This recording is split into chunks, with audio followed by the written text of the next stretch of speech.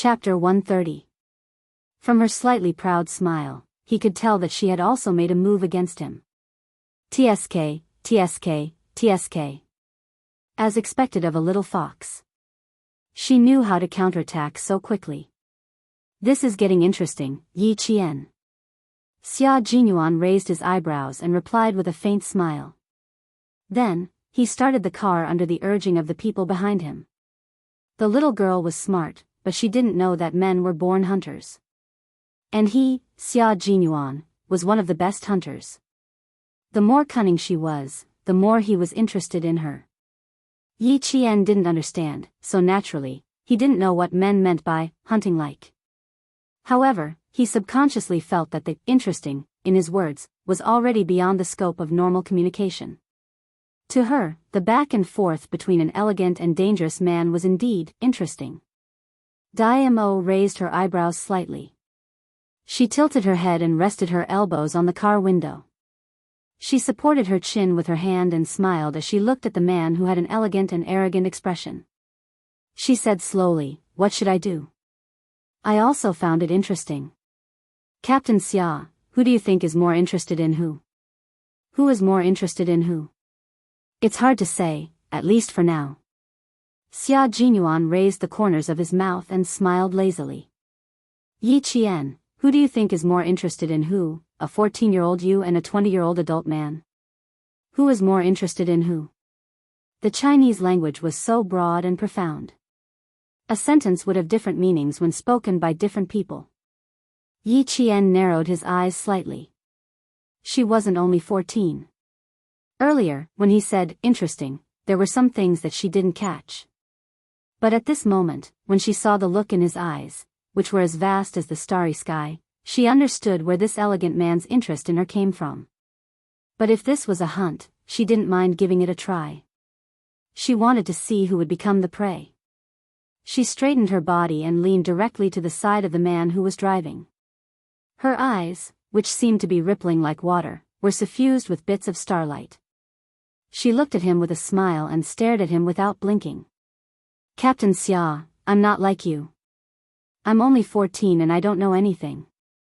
You say who is interested in whom? What does this interest mean? Can you explain it clearly?" She was so close to him, so close that her orchid-like breath swayed at the tip of his nose. Her beautiful black and white eyes were as pure as the stars, but also had the allure of a woman. It was this unique beauty that made him unconsciously think of her as a 14-year-old underage girl. "Are you tempted?" No, he was very clear that what he meant by, a little interesting, had nothing to do with his heart being moved. It was interest. It was standing in the position of a man and becoming interested in a woman. At the same time, he was also very clear that the woman he was interested in was only 14 years old. Therefore, his interest in her was pure and had nothing to do with lust. He just wanted to protect her as she grew up and waited for her to blossom. "Silly girl, don't think too much." Xia Jinyuan raised his hand and gently pinched the tip of her beautiful nose. His clear voice was 3 parts serious and 7 parts joking as he said, "I am interested in you, but it's not the kind of interest you think it is. Little girl, don't think too much." Chapter 131. No one seemed to be able to guess what kind of person Xia Jinyuan was. He was so mysterious that it made people afraid, but at the same time, he was so real. He always had a way to make people obey him. While others were happy to be close to him, he would pull them apart again in an instant. Facing a man who could control all his emotions so easily, Yi Qian thought to herself, how hurtful. The tip of Yi Qian's nose was still warm from his fingertips. Her expression didn't change as she smiled and said, "I'm sorry, I didn't think too much. First of all, I don't have time. Second of all, I'm young and don't understand. Third of all, I remember what Captain Xia said before. I need to keep a distance from men. Captain Xia is also a man, and a man who is even more outstanding than a little boy. Therefore, I need to keep a distance from Captain Xia." The little girl was so eloquent. Her trap was no worse than an adult's. She even knew how to shut him up. However, when the car screeched to a stop and the handbrake was pulled, Xia Jinyuan was already so close that she could see how thick his long eyelashes were. His deep and dark gaze fell straight on her hibiscus face that was smiling yet not smiling, and he laughed softly. No, you can keep a distance from all the men in the world, but you can't keep a distance from me. His voice was cold and clear, and when he suddenly spoke, it sounded like the soft notes of a guqin. That kind of low voice was so unique that every sentence and every word was branded with the elegant charm of a man named Xia Jinyuan. Alcohol could make people drunk, and he could do the same. Yi Qian didn't panic because of his sudden approach. On the contrary, the more it was like this, the more vigilant she was, and the calmer her eyes became. Of course I can't keep a distance from you, Captain Xia, because... Since he was so close to her, she didn't mind getting closer to him. Yi Jian, who was speaking with a faint smile, leaned forward a little more. Not only did it allow the two to breathe together, even the tip of their noses could touch each other's. Because... I understand what Captain Xia means. He had to admit that the little girl was really cunning. Her actions made it impossible for him to take another step forward. This secret contest. What should he do? It seemed like he had lost. Looking at her dark eyes that were as pure as the night and focused on him as if he was the only one who existed, Xia Jinyuan's thin lips curled into a meaningful smile. He deliberately slowed down the speed of his speech and chuckled softly like a lover. That's what I mean now, but I don't know if it will be the same in the future. He had always been uninterested in women and things. Now that he met a young girl, he couldn't bear to see her being taken away by others. It really gave him a headache. It's unknown whether we'll meet again in the future. Yi Jian thought to herself, but she kept a smile on her face and said, who knows what will happen in the future. The most important thing now is to ask Captain Xia to guide me well. If they invited him to guide them, would they still be able to keep their distance? Obviously, it was impossible. What he said was exactly the same as what she said. The conversation was full of ambiguity, but it finally ended with the two of them keeping their minds on high alert. When the car drove into the provincial garrison, Yi Qian heard powerful shouts coming from the training ground. Chapter 132. The soldiers were sweating on the training field, using their youth to build steel walls and iron arms, waiting for the country to use them. As long as Yi Jian set foot on this land that was filled with dignity and passion at the same time, she would become extraordinarily different. Her eyes were filled with the coldness of a soldier. She liked it here. She liked the feeling of victory when she put on her training uniform and climbed over obstacles with the soldiers, passing through layers of barbed wire. She liked to sweat on the training field, laugh with the soldiers, bleed with them, and cry with them. Soldiers were trained for 1,000 days to be used in a single moment. If you didn't get close to the world of the soldiers, you would never know how the young soldiers were trained and how they raced against time. The soldiers in their training uniforms were sitting in a neat circle on the training field. Xia Jinyuan was also one of the spectators. He quietly watched the girl who dared to wrestle with a soldier from Inner Mongolia on the training field. There was a faint smile in his deep black eyes as he focused all of his attention on her. He had already seen Yi Qian's training content. It was divided into 5 major trainings. The first one was weapons training. The second one was engineering training. The third one was communications training. The fourth one was commander's training. The fifth one was medical training. The fifth one was placed last because Uncle Jen and Principal Chen weren't good at it. At the same time, they wouldn't be able to understand it immediately. The first major weapons training was Yi Qian's current focus. It was to learn the performance of light weapons from the country and other countries. This included pistols, semi-automatic rifles, machine guns, mortars, anti-tank weapons, and anti-aircraft weapons. They would also undergo training in tactics, indirect firepower attacks, the use of portable anti-aircraft weapons, weapon disassembly, bomb disassembly, and other dangerous A-level training. Sniper training was attached to the first major training. So far, Yi Qian had learned the best from the first major training. After a week of training, Xia Jinyuan had a good understanding of Yi Qian's skills. Just as Principal Chen said, other than her lack of strength, she had reached a good standard in all other aspects. He avoided the first major training and tried his best to improve Yi Qian's combat skills. At the same time, he also had to teach her how to scout, defend, and non-traditional combat, assassination-type combat. It was already late at night, and the deafening shouts on the training ground had come to an end. After warming up, Yi Qian entered the training under Xia Jinyuan's guidance. It was already 10 o'clock at night when Yi Qian walked out of the provincial garrison's training ground. It had been like this for 7 consecutive nights. When Yi Qian returned to the provincial No. 1 middle school, it was exactly 11 o'clock at night when he returned to the dormitory through the back door. Survival, escape, resistance, and evasion are not only used in battle tactics, but they can also be used in combat.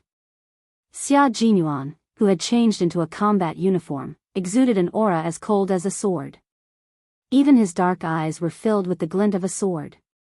As he drove, his voice was solemn and cold as he steadily made a big turn.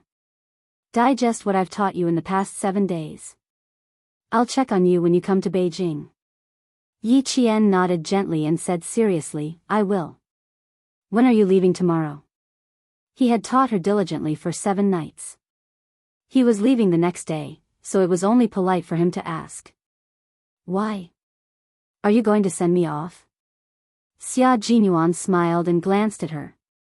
He was not used to this little girl being polite. If you want to send me off, I'm afraid you won't be able to go back to school tonight. Chapter 133. There was no way the car could drive directly to the back gate of the school, so it could only stop at a residential building.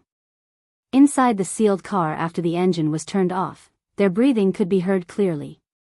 Yi Qian unlocked the car, opened the door, and jumped out. He chuckled at Xia Jinyuan, who was still sitting in the car. Don't be too optimistic, Captain Xia. Goodbye, I won't be seeing you off. Similar to all the key schools in the province, there were residential buildings near No. 1 middle school. The back gate of the school was built in the 1980s and was only 7 stories tall. There were rows of buildings, and the distance between each building was only a meter wide. Every night, Xia Jinyuan would park the car and personally send Yi Qian to school. Tonight was no exception. As she chuckled, he elegantly got out of the car.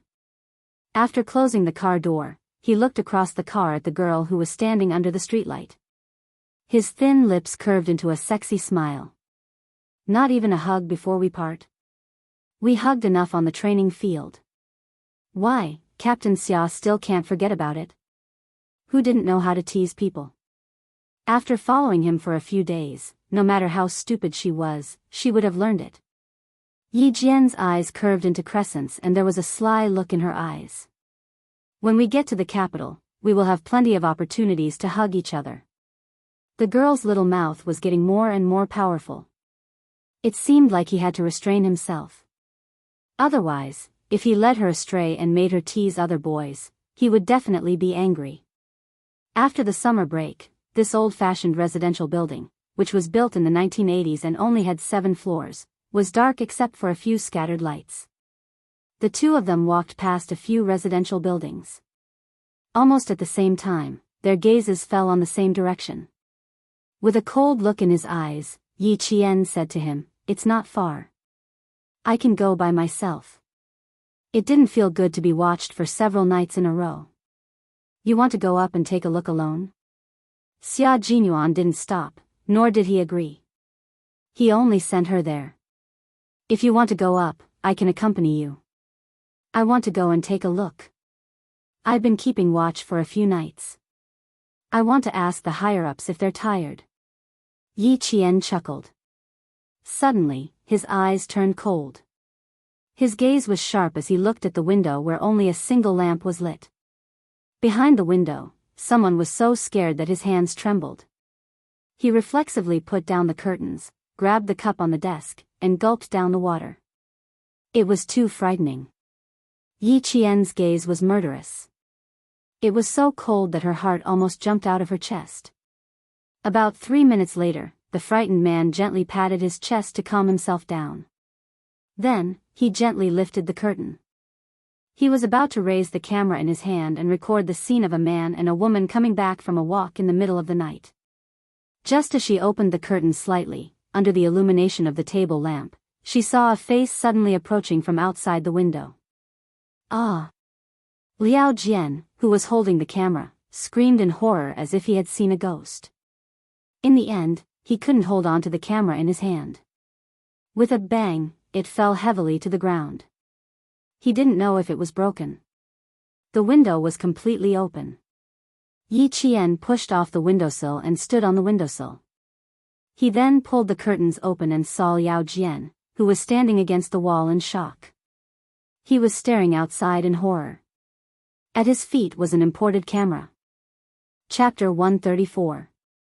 Yi Qian bent over and crawled through the unsecured window. He calmly jumped into the room and bent over to pick up the camera under Liao Jian's shocked gaze. Yi Qian didn't communicate with him at all. He picked up the camera, stepped on the desk, bent over, and jumped down lightly. He disappeared from the room. Liao Jian stood there motionless, his eyes fixed on the camera. When he saw Yi Qian jump down from the window, he shivered and ran to the desk as if his soul had returned to him. He propped himself up with both hands and looked down. He saw Yi Qian waving at him under the streetlight. Liao Jian's face turned even paler. He didn't dare to look any further. He reached out with trembling hands and slammed the window shut. He collapsed onto the floor. How did Yi Qian jump down from the 7th floor?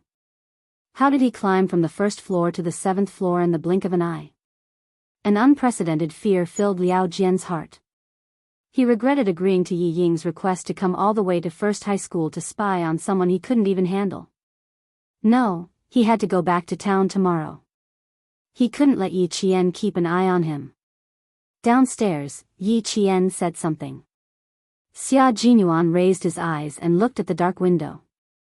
He pursed his thin lips and said in a deep voice, "I'm afraid that your sister is hiding something. Since you suspect that she's trying to stop you from qualifying, Yi Qian, you have to be careful in school." He had seen fights between girls before. They happened in the dark and were impossible to guard against. The next day, Yi Ying sat in the classroom and stared at the camera on the desk. Even though her palm-sized face pretended to be calm, her trembling eyelashes betrayed her feelings. "I'm sorry, it's broken. Please explain it to Liao Jian when you see him." Yi Qian's clear eyes stared at Yi Ying, who had lowered her head in guilt. He said coldly, "Please return this broken toy to Liao Jian. He probably won't ask me to pay for it." Yi Ying gently closed her eyes. When she raised her eyes, there was a haze in her eyes. "Return it to whoever you took it from." "What do you mean by giving it to me?" "Please move aside, I still need to study. I also want to hand it over to classmate Liao personally, but thinking about how I scared him last night, I reckon he won't dare to see me now. But he will definitely come." Yi Qian's finger tapped lightly on the desk. His calm tone faintly revealed a coldness that made Yi Ying panic. "If you don't want any accidents to happen before the exam, Yi Ying, you'd better behave yourself." Yi Ying's heart trembled slightly as she bit her lower lip and didn't say anything else. Her words were full of threats and were as cold as icicles. At the same time, he heaved a sigh of relief. Fortunately, they both had to face an exam. Otherwise, with the wretched girl's current temper, she probably wouldn't let him have a good time. After realizing that she had found an unreliable person to help her, Yi Ying vented all her anger on Liao Jian. She scolded him so much that she even broke a camera that cost a few thousand yuan. Liao Jian originally wanted to remind her to be careful of Yi Qian, but after scolding her, Liao Jian, whose eyes were about to spit fire, left just as he was about to slap her. "Remind my ass. If you have the ability, go deal with it yourself." After this incident, Yi Ying really did behave and didn't dare to do anything else. Chapter 135. The 15 days of intensive training ended on July 17th. That night, the 12 students left for the capital under the lead of the teachers. All the students had not yet recovered from the excitement of coming to the heart of the motherland, the capital. From July 19th to July 23rd, the 5-day test was held directly. When they arrived in the capital, they found out that the provinces sent out students from the 2nd and 3rd grades. However, the famous schools in the capital not only had high school, but also middle school. On the first day, 4 out of the 12 students were eliminated. On the second day, 3 more were eliminated. On the third day, 2 more were eliminated. Out of the 12 students, only Yi Qian, Yi Ying, and Gao Yang were left. The atmosphere in the examination hall was quite tense. For days of difficult written tests, oral tests, question snatching, and so on. Even the usually calm Yi Qian's palms were sweating. However, whenever it was her turn to fight, she would straighten her back and calmly look at her opponent with her dark eyes. She would calmly and quickly answer the teacher's questions. There were a total of 14 teachers who had been awarded the title of National Outstanding Teacher. The physics, chemistry, and mathematics teachers took turns to throw out questions, bombarding each class with questions. It was not a one-to-one test at all. It was a cross-examination where questions from each class appeared at any time. Correct answer. Correct answer. Correct answer. Every time Yi Qian answered consecutively, the invigilator's voice would be particularly loud. After 16 tests, this beautiful girl with bright eyes was firmly in first place with a 100% correct rate. Even the 2 high school students who had participated in the mathematical Olympiad 3 years ago were suppressed by her. Gao Yang was also very outstanding. His correct rate had always been in the top 3 in the junior high school. On the other hand, Yi Ying repeatedly made mistakes after entering the cross-examination. Wrong answer, 3 wrong questions in a row. Student Yi Ying from Fujian town in the southern province, eliminated.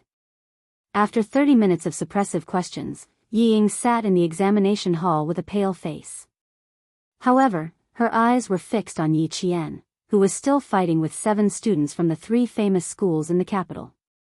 Watching her eliminate a student effortlessly and hearing her face the English teacher's questions in English, her fluent English was as natural as her mother tongue. There was no pause at all. She really knew how to speak English. Damn it. Why didn't he know about it? She saw the smiles of approval on the faces of all the teachers present. Those smiles were for Yi Qian. She was smiling at the wretched girl whom she had always looked down upon and despised. Yi Ying's sharp nails dug deep into her palms, but she did not feel any pain.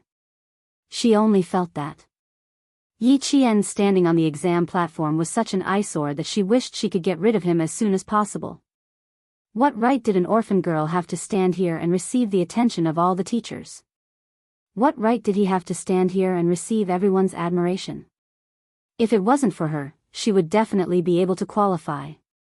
It was that damned Yi Qian who had given her so much pressure, causing her to lose time and again. On the exam platform, Yi Qian answered the English teacher's question with a slight smile. That smile naturally revealed his tenacity and confidence, which instantly attracted everyone's attention. Her memory is far better than all the students here. We have no reason to stop an outstanding student from leaving the country. Yi Qian from Fujian Town High School in the southern province has qualified. After a short discussion among several senior teachers, the first to qualify was not a student from the capital, but a student from the depths of the mountains. Chapter 136. The applause came from the competitors, the teachers, and the candidates who had already been eliminated. Yi Qian, who was the first to advance, stood on the exam platform with a decent smile on his face. In the face of the thunderous applause, he calmly bowed and said, "Thank you." His calm demeanor was even more in line with the teachers' hearts. When Principal Chow, who had been accompanying him all this time, heard Yi Qian's name, he unscrewed the bottle cap with trembling hands and took 3 pills in a row. In the capital, in the most heavily guarded military compound, Xia Jinyuan was wearing a short-sleeved uniform and a bow tie as he walked down the stairs. He was wearing a military summer uniform, which was tucked into his perfectly ironed dark green military trousers and tied with a brown leather belt, which perfectly accentuated his sexy and muscular waist. His broad shoulders, slender legs, and every step he took was noble and elegant. Everything about him was like a gentleman's elegance. Someone once commented that Xia Jinyuan, who was wearing a military summer uniform, had a kind of uniform temptation that made people want to turn into a hooligan and pounce on him to take off his clothes. Other than this uniform temptation, there was no one else. "Dad, I'm going out for a while." When he went downstairs, he saw Commander-in-Chief Xia sitting on the sofa drinking tea and reading the newspaper leisurely. "You should rest early. I might be back later." Commander-in-Chief Xia didn't expect his son to be at home. When he heard the voice behind him, he turned around in surprise and said, "Where did you come from? Why didn't you make a sound?" He also saw that he was wearing a summer uniform. It was obvious that he had specially cleaned up. Commander-in-Chief Xia put down the newspaper and stood up to look at his handsome son with interest. "Oh, the sun rose from the west. You know how to clean up? Going on a date? Which family's girl is she from? If you succeed, bring her home for me to see." Other people's sons could change girlfriends 4 or 5 times a year. Why was it that his son had never brought home a single woman in a year? If it weren't for the fact that he had found some children's dishes in his study room, he would have suspected that his son had spent so much time in the army that he only liked military uniforms and no longer liked women's makeup. Xia Jinyuan lowered his head and looked at his outfit. There was nothing special about it, so he raised his eyebrows and said, "When did I ever dress up? It doesn't count as a date, but it is indeed a meeting with a little girl. Also, don't overthink it. She's a 14-year-old girl, a middle school student." Then he was really overthinking it. Commander-in-Chief Xia immediately lost interest and waved his hand to chase him away. "Go, go, go. Go and have fun. Don't come back for dinner tonight. I'll go to your Uncle Han's house for dinner." Xia Jinyuan had already walked out of the compound. He drove his own car and rushed to his destination. Yi Qian walked out of the exam hall hurriedly towards the school gate. He only had 4 minutes to meet with Xia Jinyuan. If he couldn't leave, he had to run. Yi Qian. Someone chased after him. He took big steps as if he was afraid that she would leave. "Where are you going now?" "Later, Yi Ying and the others will go back. We plan to have dinner outside and send them to the train." Students who failed to make the cut were not allowed to stay in the capital. They were led back to the southern province by the teachers of the provincial No. 1 middle school. Gao Yang was familiar with the capital. After asking the teacher in charge, they agreed to go to Wangfujing to eat the specialties of the capital. The rest of the students agreed readily. Except for Yi Qian. He had only said a few words to Yi Ying and she had already disappeared from the scene. Chapter 137. Yi Qian felt helpless when he heard Gao Yang's voice coming from behind him. He was just short of pasting the word "reject" on his forehead. Why did he still take the initiative to come over and greet him? He thought he had made himself clear the last time, but it was still the same. He turned around and rubbed his temples, feeling a headache coming on. He looked at the handsome young man in front of him and sighed.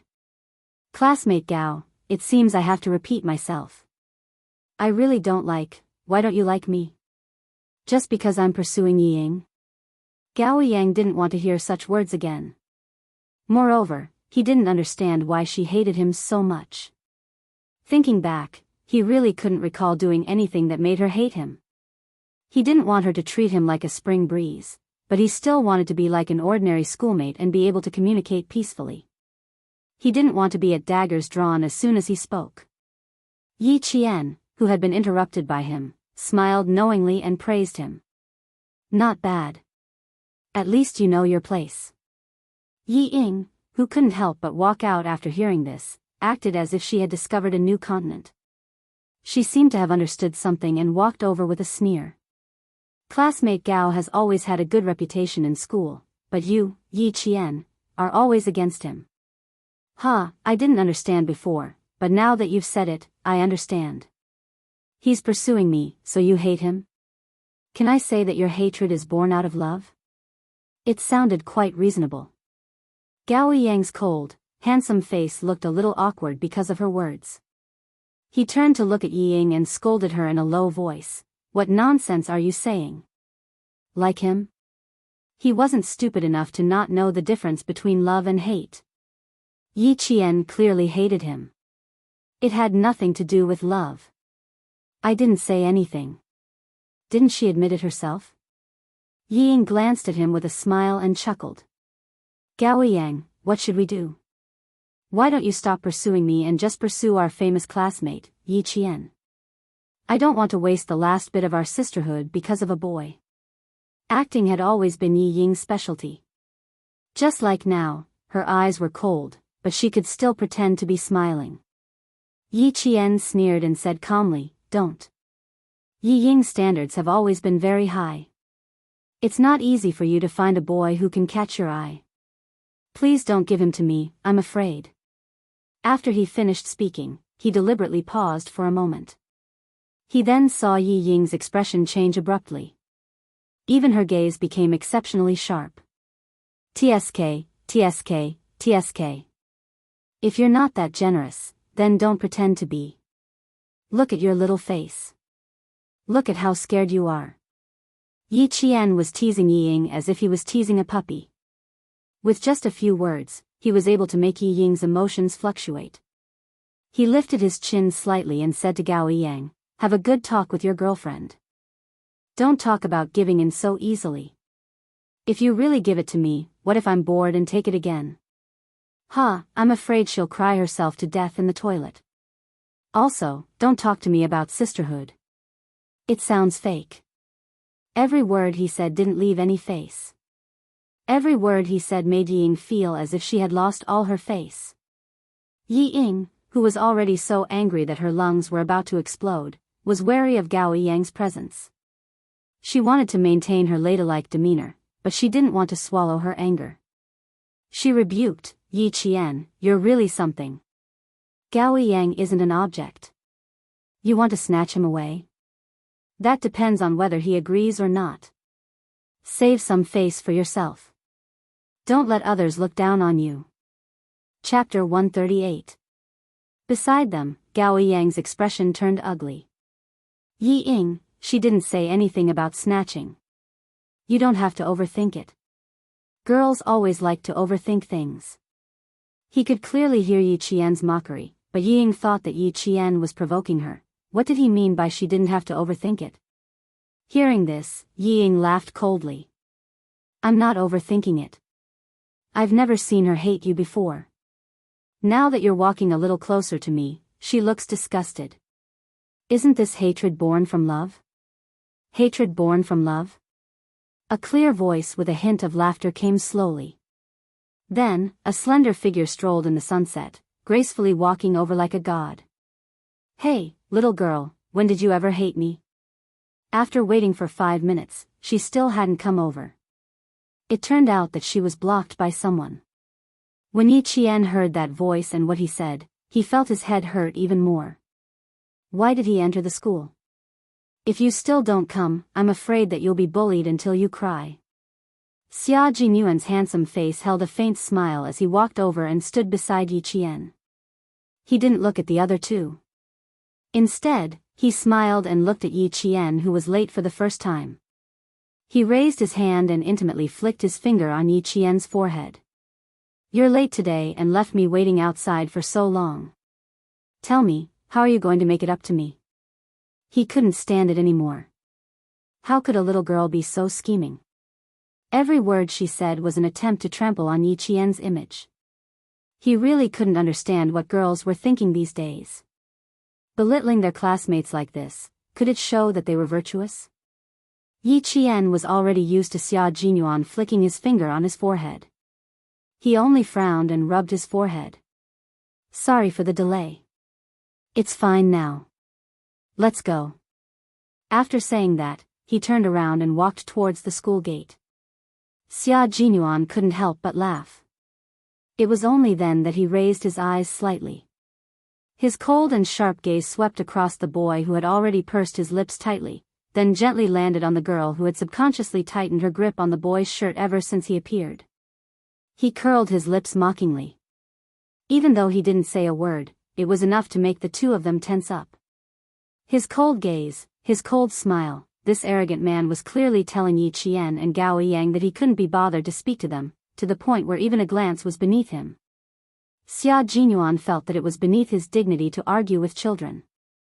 However, Yi Qian, that narrow-minded girl, would probably be more than happy to settle the score with them. In order to make the little lass feel better, he didn't mind occasionally doing one or two things that were beneath his dignity. "Ha, you're really something. You even managed to seduce a soldier." Yi Ying waited until the two of them were out of sight before she spoke through gritted teeth. She was still afraid. When the soldier in the military uniform swept his cold gaze over her, all the hairs on her body stood on end. She was so afraid that she didn't dare to raise her head. As a result, she couldn't even see what the soldier looked like. After a while, Gao Yang finally looked away. After hearing what she said, he frowned and said in a low voice, "He's not an ordinary soldier. He's a very young major." "A major?" Yi Ying furrowed her pretty brows. "What's a major? You seem to be like me." She was quite afraid and didn't finish her sentence. She felt a little embarrassed to say it out loud. Chapter 139. For Yi Ying, who had never been in contact with military ranks, she naturally didn't know, but Gao Yang knew. Looking at Yi Ying's fearful expression, Gao Yang sighed softly, "I'm as scared as you." "Forget it, it doesn't matter if she doesn't know. If she doesn't want to go, we'll go ourselves."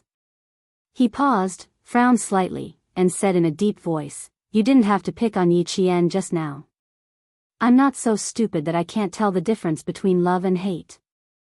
At this moment, Yi Ying's beautiful eyes were completely gloomy. After staring for a while, her beautiful eyes were faintly moist, and she revealed a smile that was uglier than crying. "Is that so? Then I'll just treat it as a misunderstanding. I'm sorry, I don't want to go tonight either. Goodbye." She didn't insist on her views in front of him, but instead took all the blame. Coupled with the faint tears in her eyes, it was enough to make a 15-year-old boy like Gao Yang surrender and admit his mistake. Seeing him apologize to her, Yi Ying faintly smiled. She had always known how to use her advantages, and she was also good at manipulating people. Teacher Zhu and the Capital Experimental Middle School's Director Li walked out as they spoke. "Then, I'll have to trouble you about the tickets." Director Li, seeing Gao Yang in front, he said a few words to Director Li and then walked over with a smile.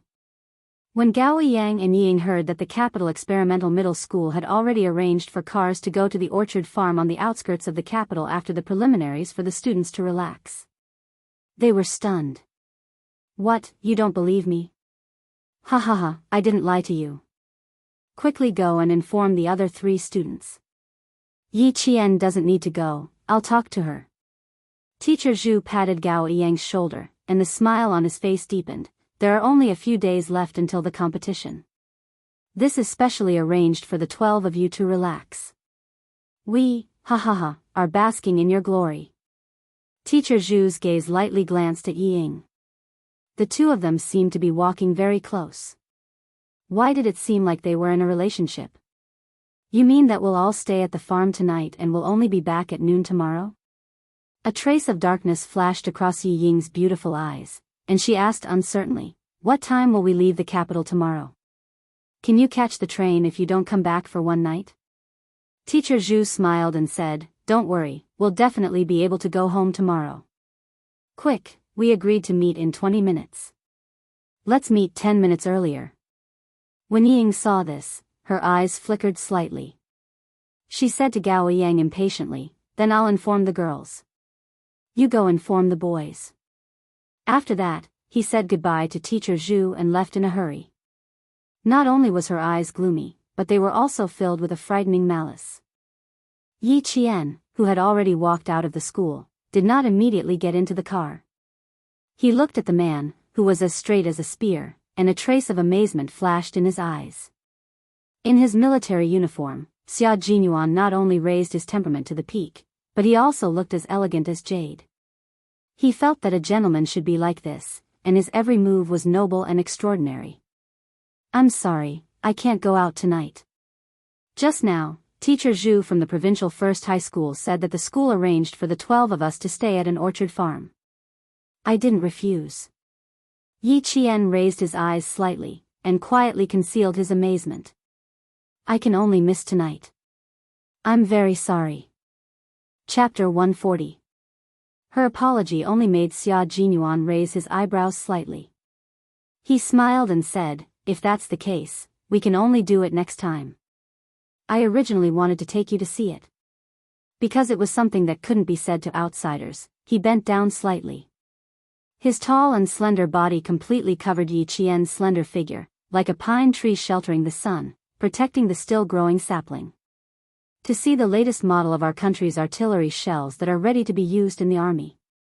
He was so close to her that he could smell the faint fragrance on her body.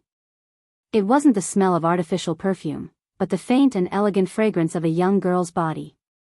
The little girl's skin was very white, like white jade with a translucent luster. Oh, she had grown a little taller since the first time he saw her, and her body had become slimmer. She already had the graceful bearing of a young girl. Xia Jinyuan's dark eyes darkened slightly, but he didn't bat an eyelid. His gaze lingered on Yi Qian's slender, swan-like neck. It wasn't abrupt, but purely out of appreciation for beauty. In an instant, Yi Qian, who was enveloped by his minty scent, retreated slightly. While she was momentarily moved, she looked up. The moment their eyes met, Yi Qian saw the confident smile on his sexy thin lips, as if she would definitely agree and reject the school's arrangement. Yi Qian, who was also rebellious, saw this and didn't pull away. Instead, she glanced at him from the corner of her eyes. Her clear black and white eyes looked at him with a half-smile. She shook her head and said, "Thank you for the trouble, Captain Xia. I really want to go, but unfortunately, I still can't."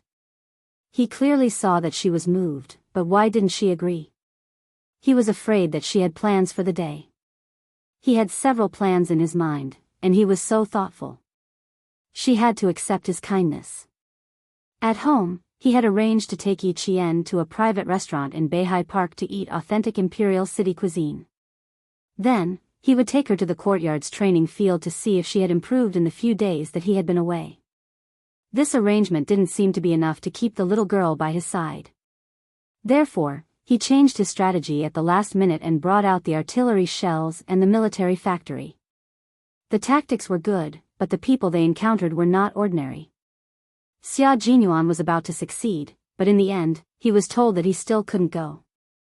Driving away, he experienced the feeling of sadness for the first time. The little lass was not only smart, but also very determined. She was really not easy to coax. Yi Qian waited until his car was out of sight before returning to school. It was not even 6 o'clock yet, so he decided to go back to the dormitory and wash his face first. It would be a lie to say that he wasn't nervous when he was on the stage. This was his first time experiencing it, and a layer of sweat had formed on his back. His brain had been working at high speed for a few days, and it was indeed a little tiring. Being together with such a dangerous man. While her whole body was tense, she had to constantly pay attention to his faintly discernible flirting which could cause misunderstandings. Just like just now, he could have stayed away from her to talk, but he insisted on staying so close to her. He even bent down to let her be surrounded by his masculine scent. This made her even more reluctant to go. By the time Yi Qian got out of the car, there were already many students chatting. They were all contestants from various schools, and there weren't many of them, only 42 people. 6 of the 12 students from Fujian town had already returned. The remaining 6 students were led by the students and teachers of Capital Experimental High School to a bus and headed to the orchard farm. Chapter 141. It was already lively in the car. Yi Qian, Gao Yang, and Wang Mo, a contestant from number 1 middle school, were already chatting happily with the other 9 contestants. This time, Yi Ying, who was not with Gao Yang, heard the low laughter coming from the back of the car. She, who was also chatting with a student, secretly pinched the leather seat with her sharp nails, a cold light flashing in her eyes from time to time. Occasionally, when she was chatting with students from other schools across the road, her gaze would intentionally or unintentionally fall on Yi Qian, filled with jealousy and malice. Yi Qian, I'll let you be happy for now. You want to participate in the World Mathematical Olympiad? Ha! Are you worthy? Yi Ying, who was gloomy all the way, suppressed the faint excitement in her heart and chatted happily with the students around her. Yi Qian, who was chatting with the contestants from number 1 middle school, had a faint smile on his face the whole time, as if he did not notice the gaze coming from somewhere.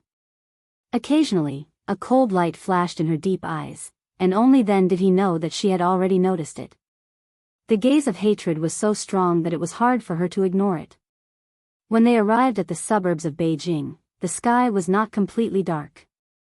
The students with cameras in their hands could not wait to take photos with Yi Qian and the other 12 contestants who had been selected. Yi Ying glanced at them, revealing a hint of ruthlessness, and turned to leave alone. "Take a photo for me, take a photo for me." When they were outside, the distance between the boys and girls had increased imperceptibly. The boys from each school fought to be the first to take photos with Yi Qian, and some even left their addresses, hoping that they could often write to each other in the future. Of course, they were learning how to write to each other. After Yi Qian changed the trajectory of her life in this life, Xiuyan's demure brows had unknowingly become more cheerful. Regardless of whether it was a boy or a girl, she could communicate with all aspects, leaving a good impression in the hearts of her classmates as educated and well-mannered. Someone was sitting in a wicker chair on the leisure balcony on the second floor of the farm, watching the figures of the students playing in the forest. His gaze was not just focused on one spot, but also seemed to be searching for something. "Young Master Xia, you're really interested.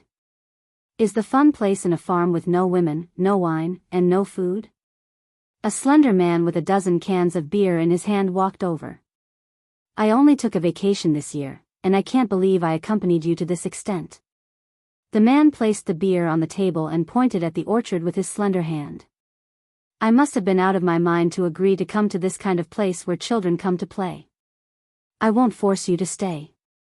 You can leave any time." Xia Jinyuan picked up a can of beer, opened it, and took a sip elegantly. He glanced at his childhood friend who looked like a ruffian in his military uniform and said, "You're welcome. I won't see you out." After he finished speaking, his gaze was fixed on a slender figure. His gaze no longer searched, but stopped with interest. The little girl was indeed very popular among the male students. Every male student was fighting to be the first to take a picture with her. Ha! That guy who even took out a pen and paper must have come prepared. Xia Jinyuan, who was still sipping his beer, stood up and leaned against the railing of the balcony. His piercing cold gaze fell on a boy who dared to raise his hand and put it on Yi Qian's shoulder. "You little brat, men and women shouldn't touch each other." As soon as he finished speaking, he saw Yi Qian say something, and the boy also smiled. The two of them took a picture shoulder to shoulder, a finger away from each other. Chapter 142. Xia Jinyuan nodded in satisfaction. Suddenly, he noticed that Yi Qian seemed to be looking in his direction. He quickly stepped back, intending to sit down on the rattan chair again. After taking 2 steps back, Xia Jinyuan turned around and stared at the man who was moving the rattan chair to the side, intending to make himself fall and embarrass himself. He raised his eyebrows and sneered, "Han Zhang, you're still playing this kind of game at your age. Don't you find it childish?" Han Zhang, 20 years old, held the military rank of captain. Like Xia Jinyuan, he was a proper third-generation member of the Red Army.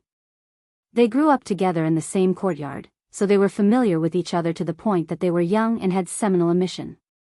When he heard this, he raised his eyebrows as well, but with a wanton charm. "Ha, compared to your behavior just now, mine is not childish at all." He held an unopened can of beer in his hand as he casually stood there. Every part of him exuded a lazy and wanton air. "However, I'm really interested in this group of students." "Which one of them are you interested in?" He didn't say boys or girls, but only students, intentionally or unintentionally. He was making things difficult for his childhood friend. He even said that it was improper to touch. Since when did young Master Xia care about these things? How interesting. Xia Jinyuan glanced at his childhood friend who was like a walking pheromone. He curled his lips and didn't answer his question. Instead, he smiled faintly and said, "Do you know why I only brought you here? Do you still need to say it? Compared to the rest of them, I, Han Zhang, am handsome and elegant. Bringing me out is very impressive. Yes, it is indeed very impressive. Xia Jinyuan looked at his childhood friend meaningfully, his deep eyes containing a dark smile. However, it's not you who is impressive, it's me who is. Han Zheng elegantly adjusted his military collar and laughed even more happily after hearing this. Of course, who am I, Han Zheng, and who can become my friend is impressive. Of course, being friends with young Master Xia is also very impressive. This was definitely the truth. Among all the influential families in the capital, who could compare to family Xia? Old Master Xia was one of the founding generals of the country. He didn't catch the hidden meaning behind Xia Jinyuan's words. His handsome face was still full of smugness as he continued happily, "Let's go, I'll give you more face. By the way, I'll introduce you to the little beauty who made you drive your car all the way to the suburbs of Beijing. You're jealous of a few young boys. There's no hurry. I'll take you there later." Xia Jinyuan calmly glanced at his childhood friend with a smile on his face. No matter how one looked at it, it seemed to be a meaningful smile. In the orchard, Yi Qian felt that his face was a little stiff from smiling. After taking a picture with the teachers from each school, Yi Qian decided to go for a walk by himself. Just now, he didn't know if it was his imagination, but why did it feel like someone was looking at him from the small building at the side of the orchard? After taking a few steps, he saw two boys pushing Gao Yang out from behind a fruit tree. When they saw him, they laughed loudly and said, "Yi Qian, come, let's take a picture together." Another student said, "Gao Yang, where did you hide just now? You didn't take a picture with our great beauty Yi Qian. Come, stand, I'll take a picture of the two of you first." Hearing the laughter, the teachers joked, "The two of you must take a picture together. You're from the same school, and you're senior and junior. Come, that boy over there, give me your camera. I'll take a picture of them personally." Chapter 143. Since even the teacher had said so, the students became even more excited. They did not notice that Yi Ying, who was holding 2 bottles of mineral water, was standing not far away and looking at them with a sinister expression. Soon, she composed herself and walked over with a faint smile. "Did you guys forget about me?" She handed the water to Gao Yang. "Drink some water. I heard your voice was a little hoarse just now." Oh. The students who had let go of the water seemed to understand something. They let out a long, oh. Not bad. They even looked at Gao Yang ambiguously and blinked. When the teachers saw this, they shook their heads helplessly and changed the topic to the students' puppy love. At this moment, Yi Qian was really thankful that she had appeared in time. Amidst the laughter of the students, Yi Qian and the other 2 girls left, talking and laughing. After taking 2 steps, she turned back to look in the direction of the house. Her eyes moved slightly, and under the urging of the other girls, she turned and walked towards the stream. The little girl's eyes are so sharp. I was so scared that my heart skipped half a beat. Han Zheng, who was holding a pair of binoculars, patted his chest. He crouched down under the railing with a look of surprise on his face. "She doesn't look like a girl in her teens. Where did you find this child bride?" The great young Master Xia, who had countless young ladies from prestigious families in the capital, had actually taken a fancy to a little girl. This news was really fucking explosive. Xia Jinyuan looked at his childhood friend, who had been swept away by the little girl's gaze, and joked, "Your reaction is not bad. I don't usually see you being so attentive in school. It seems that the military is better. Your skills are getting better and better." Han Zheng had not graduated from military school and had been frequently sent to the grassroots of the military since this year. "Isn't it because I'm afraid of being discovered? In front of you, it doesn't matter whether I have an image or not. I just need to maintain my image in front of the other students." Han Zheng stood up nimbly and placed the binoculars on the table. When he sat down, his expression became more serious. "You really plan to join that team?" Commander-in-Chief Xia agreed. Whether it was his expression or his posture, they all revealed the sharpness of a soldier. "When I came back the day before yesterday, I just mentioned it to my dad, and he almost whipped me. It seems that if I want to go in, my dad will be a problem. Where there's a will, there's a way. But it's normal that Uncle Han doesn't want you to go with me. Xia Jinyuan had a faint smile on his thin lips as he slowly sipped his beer. His unhurried and low voice was suddenly laced with sternness. How dare a student go to a KTV so brazenly? Han Zheng, who gave you the guts to do that? His voice wasn't loud, but it was like a clap of thunder. Han Zheng's scalp instantly tensed up as he explained, "It's true that we're going to the KTV, but we're not going there to drink or have fun. Fuck, it was Wu Yunjia who caused trouble for me. I wasn't careful and fell into a trap. Forget it, let's not talk about this today. I'm going to the military academy because I want to join the brigade. My dad has to agree even if he doesn't want to." After saying a few words, Han Zheng seemed to realize something. His flirtatious peach blossom eyes instantly burst forth with a wolf-like ferocity. "Commander-in-Chief Xia agreed to let you go? Why did he agree so readily? The brigade was on the brink of life and death, and he actually agreed." The sky was already dark, and the laughter of the students could no longer be heard in the orchard. Xia Jinyuan stood up lazily and looked down at his surprised childhood friend. "Your goal for entering the military academy is to enter the brigade." "Unfortunately, so am I," Xia Jinyuan said to Xia Jinyuan. Chapter 144. The difference is that I've already discussed it with Commander Xia before the exam. I'll report on time after a year of training in the army. Young Master Han, you're still too inexperienced. After saying that, she turned around and walked into the room, leaving behind a stunned first young Master Han. He didn't come back to his senses for a long time. "Brother Xia, young Master Xia, my young master, give me some advice." "You have to give me some advice." A gust of wind blew past and Han Zheng, who was instantly sober, chased after him. "Give me some advice first, then go see your child bride, okay?" Xia Jinyuan's indifferent voice came from outside the room. "Child bride? I don't have the guts to do that. I'm just protecting the little girl. Let's go, young Master Han. If you want me to do something, you have to perform well. Treat the little fox as a child bride?" He really didn't have the guts. The little girl was his informant among the students. Not only did he apply for international police protection, but he also applied for personal protection. Now, whether it was in the country or abroad, protecting her was his current mission. When it was time for dinner, the restaurant of the farm was already filled with the aroma of the food. The local students from Beijing played the role of host and introduced each dish that was served. Xia Jinyuan, who was sitting in the private room, looked through the bamboo curtain at Yi Qian, who was clinking glasses with his classmates. He didn't touch much of the food that was served. "You're protecting her personally, right? Why do you look like you don't want her to know?"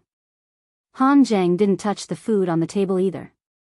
Following his friend, his gaze landed on the girl who scared him with just one look. Through the bamboo curtain, he could see more clearly at a closer distance. He smacked his lips and said, "She's really pretty." "Look." Before he could finish his sentence, Han Zheng saw a long-haired girl sitting behind the girl smiling as the waiter served the hot soup. She stood up.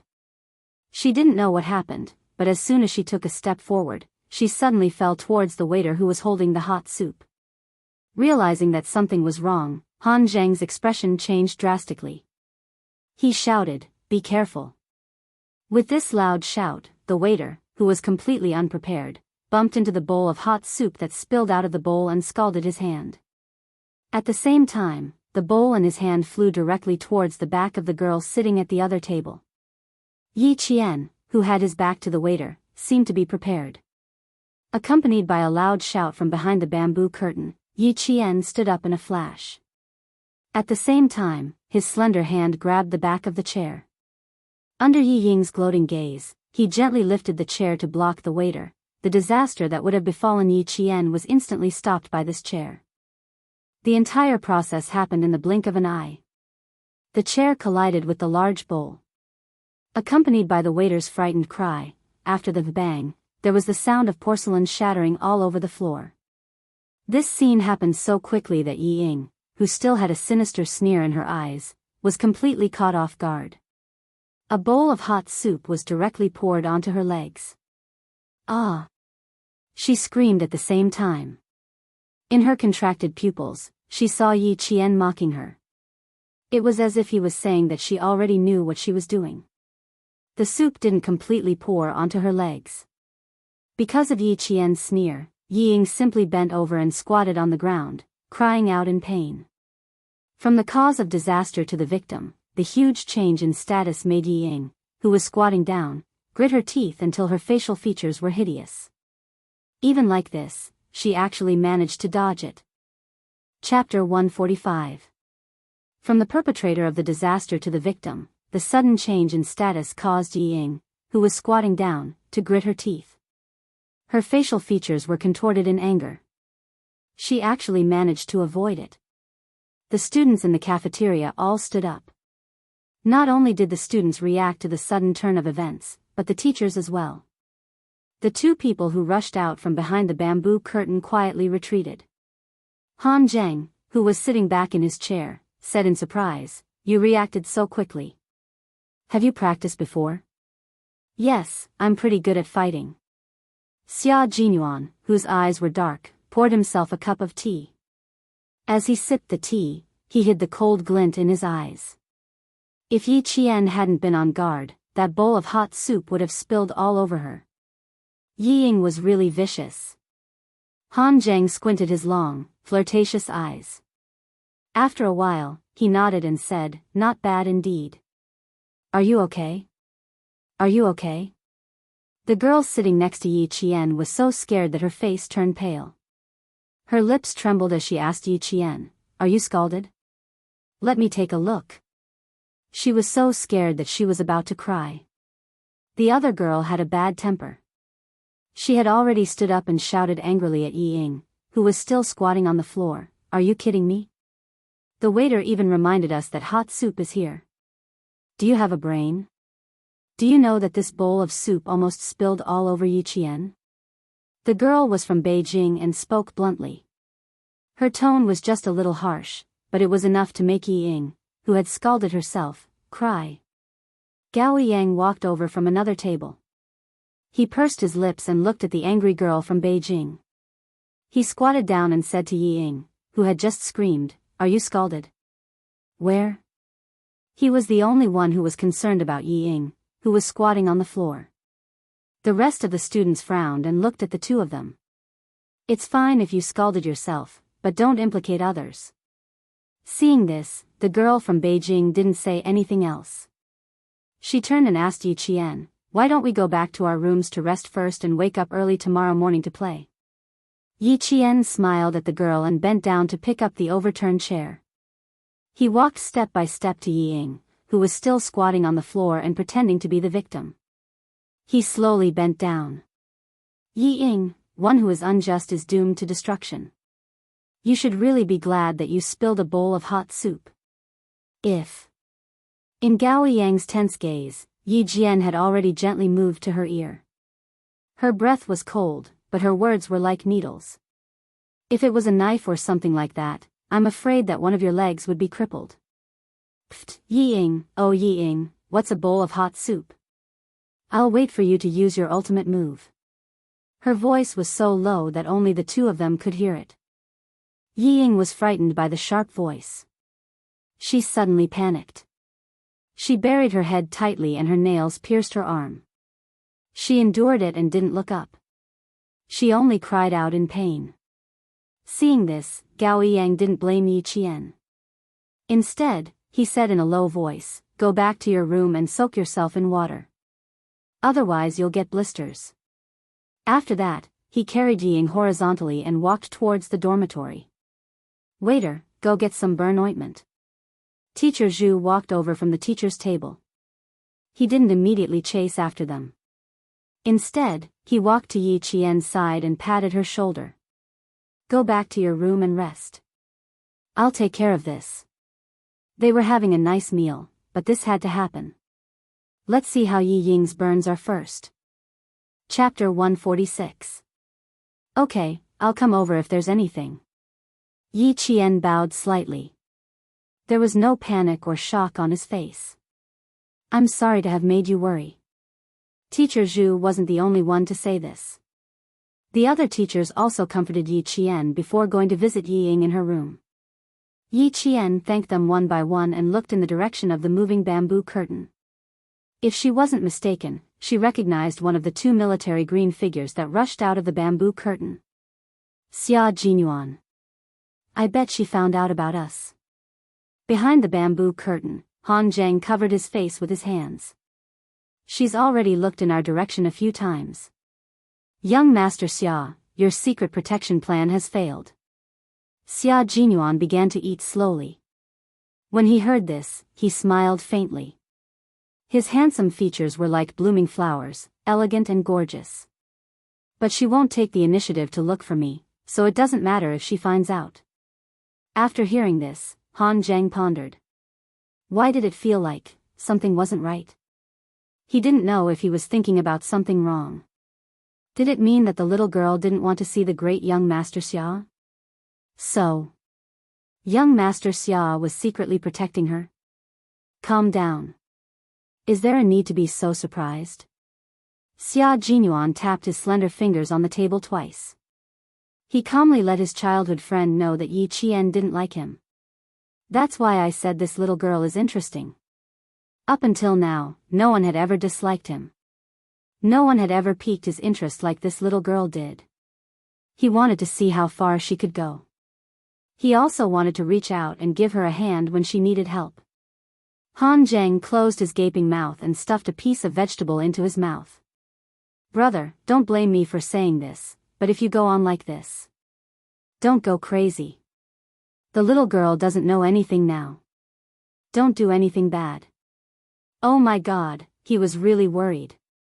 If he was interested in a little girl, no one would have to worry about him going crazy. How could a playboy like him linger over a flower?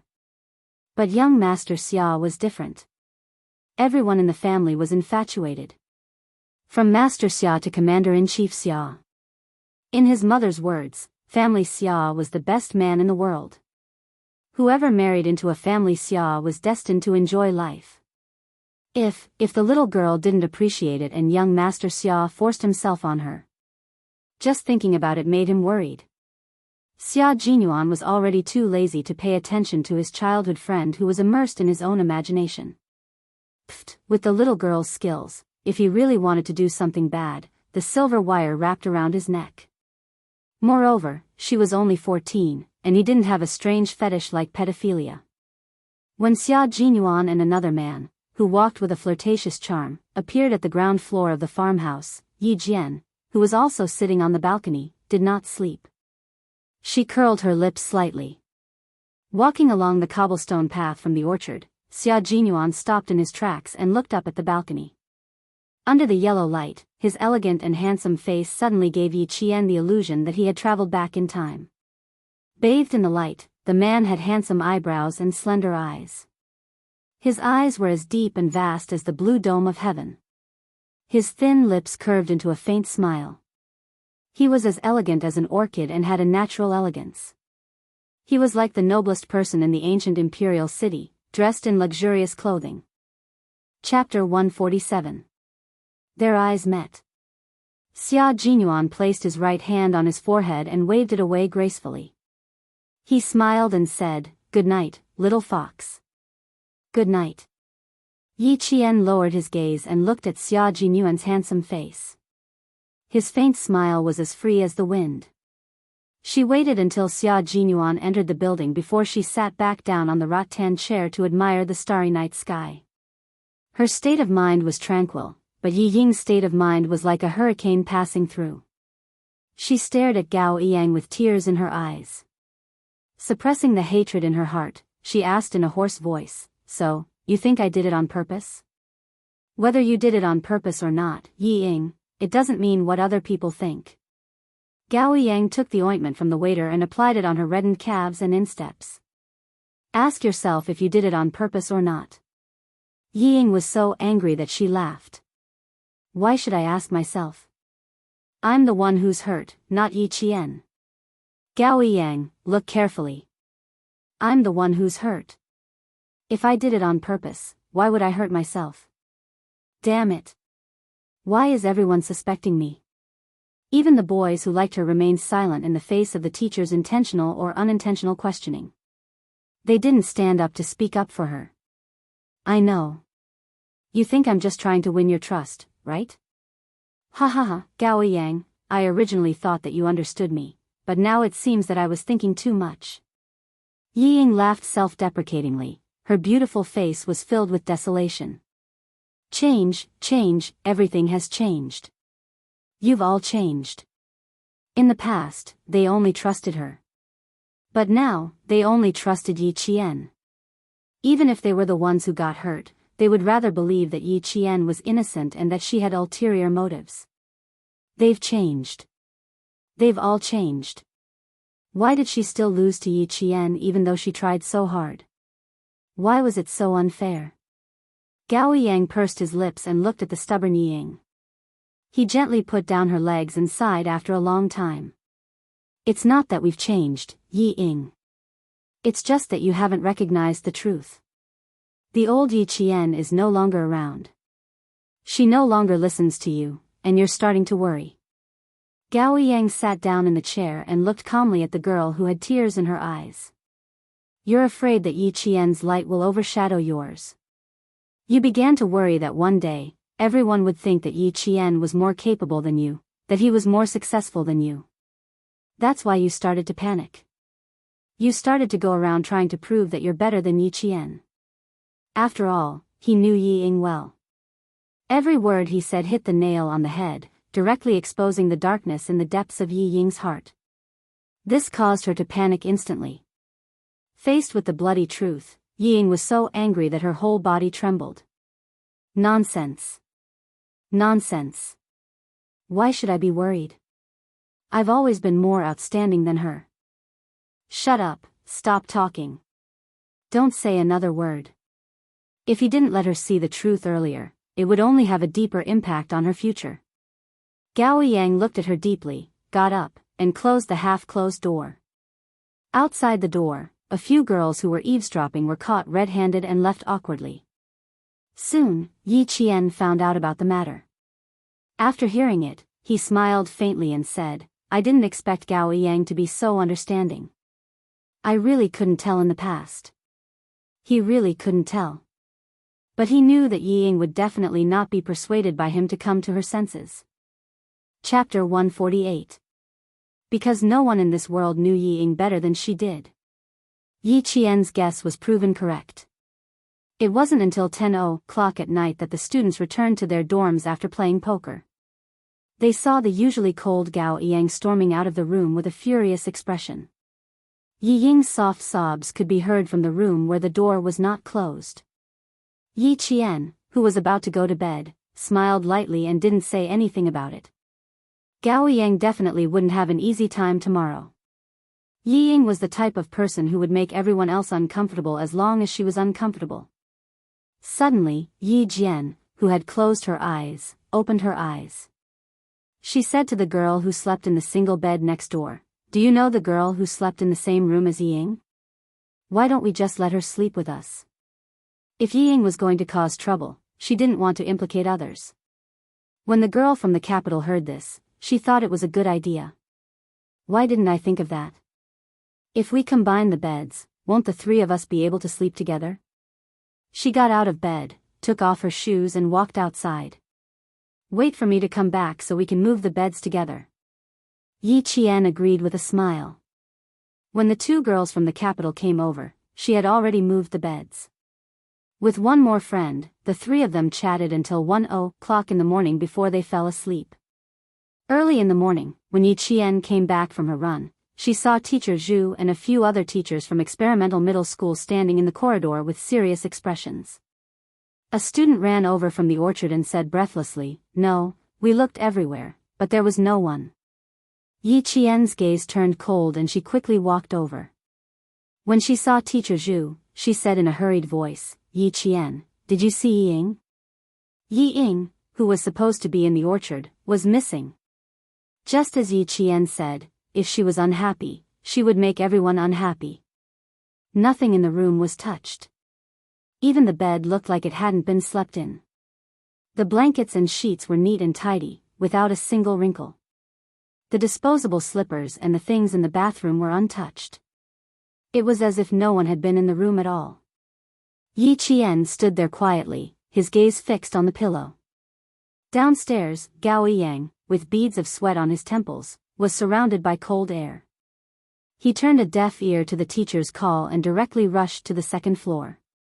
Teacher Zhu realized that something was wrong with Gao Yang and hurried up to him. Someone said, "Yi Qian is upstairs."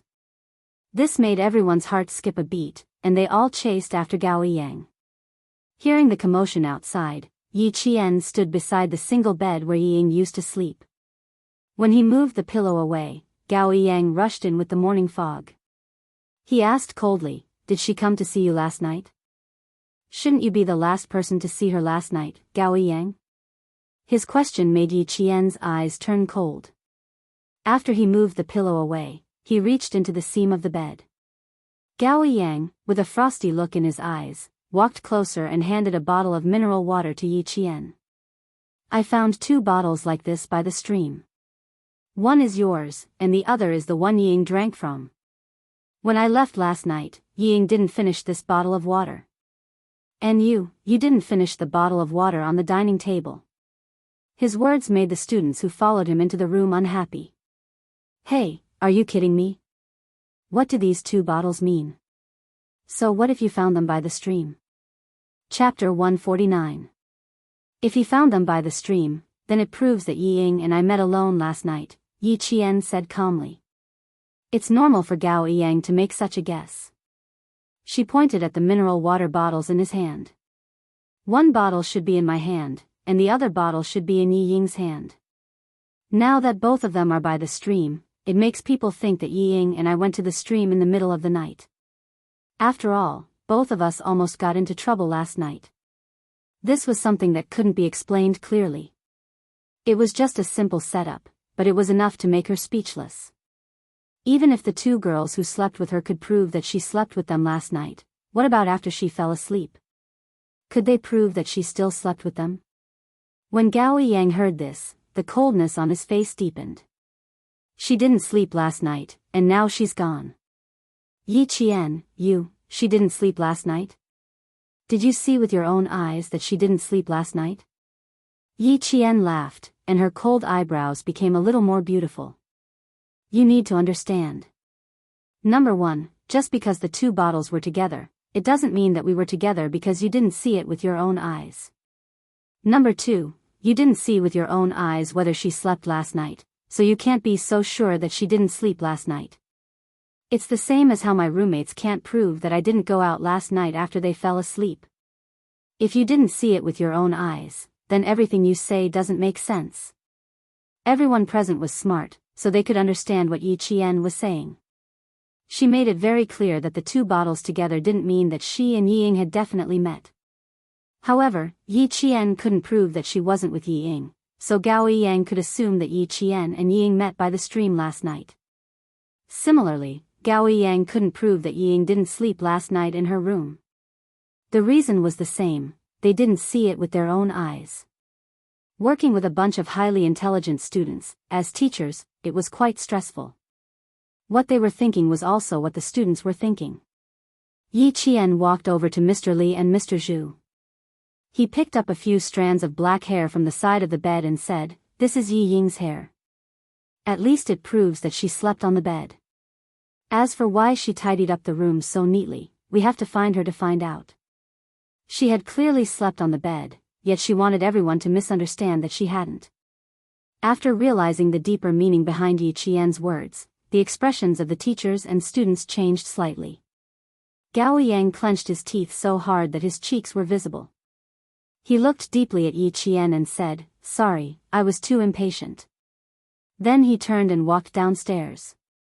His slender figure still looked somewhat young. At least, compared to the 2 soldiers who brushed past him, Gao Yang's back was so thin that it looked slightly frail. "Male student, why are you in such a hurry to leave? Come, let's have a chat."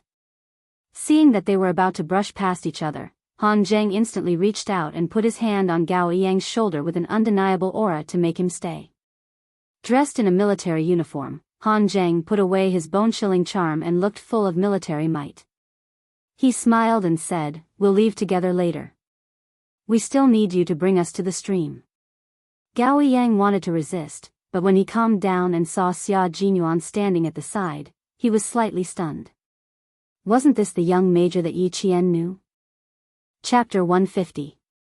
Xia Jinyuan glanced at the boy and said to Han Zheng, "You guys go to the stream first. Yi Qian and I will follow." After making an okay gesture, Han Zheng directly took Gao Yang away from the stairwell without giving him a chance to struggle out of his grasp. Yi Qian had no intention of looking for Yi Ying. In her opinion, this was just an act by Yi Ying. However, the teachers did not think so.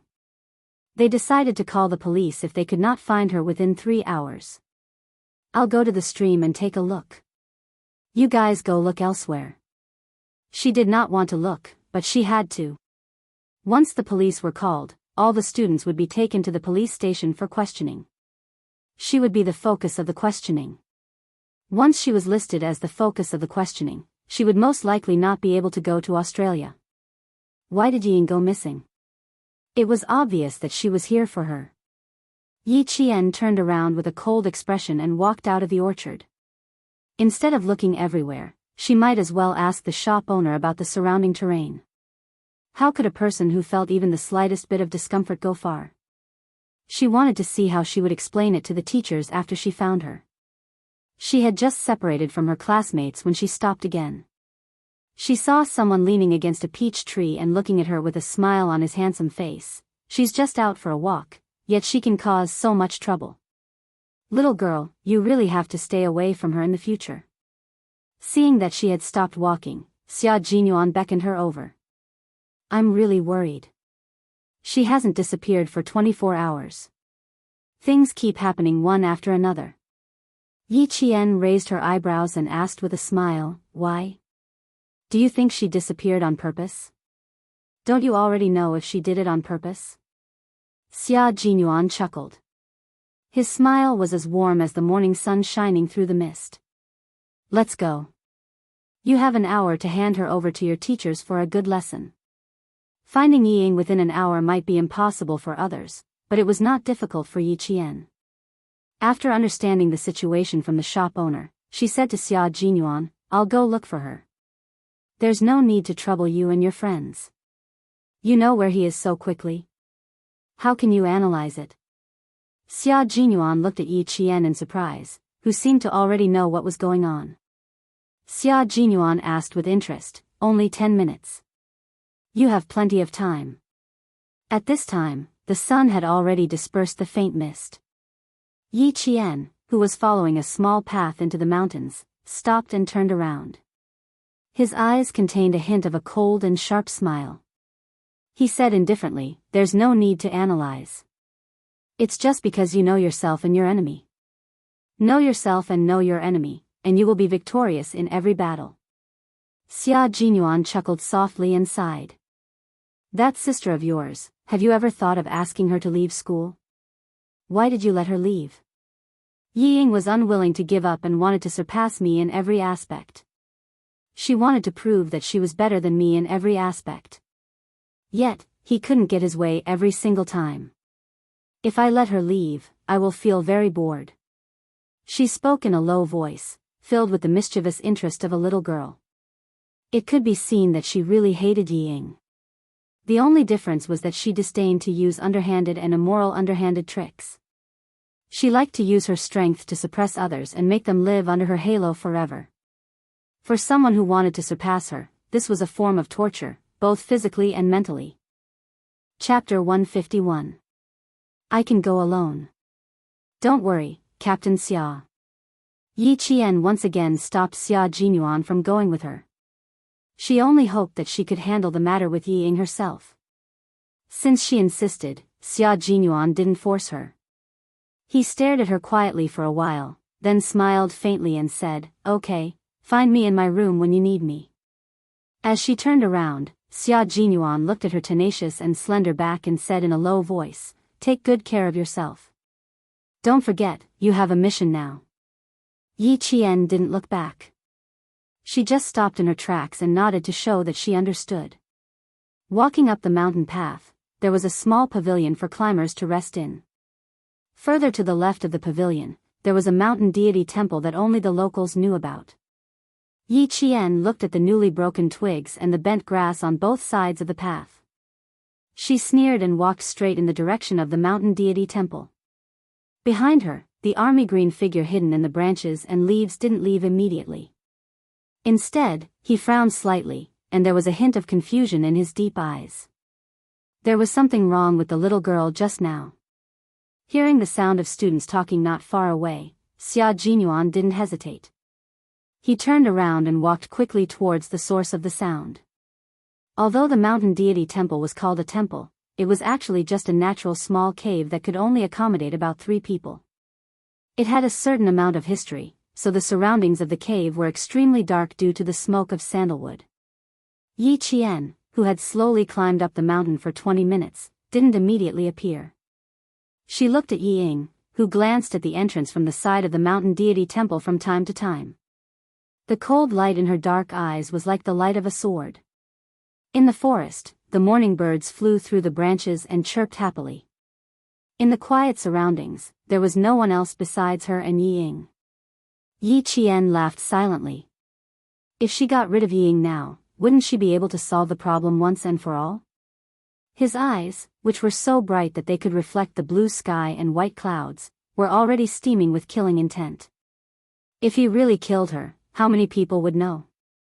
Yi Jian's right hand gently grasped the silver wire that had been wrapped around her left wrist like a bracelet. Hiding behind the leaves, Yi Jian took a step forward in the strong killing intent, and a pair of warm and strong hands grabbed her arm. Don't worry, wait a little longer. Xia Jinyuan, who had appeared out of nowhere, grabbed Yi Jian and stopped her from taking a step forward. His dark and gloomy eyes were unreadable. He controlled his strength very well. It was as if he was really just holding her back and asking her to wait a little longer. Murderous intent. Xia Jinyuan could tell that she was bathed in blood. Her murderous intent was as thick as ink. He couldn't understand why a 14-year-old girl would have such a strong murderous intent towards someone of the same age. Before this, he couldn't tell at all. When her hand gently grasped the silver wire on her wrist, Xia Jinyuan's eyes were fixed. Even when he purposely made the rustling sound of his body passing through the branches, he did not wake her up. In the end, he had no choice but to take action. The moment Xia Jinyuan grabbed her arm, Yi Qian gently closed her eyes. In just a few seconds, she restrained her murderous aura. Of course, he couldn't kill her here. There was too much evidence and witnesses. If he really killed her, he would be the one to die in the end. Looking back, Yi Qian's clear black eyes calmly looked at the man whose handsome face revealed a hint of seriousness. He sneered and said, "What, do you really think I would do something that would harm myself? How could that be?" It was just a moment of anger. Chapter 152. He was a soldier and had keen observation skills and intuition. He must have noticed something when he tried to stop her. Therefore, there was no need to hide it. Telling him openly would lower his suspicions. It's normal that you can't let down your emotions. I believe that you're smart and won't let down Father Zhen and Uncle Chen because of some insignificant person. Xia Jinyuan heaved a sigh of relief when he saw that she didn't look gloomy and didn't look like she was in trouble. He let go of her slender arm and said with a faint smile, "People who make mistakes must be punished. Although it's just a punishment that doesn't hurt or itch, it's enough to let everyone know her character. It's also a good thing for you. Didn't she always want to compete with Yi Qian? Then let's make her pay for the humiliation she suffered, and her image plummeted to the point where no one was willing to travel with her." His words were like a warning bell that shattered the haze in Yi Qian's heart. His pupils contracted slightly and Yi Qian exhaled deeply. He almost lost himself just now. "I'm fine. Captain Xia, you should leave us alone. I don't want to explain too much. After all, she asked Liao Jian to spy on us." After Yi Qian finished speaking, he ignored Xia Jinyuan's reply and walked through the bushes and leaves towards the temple. There was the sound of leaves rustling. Yi Ying, who was hiding behind a tree, leaned back slightly and tiptoed towards the back of the temple. Falling down on purpose and disappearing on purpose. Yi Ying, how much more of these tricks do you want to play? The sudden voice behind her made Yi Ying's body stiffen. There was a hint of panic in her eyes. Yi Qian looked at Yi Ying, who was panicking because of his appearance. His dark eyes were cold as he said with a faint smile, "You spent so much effort to frame me. You even purposely put the bottle of water I drank by the stream. But you just had to hide so close. It wasn't challenging at all for me to find you." There was the sound of messy footsteps coming from below. There were also the voices of teachers reminding the students to watch their steps and be careful not to fall. Clearly, they were all heading for the mountain deity temple. Yi Ying, whose eyes were filled with fear, suddenly looked up. Her reddened eyes stared straight at Yi Qian. The hatred in her eyes was like huge waves, rolling over and over again. "I did it on purpose? Heh, you really know how to lie through your teeth." Instead of retreating, she stepped forward and walked directly to Yi Qian's side. She raised her chin arrogantly and said, "Why would I do that? I was the one who got scalded from the fall." "Missing? Huh, which eye of yours saw me go missing? Aren't we just standing here?" From the corner of her eye, Yi Ying saw the figures of her teacher and student looming behind the green leaves. Her heart raced, and her eyes flickered. Her voice was filled with fear, and she said in a trembling voice, "Yi Qian, what are your intentions for following me here so sneakily? Last night, you caused me to get scalded. Isn't that enough? What else do you want? Yi Ying, why don't you explain why you wanted to create an illusion that you met Yi Jian last night?" Teacher Zhu, who had stepped through the bushes, looked at Yi Ying with an exceptionally serious expression. "As for why Yi Qian came here, as a teacher, I can explain it to you." 1, 2. Dozens of students stood behind Teacher Zhu. Not a single one of them was not frowning as they looked at the girl who was full of lies. From their eyes, it was obvious that they were doubting Yi Ying's character. Chapter 153. Teacher Zhu's questioning and the students' unfriendliness made Yi Ying's face pale. In school, because of her relationship with Yi Zhifan, Yi Ying's teachers took good care of her. In addition, her grades were good, so the teachers were very tolerant of her. Even if they wanted to criticize Yi Ying, they would explain it in advance so that Yi Ying would know that even if they criticized her, they were still on her side. After a long time, Yi Ying began to have a vague sense of what kind of position a teacher should be in. She was used to teachers speaking up for her. When she suddenly heard Teacher Zhu not criticizing others but questioning her, she, who had never experienced something like this, immediately thought of protecting her dignity. She pretended to be calm and stubbornly raised her chin. With a trembling voice, she argued, "Teacher Zhu, what do I have to explain? My only mistake was that I didn't inform anyone before I left the class. That's my explanation. Whether you believe it or not is your own business." With that, tears welled up in her eyes. She looked at Teacher Zhu pitifully, hoping that the teacher would stand on her side, just like in town middle school. Her reaction made the students look at her with disgust. How could she do this? Not only did she not admit her mistake, she even felt that she was wronged. Some of the students looked at Yi Qian with sympathy. With a classmate like this, life must be difficult. How could she do this?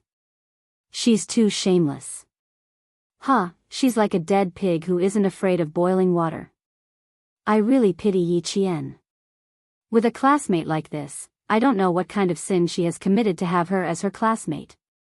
With teachers present, the students, who had always been virtuous, only discussed among themselves softly even if they were dissatisfied. However, even if they lowered their voices, Yi Qian could still hear them. Hearing this, her indifferent expression had a hint of a smile that no one could see through. Yi Qian was no stranger to doubting a person's character. When she saw the teachers and students doubting Yi Ying's character, she had the urge to laugh out loud. The heavens were right, and retribution was not pleasant. What she went through back then was what Yi Ying was facing now. The only difference was that he had been wronged back then, while Ying had reaped what she had sown. Teacher Zhu felt his heart ache from anger. Was this still a student? He was the ancestor that the teachers had to worship. However, as a teacher with high professional ethics, she did not embarrass Ying in front of all the students.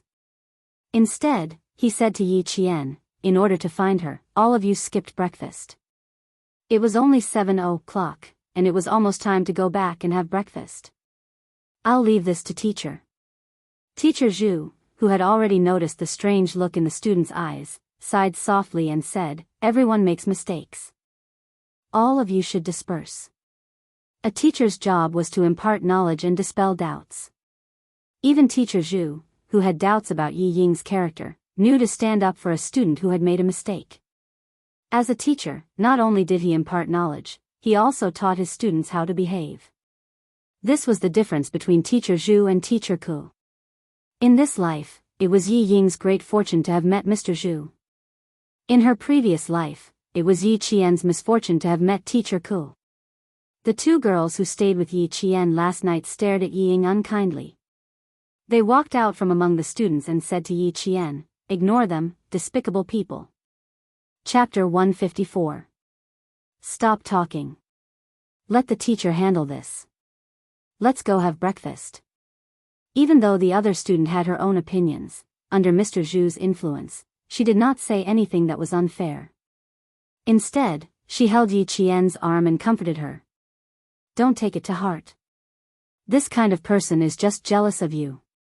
The girl's voice was neither loud nor soft, just loud enough for everyone to hear. Hearing this, Yi Ying's expression changed. She opened her mouth to confront her. Why would I be jealous of her? What does she have to be jealous of? You. Sorry, I don't want to talk to a person with a flawed character like you. Whatever I say has nothing to do with you. A girl from the north retorted coldly. Let me give you a kind reminder. Don't take it personally. It will affect your mood. Laughter came from the mouths of the students. While they were full of ridicule, they were also disdainful of Yi Ying's behavior. At that time, they were suspicious. Now, they were sure. Yi Ying's character was problematic. Gao Yang, who had come over but had not said anything, clenched his fists tightly. Yi Ying. He never knew that there was a side to her that was so unbearable. Could it be that everything he saw in the past was fake? His gaze moved from Yi Ying to the other girl, whom he had always thought was unbearable. He saw that she was still calm in the face of Yi Ying's accusation. She was calm and unhurried, as natural as a flower blooming and withering. She did not try to defend herself. She let Yi Ying direct this cheap farce alone. She had already won against Yi Ying several times over just by remaining silent. She walked to Yi Ying's side and said calmly, Yi Ying, I hope you remember that you don't just represent yourself outside. You also represent Fujian High School. Please restrain yourself and stop tarnishing the school's reputation. Yi Qian would only earn more respect from others. Gao Yang walked out. His footsteps were heavy as he walked to Yi Qian's side. He lowered his head and said clearly, I apologize for my shallow thinking. I'm really sorry, Yi Qian. I thought I was right, but reality slapped me hard in the face. I realized that what I saw might not be right. I'm very sorry, Yi Qian. He didn't say anything to ask Yi Qian to forgive him. He bowed deeply before her, then straightened up abruptly. He didn't take another look at Yi Ying, whose eyes were filled with hope because of his appearance, and turned to leave. Even when Yi Ying screamed, Gao Yang, come back, he did not turn back to look. It was like this in the past, and it was still the same now. Yi Ying, who was in a state of extreme panic, looked at the boy's thin figure as he left. She, who was still pretending to be calm, suddenly burst into tears. It was unclear whether she was crying because of Gao Yang's departure or because of the teacher's interrogation. No matter what her reason was, Yi Qian did not care. He knew that from today onwards, Yi Ying's life would not be as smooth as her previous life. Standing in the dark, Xia Jinyuan watched everything through the gaps between the leaves. His thin lips curved slightly. Little Fox was really dazzling just now. She was obviously not outstanding, but the way she handled the situation won the respect of the teachers and students. A little girl like this was the little girl he knew. The girl's cries continued, but Xia Jinyuan did not take another look at her. After Yi Qian left, he quietly left the scene. He left for Australia tonight. He and Yi Qian were on the same flight. Chapter 155. Yi Qian didn't know that Xia Jinyuan was on the same flight as him. After Yi Ying's incident, although it didn't affect Yi Qian's mood to play with the other students, the teachers couldn't be at ease with this trip. They were supposed to leave at noon, but the return trip ended at 9 a.m. At 3 p.m., Mr. Zhu and the other students returned. Yi Qian didn't see Yi Ying. Even Gao Yang remained silent and didn't ask where she went. Not long after Mr. Zhu and the others left, Yi Qian and the others boarded the bus to the airport. They boarded at 8:30 p.m. Less than half an hour after the plane took off, most of the passengers had already fallen asleep.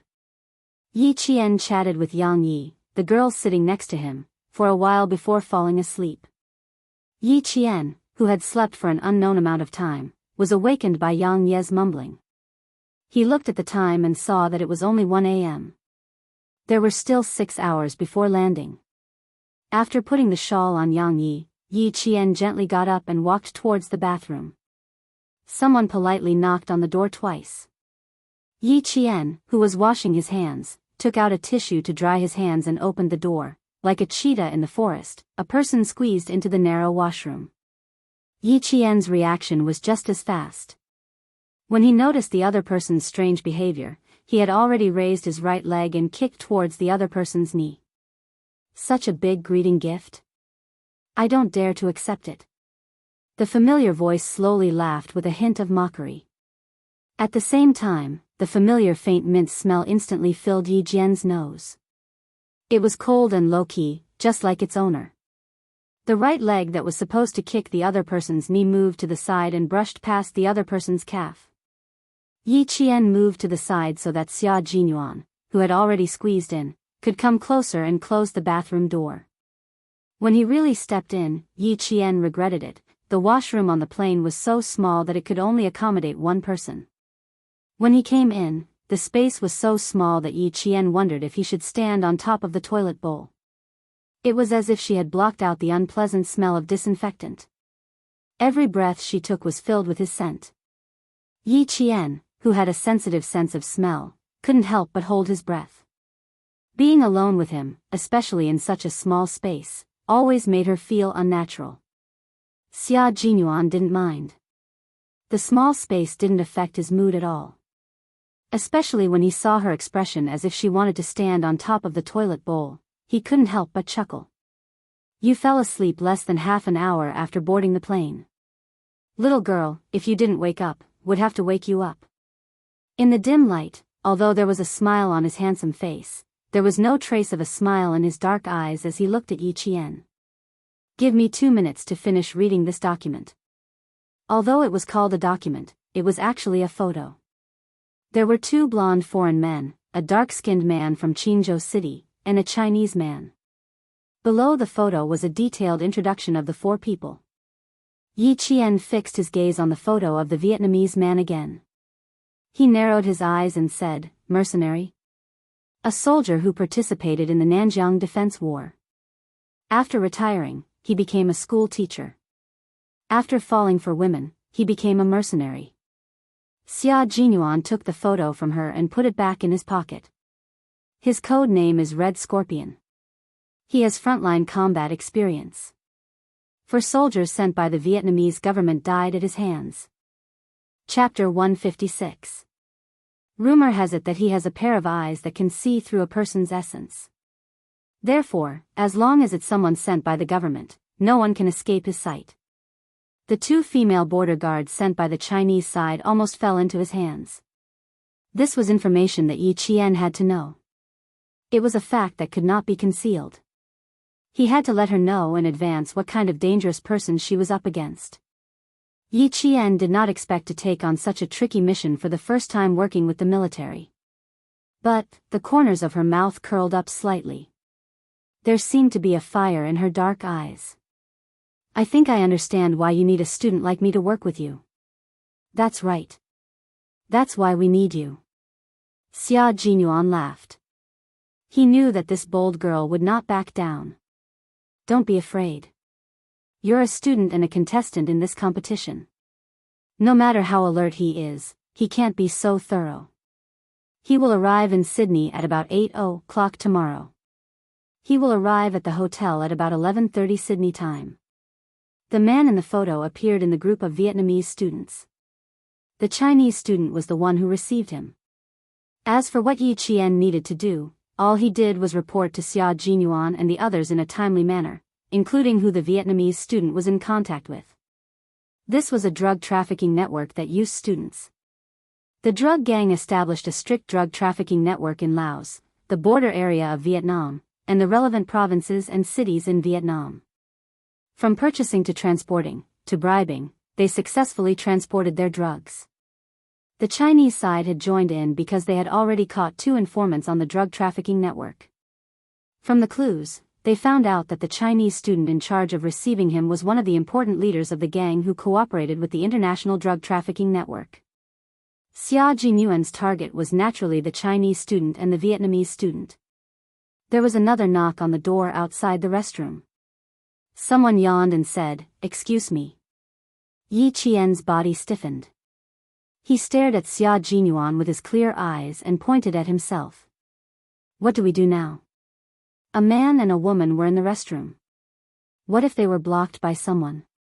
The toilet is broken? I'm very sorry. We'll take care of it immediately. I'm very, very sorry, sir. As the flight attendant on duty apologized, Yi Qian walked out of the restroom expressionlessly and returned to his seat. Because the toilet bowl was broken, a gentleman stepped forward to help the little girl, but to no avail. After that, he called for the flight attendant. What a perfect explanation. This time, Yi Qian did not go to the bathroom. After nearly 12 hours of flight, they arrived in Sydney at 8:40 a.m. the next day. At this time, it was 10:40 a.m. in Sydney, which was 2 hours earlier than in China. About an hour later, the 12 students arrived at the hotel under the guidance of the Australian reception teacher. As soon as they arrived at the hotel, they saw an English slogan at the bright entrance, "It is important to participate, not to win." It meant that the important thing was to participate, not to win. This was the spirit of the mathematical Olympiad. Wang Yimou stood in front of the banner with a serious expression on his face.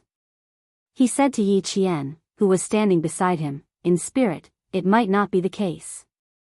Sending 12 members to participate in the competition and selecting them from all the schools in the country was enough to show how much importance the country placed on this competition. Don't put so much pressure on yourself. Since you're here, just participate well. Yi Qian twisted his luggage and smiled at Wang Yimou, who was in his 3rd year of junior high. It's mealtime. Don't think about these stomach-aching things. Chapter 157. While the two of them were talking, a bus drove over. It circled around the fountain and slowly stopped at the entrance of the hotel. Just like the bus the Chinese students were on, when the rear doors slowly opened, the Chinese students who were walking towards the hotel heard the commotion and turned around to look. Their competitors had arrived. In this competition, the participants from each country wore an armband representing their country on their sleeves. It was easy to tell which country they were from. This time, there were 6 teams from Asia participating in the competition. When the doors opened, they saw the same Asian faces, except that their skin was slightly darker. They were dressed in the same uniform and walked out. Their gazes all landed on the other party's arm. When they saw the national emblem of a 5-pointed star on a red background and 2 bundles of golden rice ears symmetrically surrounded by red ribbons, the Chinese students knew which country this student was from. The Vietnamese students who got out of the bus did not expect to meet their competitors at the entrance of the hotel before they even arrived. The eyes of the students from the 2 countries met for a brief moment. It was as if sparks were flying. Before the competition even started, the competition had already begun. Yi Qian, who was a few steps behind, nodded and smiled at one of the students, who was probably the leader of the neighboring team. He teased Wang Mo, your eyes are about to pop out of their sockets. Those who don't know would think that you're looking at a beauty. Those who don't know would think that you're trying to kill someone. They're glaring at me, so I'm glaring back. Wang Mo chuckled. Following Yi Qian, he smiled faintly at the Vietnamese boy who was glaring at him. However, I still think that it's better to be friendly. Yi Qian laughed. His laughter was faint, but it was indescribably pleasant. Let's go, Student Wang. We still have to rush for lunch. The Vietnamese students' voices came from behind. Wang Mo did not pay attention to what they were saying because he did not understand. The students who went in were already lining up to get their room cards. Before checking into the hotel, the information of the students from each country had already been arranged. They only needed to get their room cards before they could check in. When it was Yi Qian's turn, the hotel waiter smiled and said in a friendly manner, "If you need anything, please feel free to contact me." He said I, not we. At the same time, he handed over the room card and lightly touched Yi Qian's finger under the card. Your contact information is on the room card. Thank you. Okay, thank you. Yi Qian calmly took the room card. His hand on the black marble counter moved slightly, and the message he sent out was, understood. The smile in the man's light gray eyes deepened.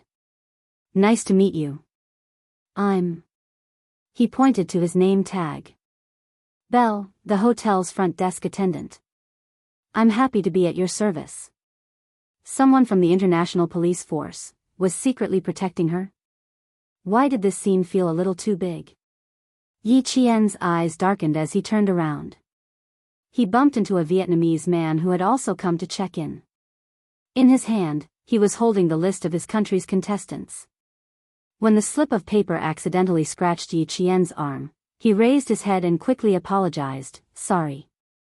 There was a fierce look in his eyes, and the muscles on his arms were rather taut. Yi Qian nodded lightly and left with his luggage without saying anything. Yi Qian didn't turn back. Even if this person was the #1 target from Vietnam with the codename Red Scorpion, he didn't look back as he left. Because he already knew, there was no need to look back. Chapter 158. Of the 12 contestants, 2 were girls and 10 were boys. 2 of them shared a room on the same floor. The first thing Yi Qian and Yang Yi did when they entered the room was to put the books and test papers in their luggage beside the bed. There were even a few sets of test papers in English. There were no other clothes in their luggage, only blue and white school uniforms with short sleeves and long pants. They were dressed in a refreshing and sporty style. 12:00 just happened to be mealtime. When Yi Qian's group of 12 walked through the hotel's dining hall, contestants from various countries had gathered together.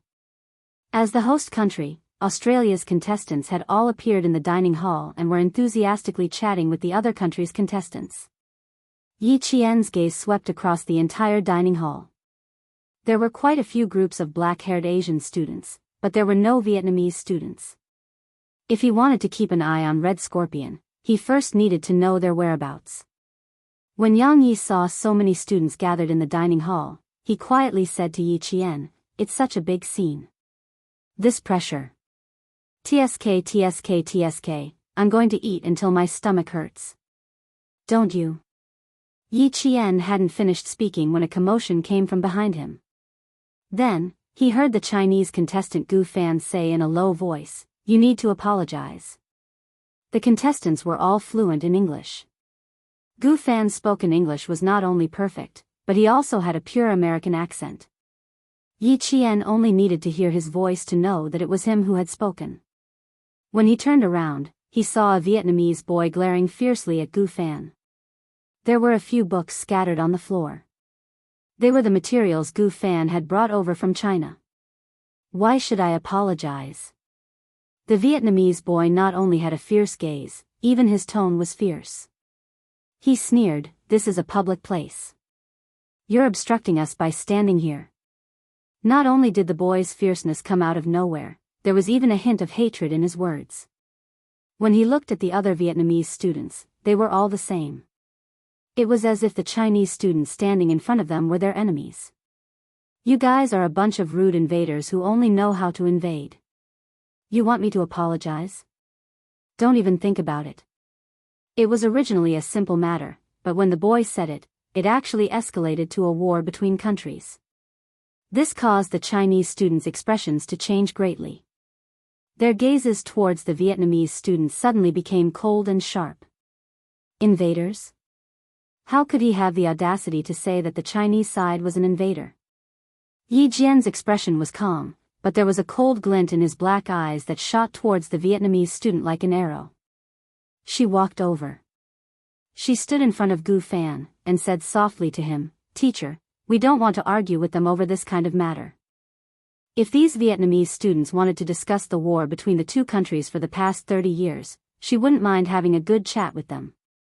Gu Fan lowered his head and glanced at the book that was knocked to the ground by the other party. He thought that he should not argue with students from other countries in Australia. When he bent down to pick up the book, Yi Jian directly grabbed his wrist and said with a smile, "Apologizing and picking up books is what they should do. It has nothing to do with national wars, countries. She spoke in English. Her voice was clear and there was a calm smile in it. She spoke naturally and generously, but there was a stern look in her eyes. "Hey, don't let them bully you." Yang Yi saw that the situation wasn't right. It was obvious that the other party was deliberately stirring up trouble. He said with a gloomy face, "I don't believe they dare to do anything here." Chapter 159. Calling the teacher over was obviously the best way to deal with this situation, but the Vietnamese students had taken the Chinese students' etiquette as cowardice. When one of the boys saw that Yang Yi was about to leave, he immediately raised his hand to stop him and said in a harsh tone, "You can leave, but you have to apologize to us." If this time it was really an apology from a Chinese student, then this matter was not an ordinary matter. If this matter spread internationally, it would be equivalent to a few Vietnamese students trampling on the dignity of a country. The other party raised his hand first, and the atmosphere instantly became even more tense. Yang Ye's face was filled with shame and anger, and he gritted his teeth and said, "Please tell us the reason why you want us to apologize." Reason? What reason do we need to give to invaders? If you want to apologize, then apologize. The Vietnamese student who blocked Yang Ye's path sneered repeatedly, as if he was the judge and could represent the entire country. As such, Yi Qian smiled faintly and raised his hand. "If you can represent your country right now, then you can stand on the battlefield and use your strength to express your patriotism. Instead of standing here and using a laughable excuse to express your patriotism, because all I see is your cowardice." She pressed her wrist against the other party's as she spoke with a faint smile, but the strength of her wrist didn't yield in the slightest, and she directly pushed the other party's hand to the side. "Not only are you not apologizing after bumping into us, you're even twisting words and forcing logic. Please first clarify where you are and why you're here." Her voice was piercingly cold and carried a majestic aura. Regardless of whether it was her words or her aura, she firmly suppressed the other party. The Vietnamese student didn't take a girl seriously at all. Only when he secretly compared their strength did he realize that he had underestimated the Chinese girl. Yi Qian's hands were tied with iron balls during sniping training, so the strength of her arms was far beyond that of an ordinary girl. She immediately suppressed the Vietnamese student with a single move. "You really are invaders. You always act so domineering." The Vietnamese student's face darkened as he angrily pulled his right hand back. Being suppressed by a girl's wrist to the point that he couldn't even raise his arm was an extremely humiliating matter. When Yi Qian heard this, the corners of her mouth curled up slightly towards the students beside her. She finally spoke loudly. The raised voice attracted the attention of the students outside the restaurant. Even those who saw it thought it was an exchange between students from two countries looked over. The rest of the words were not heard by the students, but the word, invaders, was heard clearly. Some students stood up and walked towards the entrance of the cafeteria. Someone asked, "What are you talking about? Invaders? Why are you talking about this topic?" The Chinese student faintly smiled and explained, "He purposely bumped into my classmate. It's fine if he didn't pick up his book, but he didn't even have the most basic manners. As for his sudden mention of invaders, I'm sorry, but we didn't understand. The tacit understanding that was cultivated could be used in any situation. Just like now, when Yi Qian smiled slightly, the Chinese students immediately knew how to respond. Why mention war in the arena of knowledge? This is not a battlefield, but a friendly exchange of knowledge. God, I can't understand this. Can someone explain it to me? Shouldn't you apologize immediately after bumping into someone? I can't understand the need to mix war and war. Chapter 160.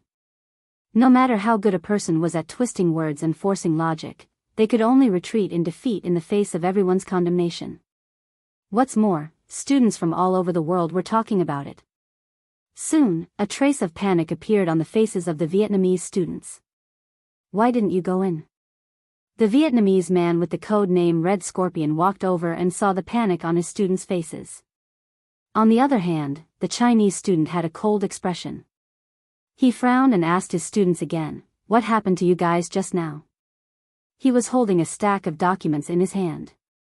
Behind him were two other Vietnamese teachers who were also holding the same documents.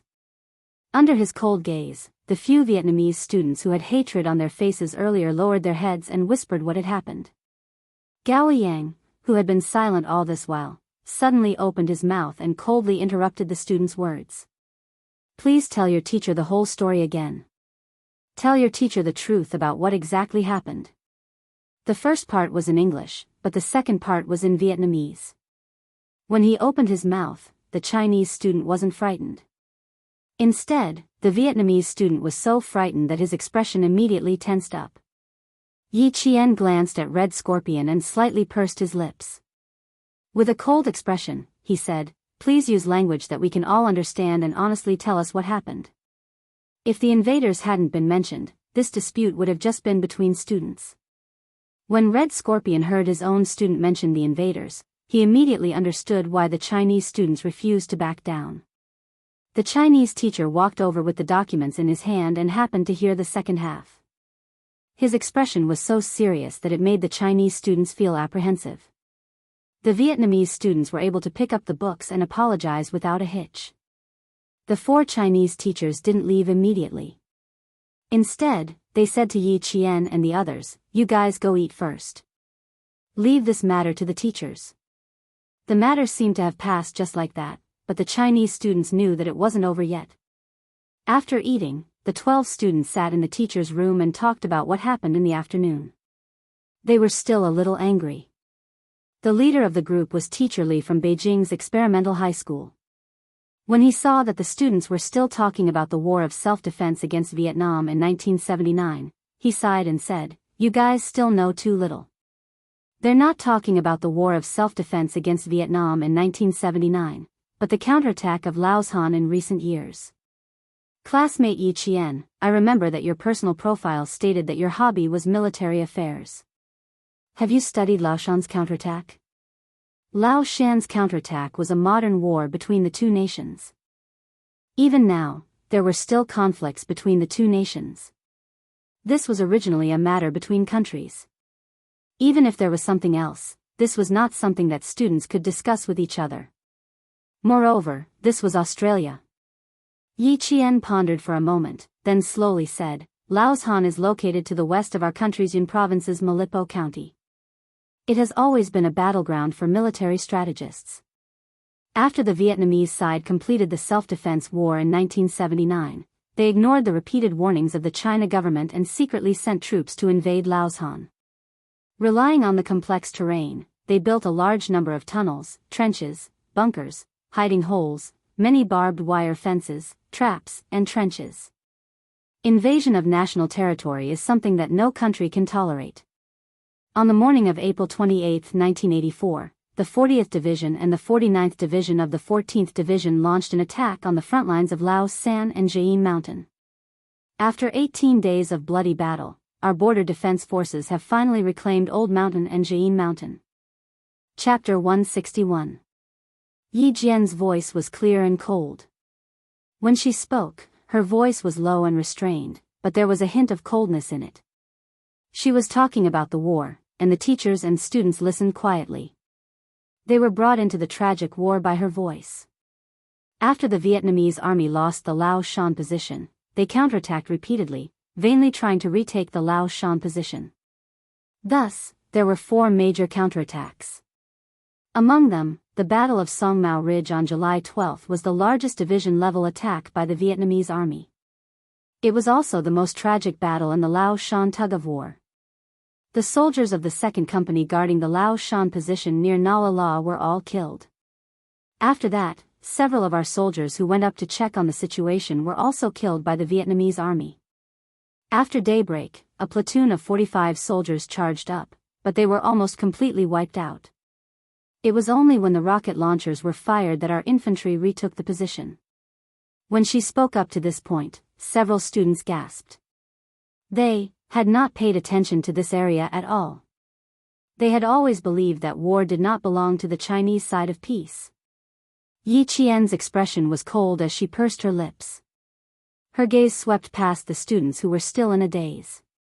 She continued softly, "The war did not end." After that, the Vietnamese army sent out 500 to 600 soldiers, but they were immediately locked down by our artillery. They also paid a heavy price for their actions. This was a battle that was not far from the students, but many students and adults did not know about it. As Yi Qian spoke slowly, the bullets whistled past the students. It was as if they could see the soldiers who were unafraid of death on the battlefield for the sake of protecting their country. They could see the young soldiers who fought until the last moment of their lives even though they were heavily injured. When Yi Qian spoke about the flying flesh and blood and broken limbs on the tree branches, in the bamboo forest, in the grass, and in the bushes, it was as if they were already on the battlefield. Sobbing sounds could be heard. It was Yang Yi crying. He was crying for the brave soldiers who had sacrificed themselves in the war. Teacher Li, Teacher Yu, and the other teachers' eyes were red. Even though Yi Qian had finished speaking for a long time, no one spoke. "It's very tragic, but why don't we know much about it?" a student asked in a hoarse voice, heavy and sorrowful. This question was answered by the teacher. Director Li sighed heavily. "I hope that the next generation will always enjoy peace and happiness. I also hope that you can stay away from war. However, as students, you have to know that war means putting people in danger. It means death, blood, and loss of peace and happiness. We must stay away from war, but we must understand and recognize war." As he spoke, Director Li took another look at Yi Qian. His impression of her had undoubtedly deepened. As a student, she didn't know much about Lao Shan's counterattack. When Yi Qian heard what she said, he knew that she had really paid attention to it. Sitting in the corner, Gao Yang lowered his gaze to hide the complicated emotions in his eyes. She knew much more than they did. In another hotel room, Red Scorpion sat on the edge of the bed with a gloomy expression. The gaze he swept over the boys was exceptionally cold. "I didn't bring you out to discuss the battlefield with the Chinese students. I need you to be honest about my matters and your families. I don't want to see such foolish things again. If you anger me, don't even think about going back." The 3 boys' shoulders clearly shrunk as they lowered their heads. None of them dared to raise their heads to look at him. It could be seen from their expressions that they were all afraid of Red Scorpion. Chapter 162. There was no one who wasn't afraid of him, and these 3 boys were even more afraid that their teacher would end their lives at any moment. They left in a panic and didn't raise their heads as they quickly entered the opposite room. "It can't be. They're living next door to us." Yang Ye's eyes were wide open as she looked at the 3 figures that flashed before her eyes. She said with some difficulty, "Dear, can we request to change rooms?" "Are you kidding me? They're actually right next door to us, just a wall away." Yi Qian wasn't surprised at all. Instead, he heaved a sigh of relief in his heart. This made things easier for her. It looked like Xia Jinyuan had made meticulous arrangements for her. From this, it could be seen that Red Scorpion was definitely someone who was difficult to get close to. Otherwise, they wouldn't have arranged for her to be so close to him. He smiled faintly and said, "So what? Even if it's not us, there will be other students living here. Dear, we can go back to our room and sleep for a while. I suggest you apply ice to your eyes before you sleep. Otherwise, they'll definitely swell when you wake up. Ah. What should I do? Where's the ice? What should I do if I become ugly? Yang Yi belonged to the smart and beautiful type. She had an oval face and curved willowy eyebrows. Although her facial features weren't as exquisite as Yi Qian's, she was still a standard beauty. She had just cried, and now that she had calmed down, she knew how to show off. Yi Qian swiped his card to open the door. He put his hands on her shoulders and gently pushed her into the room. Go in, beautiful. I'll get the waiter to bring you some ice. Xia Jinyuan, who said he would contact her in Australia, still hadn't made a move. Was he here or not? If she went out for a walk, perhaps this elusive man would take the initiative to find her. When she walked to the elevator and was about to press the button, a ding sounded. The elevator door opened and a tall hotel waiter pushed a clean dining cart into the elevator. When he saw Yi Qian, he nodded slightly with a smile and pushed the dining cart out. Yi Qian also smiled slightly. She was about to press the button, but her feet moved slightly. When she brushed past the tall waiter, she calmly pressed the button. The waiter in the dining car stood in the middle of the room where the three Vietnamese boys came out in fear. He knocked on the door and said, "Sorry to disturb you." When the elevator doors opened, Yi Qian, who had entered the elevator, slowly closed the doors. His eyes were sharp. This was one of the foreign men in the photo. The door to the room he stopped at was Red Scorpion's room. They had already begun to make contact. The receptionist, Belle, was still there. After Yi Qian explained the purpose of his visit with a smile, Belle happily said to Yi Qian, "Okay, follow me." Then he said to his colleague, "We'll be leaving for 5 minutes. We'll be back soon." He saw Yi Qian's fingers making secret signals on the marble countertop as he spoke. "You saw him? Oh, God. I need to contact my colleagues, damn it.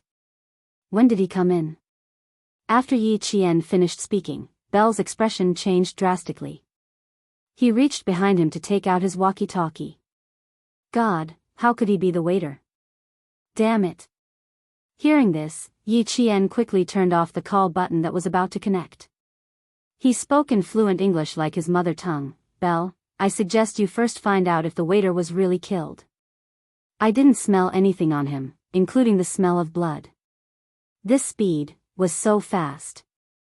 Mr. Bell, who hadn't recovered from Yi Qian's speed, looked at Yi Qian in surprise with his light gray eyes. Was this a Chinese student? Why didn't he act like a student? Chapter 163.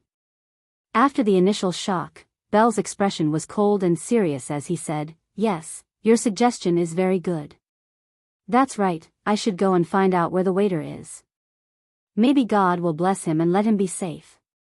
Yi Qian let go of his hand and looked at him with dark eyes. "No, you still need to prepare for the worst. There are countless ways to make a person die quietly without shedding a drop of blood. Also, how did the suspect get in? Does he have friends in the hotel? Belle, you're a police officer. You should know what I mean. I stopped you only because I didn't want to alert his friends in the hotel, and I didn't want to put myself in danger. After all, I was the one who met him just now.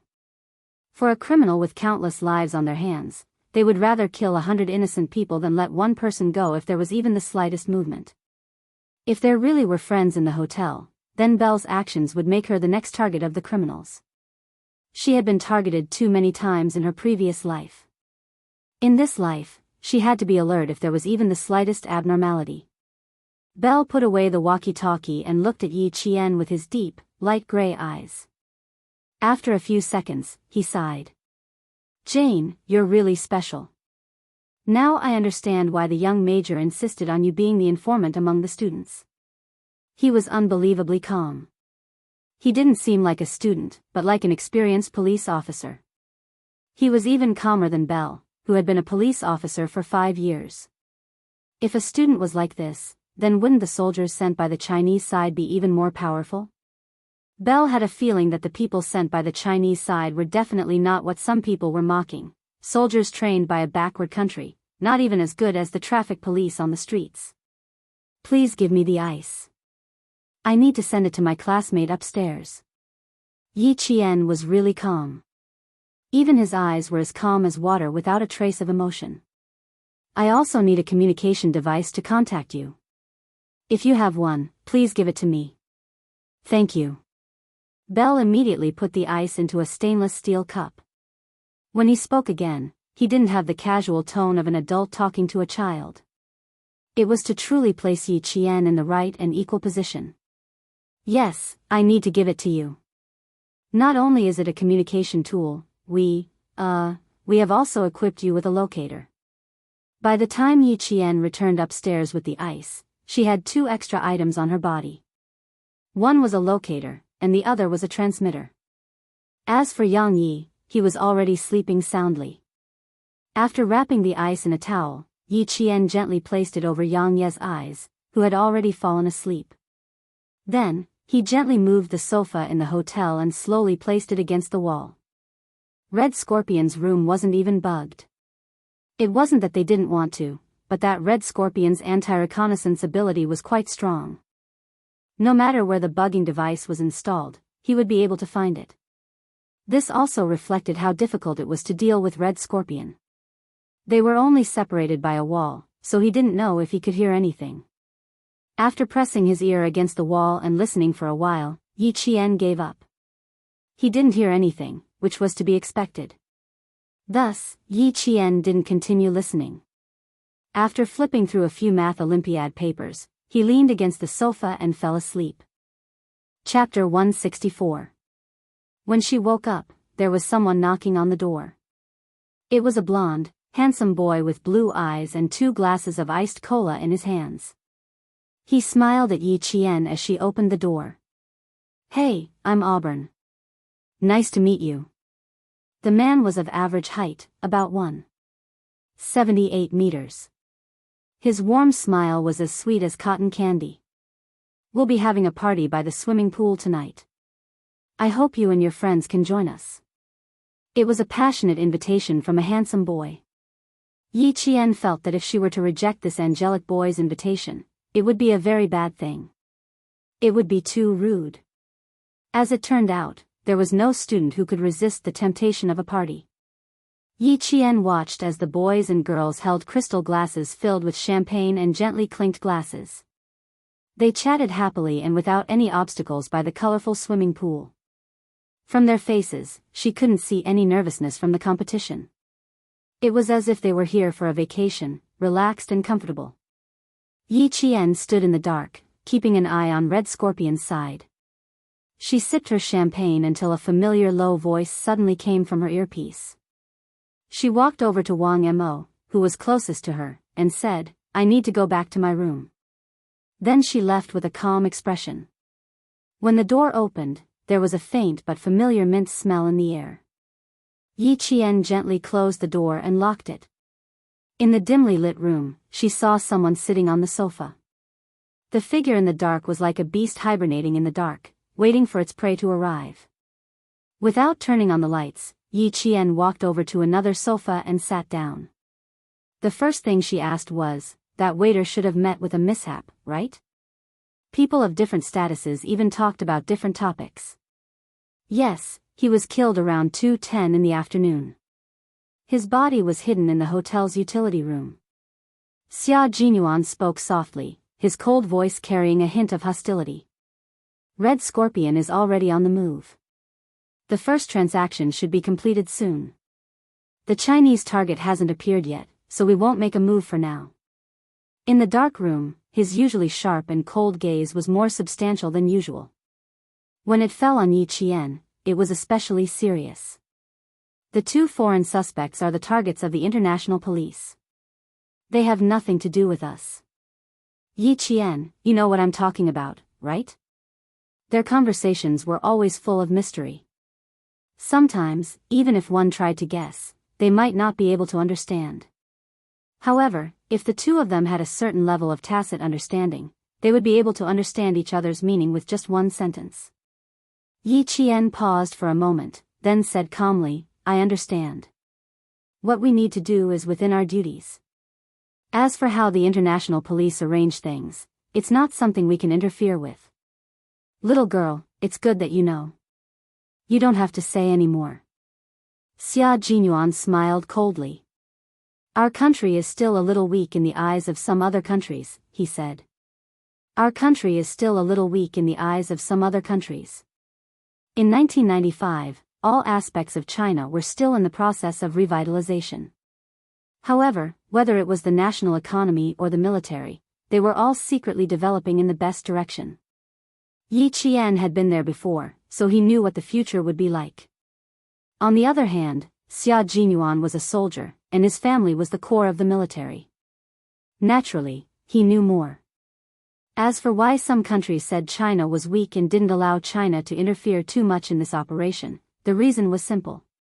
As developed countries, they thought China was weak. Regarding this, China, which had always kept a low profile, naturally continued to keep a low profile and didn't say much. Chapter 165. This was what Xia Jinyuan wanted to express. Since Yi Qian could think of not interfering with the international police, she naturally understood what he was trying to say. The country's weakness was a heavy topic, but at the same time, it was also a kind of motivation. Fortunately, China had always been motivated to become a powerful country.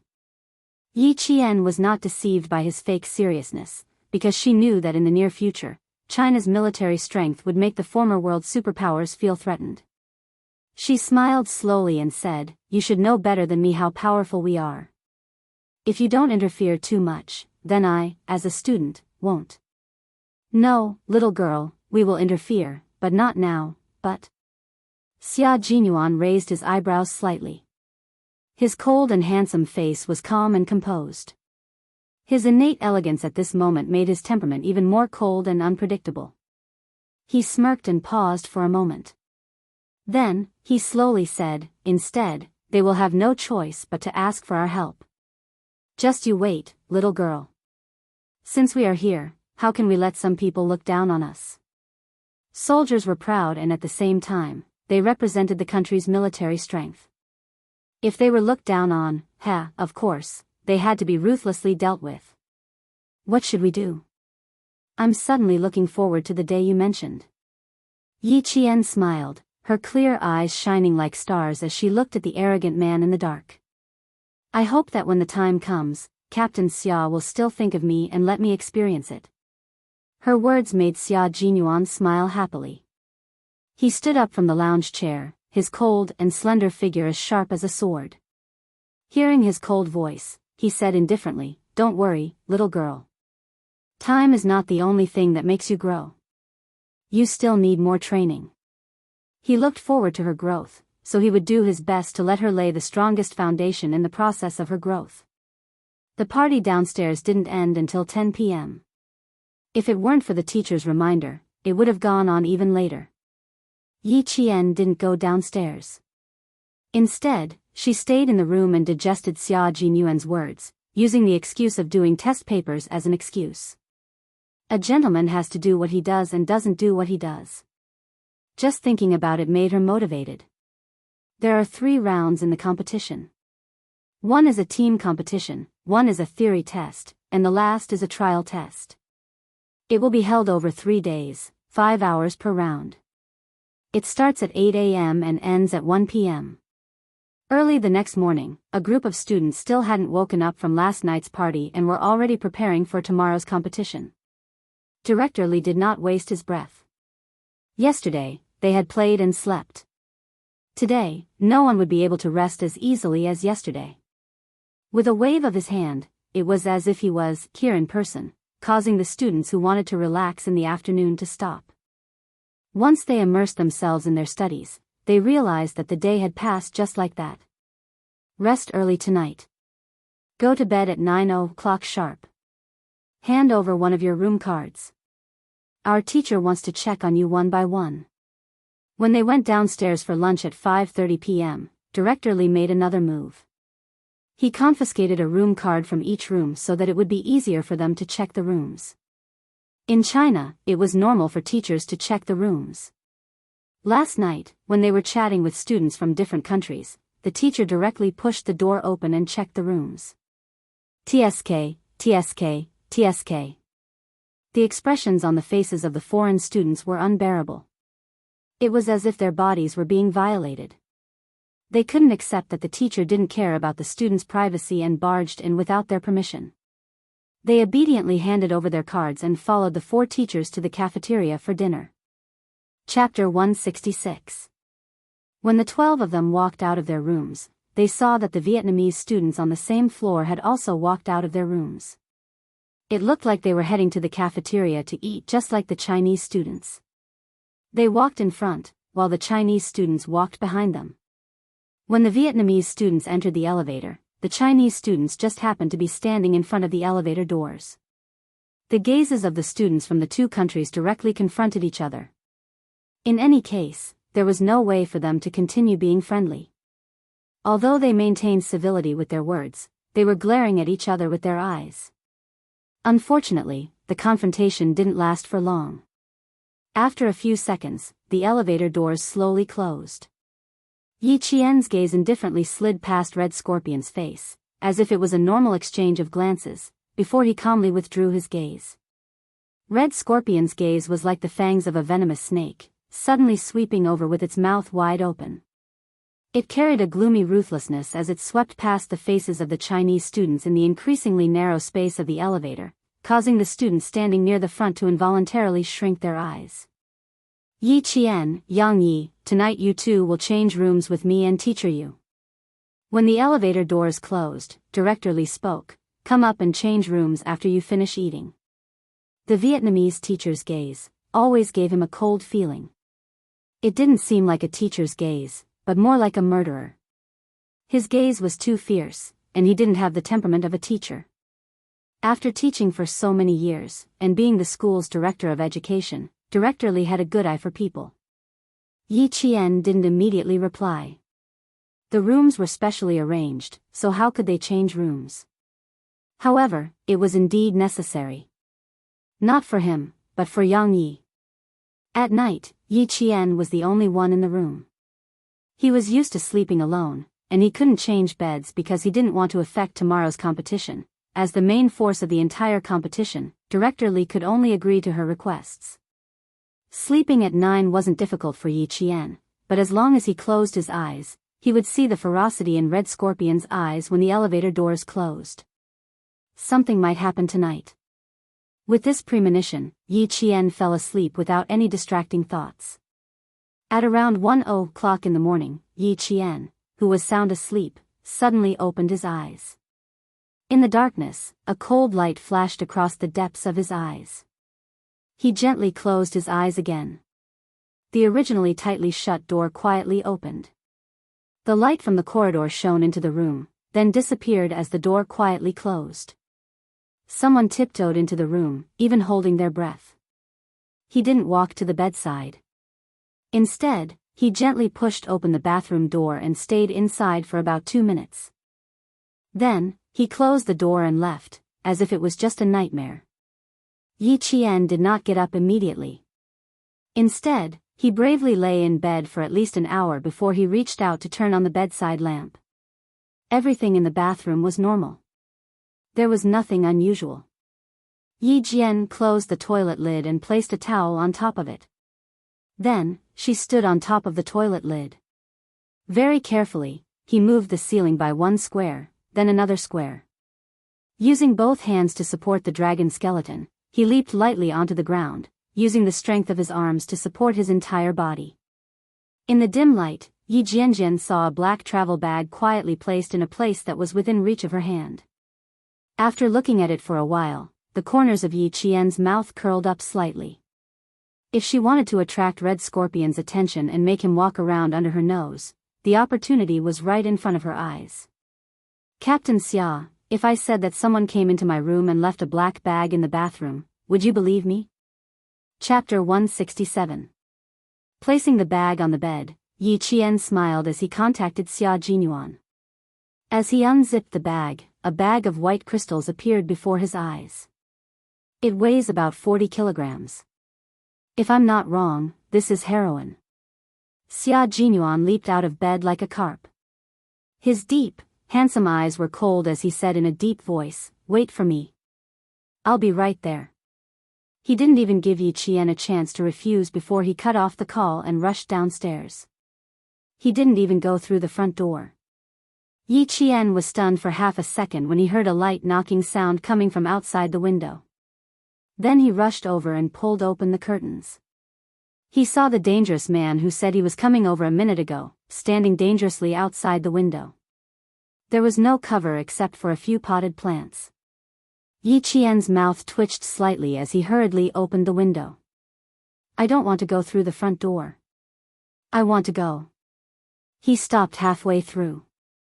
If they couldn't go through the front door, it meant that they had to avoid being noticed. Did that mean there were accomplices of the suspect in the hotel?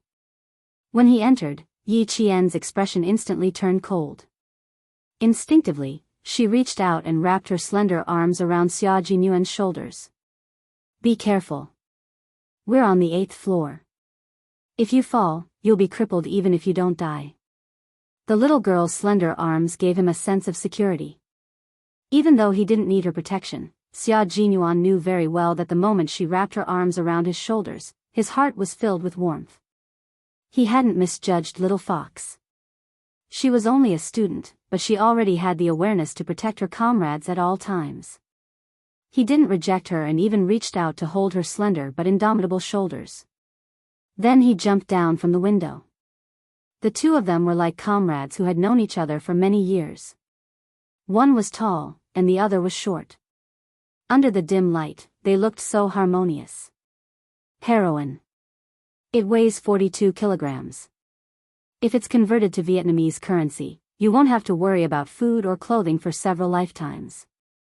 Yi Qian placed the black bag on the coffee table. 1 hour and 5 minutes ago, Red Scorpion personally came in and put it in my room. Xia Jinyuan furrowed his brows and looked at Yi Qian sternly. "You discovered it an hour and 5 minutes ago, and you're only telling me now?" The major was a little angry. What if something happened to the little fox? How was he going to answer to the two seniors who were still waiting for her in the depths of the mountains? "Are you angry?" "Don't." Yi Qian, who felt his heart skip a beat after being glanced at by Yi Qian, calmly explained the situation. After he was done, he concluded. "How could such a difficult person attack my student before the deal was done? You should know that the competition is tomorrow. If something happens to me, this competition will be cancelled. Once it's cancelled, won't he get nothing?" So, of course, she wasn't afraid. Xia Jinyuan didn't know if he should be happy or angry. The overly intelligent little fox could be quite worrying at times. Just as she said, Red Scorpion had hidden the drugs in her room, so they couldn't kill anyone in her room. This proved that the most dangerous place was actually the safest place. But this little girl was too daring. Xia Jinyuan exhaled softly. When he opened his mouth again, there was a solemn look on his face that was reserved for his soldiers. "Yi Qian, listen up. In a team battle, you must ensure that you can communicate with each other at every step. When you can contact your comrades, you must report your whereabouts and discoveries to them." Chapter 168. He was training Yi Qian as his own soldier, teaching her how a qualified soldier should cooperate with an entire group on the battlefield. Major Xia's eyes were cold. Even though he knew that such a fierce person could very well cause Yi Qian's disgust, he still had to discipline her. His deep voice was as cold as ice as he slowly said sternly, "When you lose contact, no matter what, you have to leave a mark for your comrades to know. You can't act on your own and make your own decisions." Hearing this, Yi Qian's smile immediately disappeared, and he seriously accepted the criticism and education. Yes, she took it for granted, but she didn't think that her actions would cause others to worry. After Xia Jinyuan scolded her in a deep voice, he saw her guilty expression, like a little rabbit, and he secretly felt a headache coming on. Sometimes, he found himself unable to be ruthless towards this girl. Even if he couldn't be ruthless, he had to be ruthless. Being lenient today was equivalent to harming her. Yi Qian waited for him to finish scolding her, then immediately said obediently, "I won't do it again, I definitely won't do it again. Just now, I was afraid that Red Scorpion would be watching outside or sneak into the room again, so I waited an hour before contacting you." In short, she had to have the resolve to immediately admit her mistakes. When Xia Jinyuan saw this, such a high level of awareness. The seriousness on his face disappeared, replaced by a low chuckle. "You're quite aware of your mistakes, but your judgment is very normal. However, the prerequisite is that you need to immediately contact your comrades if the situation permits. This is also a form of self-protection. Understood? There won't be a next time." Yi Qian also laughed. It was undeniable that working with a man like Xia Jinyuan was a very pleasant thing. After being serious, there was an appropriate amount of humor. While feeling his deterrence, at the same time, one could also understand that he was truly doing it for their own good. A man with a pure heart, no matter how dangerous it was, there would still be people willing to approach him. The black bag was no longer touched, but the goods inside were no longer the original goods. After changing the bag, Yi Qian put the bag back in its original position. Now that the goods that all parties wanted were in the hands of the Chinese side, all that was left was for certain parties to beg the Chinese side to come forward. The next day, they got up at 6:00 and gathered.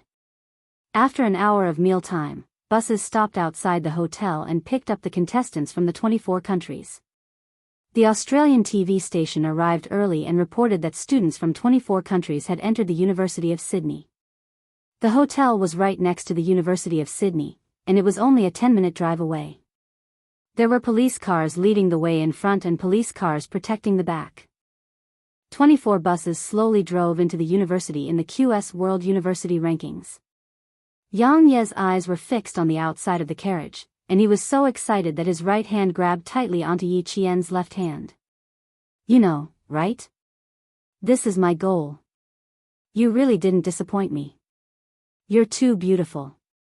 After speaking excitedly, he turned his head and asked Yi Qian, "What about you, Yi Qian? Which university is your goal?" Gao Yang, who was sitting in front of the two, happened to hear this. His eyes had been closed, but his expression was cold. He gently opened them and turned his head, his gaze landing on the famous university campus. Studying abroad. This was also part of his plan, but could it be part of Yi Qian's plan? "My goal? Yes, but it's definitely not studying abroad." Yi Qian replied with a smile. There was a tenacity between his beautiful brows that no one his age had. He said indifferently, "I'm still working hard. I hope I can achieve my goal in 4 years." Chapter 169. Yang Yi tilted his head, thought for a moment, and said, "Your results are very good. Even if you don't study abroad, you can choose between Hua University and Shi University." "I can't. My family has already made arrangements. It's either America or Australia. No matter where it is, let's work hard together." Yi Qian, who didn't want to discuss which university they would go to in the future, pointed outside and said with a faint smile, "It's so beautiful there." "Where is it?" When the topic changed to Sydney University, which Yang Yi was concerned about, she didn't continue to ask. She looked in the direction Yi Qian pointed, and her eyes lit up.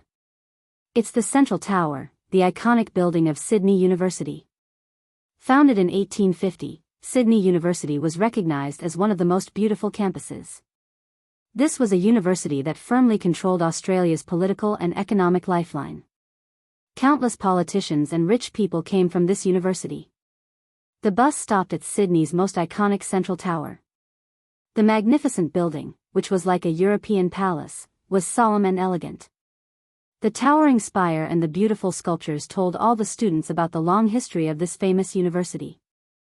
From 8 a.m. to 1 p.m., students were free to visit after the exam. But now, one after another, they got off the bus and went to the main teaching building. There weren't many students who stopped to look at the scenery. The teaching field was a hall that could accommodate hundreds of people. There was a total of 288 long desks that were about 90 meters long. The distance between the desks was very large, and all the students were only allowed to sit in the middle of the desks. This was to prevent cheating and make it easier for all parties to monitor. After everyone was seated, Yi Qian felt that there were countless people watching all the students from all directions. After a famous politician who graduated from Sydney University and had participated in 2 mathematical Olympiads gave a few simple but powerful words of encouragement to the students, the clock tower rang, and the theory test from 8 a.m. to 1 a.m. began. After the test papers were handed out, there was no sound at all. All the students were completely immersed in the complicated mathematical Olympiads. There were a total of 5 questions in this exam. The questions included algebra, geometry, and number theory. The difficulty of the 6 questions increased in order, and the questions were divided into many small questions. The students had a lot of work to do and spent a lot of time answering the questions. All the teachers were outside the exam hall, and they could see the situation of each student through the huge screen. The international police focused their cameras on each student. They needed to find out which students were controlled by international drug gangs. Xia Jinyuan was also in the office. The difference was that his eyes were directly locked on the 3 Vietnamese boys that Yi Qian provided. When the exam went into the 3rd hour, a Vietnamese boy stood up and sealed the test papers into a folder, and walked through the group of students. Here, zoom. Xia Jinyuan pointed out that when the Vietnamese man passed by a table, his hand seemed to move inadvertently. If one didn't pay close attention, it would be difficult to notice his subtle movement. B. The 2 international police took a look and looked at Jinyuan thoughtfully. They took out their walkie-talkies and contacted their colleagues who were disguised as school security personnel to pay close attention to the whereabouts of the Vietnamese students. Outside the bishop's office, Red Scorpion looked at the students who walked out. He vigilantly scanned the surroundings, then walked over and asked in a low voice, "Handed it in?" Even if someone could understand him, they would think that he was asking if the students had handed in their test papers. Chapter 170. The boy did not look too good and his lips were a little pale. He nodded and stammered, "Yes, teacher. Do you not need me to do anything else after this?" "The test paper. I didn't finish it." "Test paper? Do you still want to continue?" "Child, your sister is still in their hands, your father is still in prison, and your mother is still waiting for you to return. Are you sure you still want to do the test paper?" Red Scorpion smiled coldly and patted the student on the shoulder. "Smart children know what to do. Go, take a look at this university." He stuck his head out and aimed at the teacher and student who were talking in the corner of the wall. Their soft voices came one after another. Xia Jinyuan wrote on a piece of paper, "Sister kidnapped, father in prison, mother waiting." He picked it up and looked at it quietly, then translated it into English and handed it to the international police. "Important clue." "Okay." The European police officer took the paper and threw it down. He looked at it with an arrogant expression and chuckled. "I don't think we need these so-called important clues. Okay, buddy, you can go to the side and rest. Leave this to us." His chuckle was full of mockery, as if he was holding words written by a child and not a clue. Xia Jinyuan heard this and chuckled with indifferent elegance and confidence. "Okay, I hope your work will go smoothly." He turned around and said to his comrade who was dressed in casual clothes and had a strong temperament, "With them here, we can go back and rest." Naturally, they had to rest well and conserve their energy. The European police officer who was still laughing said to his colleague, "God, I've never seen soldiers like them. They don't know how to do anything and are just like children. What a headache." "Okay, buddy, for God's sake, don't say so much. They're pitiful enough, we don't have to discourage them." The tall and sturdy man took over the conversation and glanced at the departing figures with his brown eyes. "God, they're so skinny." Xia Jinyuan, who had already walked to the door, casually looked back when he opened it. The coldness in his dark eyes seemed to be stained with blood. The bloodthirsty hostility made the man's heart sink. When the man looked at Xia Jinyuan again, he only saw the elegant and noble smile on Xia Jinyuan's handsome face.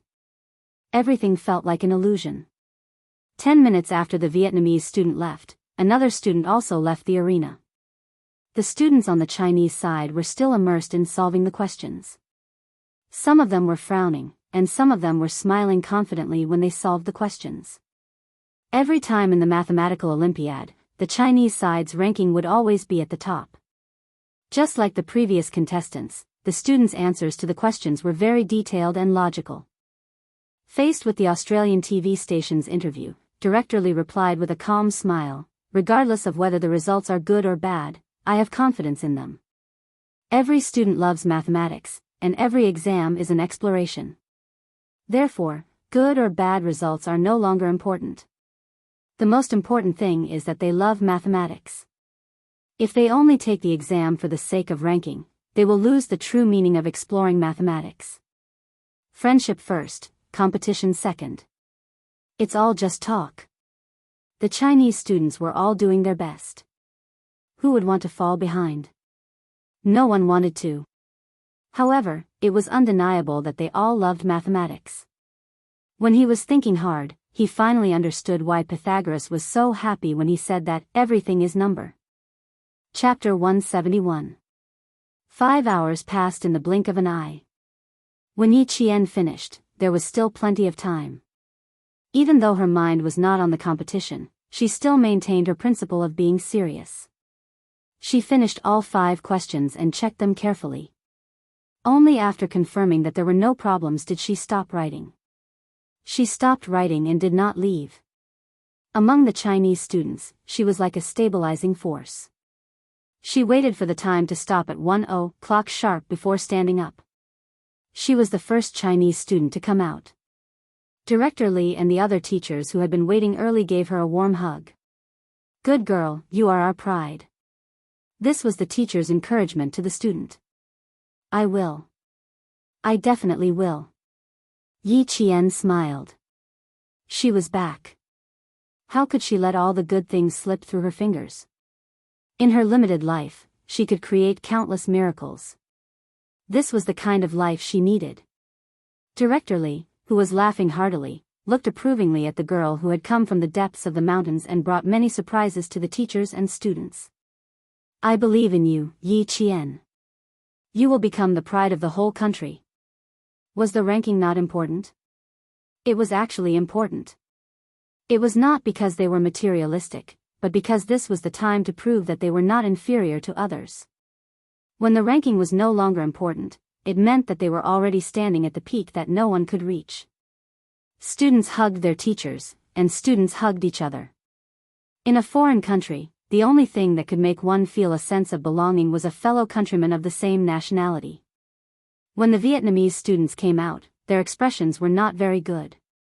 When the boy who had a conflict with the Chinese students passed by Yi Qian, he stopped and looked at her with an unfriendly gaze. He said stiffly in heavily accented English, "Don't be happy too early." This time, he really did not dare to use the word invader. The current Yi Qian was no longer the Yi Qian who had to swallow her anger. When it was time to stick out her chest, her words and expression would not yield an inch. Hearing this, her gaze became sharp. She looked at the boy coldly without backing down. She smiled and said, "What's the difference between being happy early and happy late? We are always this happy. There are still 2 more days. Just wait and see." When the boy saw the students coming out one after another and his teacher waiting in front, he said some harsh words before leaving. Yi Qian did not remain silent just because he had left. He continued walking. She continued to speak slowly, "Just wait and see. Don't fall while walking." The Chinese students, who had been listening the entire time, chuckled and gave Yi Qian a thumbs up. Modesty and courtesy are virtues, but remember, if someone bullies you and you happen to have enough strength to fight back, then you absolutely don't have to show mercy. Gao Yang smiled as he looked at Yi Qian, whose eyebrows were in high spirits and whose smile was as bright as the sun. A hint of a smile appeared on his usually cold face. She was really the same as when she was in school. Whoever bullied her, she would definitely fight back. His impression of Yi Qian, who was always submissive to everyone, was becoming more and more blurry. Sometimes, he even thought that maybe it was just an illusion. The real Yi Qian was like this. Bright and beautiful like the sun, reserved and confident, inadvertently attracting the attention of countless people. He did not hug Yi Qian without any scruples like the other students. Instead, he said to Dean Li, "My father will be here in about 10 minutes. It is very likely that I will have lunch with him in the afternoon." Chapter 172. Father? Director Li was taken aback by this distant form of address. Before he could say anything, a black sedan slowly drove over. Under the sunlight, the body of the car was so smooth and domineering that even those who didn't know much about cars would know that this car was extremely expensive. Gao Yang, who had a slight smile on his face, saw this, and the coldness in his eyes deepened. When the car stopped, he said to Director Li, "He's already here." It's rare for him to be punctual. He didn't hide his sarcastic tone at all. From what he could remember, this was the first time he had arrived 10 minutes earlier than the agreed time. The appearance of Gao Yang's father really shocked all the Chinese students. Tall, handsome, and with a powerful aura, he was like an overlord. His every move showed that he was a very successful businessman, and he exuded a strength that didn't allow anyone to refuse. When he exchanged greetings with Director Li, even if he was smiling, he still couldn't make people feel close to him. Yi Qian looked at him, and then looked at Gao Yang. The father and son really were carved from the same mold. They had the same facial features and the same temperament. It was rare for a father and son to resemble each other so much. It's not convenient to eat out. Mr. Gao, go ahead. Just have Gao Yang return to the team before 6 in the evening. Director Li smiled as he rejected the invitation of this famous businessman who often appeared in the domestic financial news. He lightly patted Gao Yang and looked at the boy whose expression had become colder ever since his father appeared. He said gently, "Remember, return to the hotel at 6. You still have an exam tomorrow." From Gao Yang's increasingly cold expression, it could be seen that he didn't want to interact too much with his father. However, this was a student's family matter, so Director Li naturally wouldn't say much. He only reminded him implicitly. Gao Yang's father didn't insist. He took out an antique phone in Yi Qian's eyes and dialed a number to inform his assistant to cancel tonight's meal order. Yi Qian's gaze passed over Gao Yang's father's shoulder and landed somewhere behind him. There, Red Scorpion seemed to be communicating with a tourist. The Vietnamese boy standing next to him seemed very nervous. Under the sunlight, his thin shoulders seemed to be trembling slightly. Tonight at 8:00, the first batch of transactions will be completed. He will be in charge. Red Scorpion noticed the student's strange behavior and raised his hand to directly place it on the boy's shoulder. He lowered his head and softly warned him in Vietnamese before saying, "Remember, I need USD." The tourist was wearing a baseball cap with the brim pulled low. Yi Qian only saw him make an "okay" gesture, and the conversation ended in 1 minute. This was an unfamiliar figure. Yi Qian searched his memory and was certain that there was no trace of this man in the past 2 days. He watched as the man crossed the fountain in the square and quickly disappeared from the campus. The black car slowly drove past them, cutting off Yi Qian's line of sight. It then took Gao Yang away from the campus. A limited edition Maybach.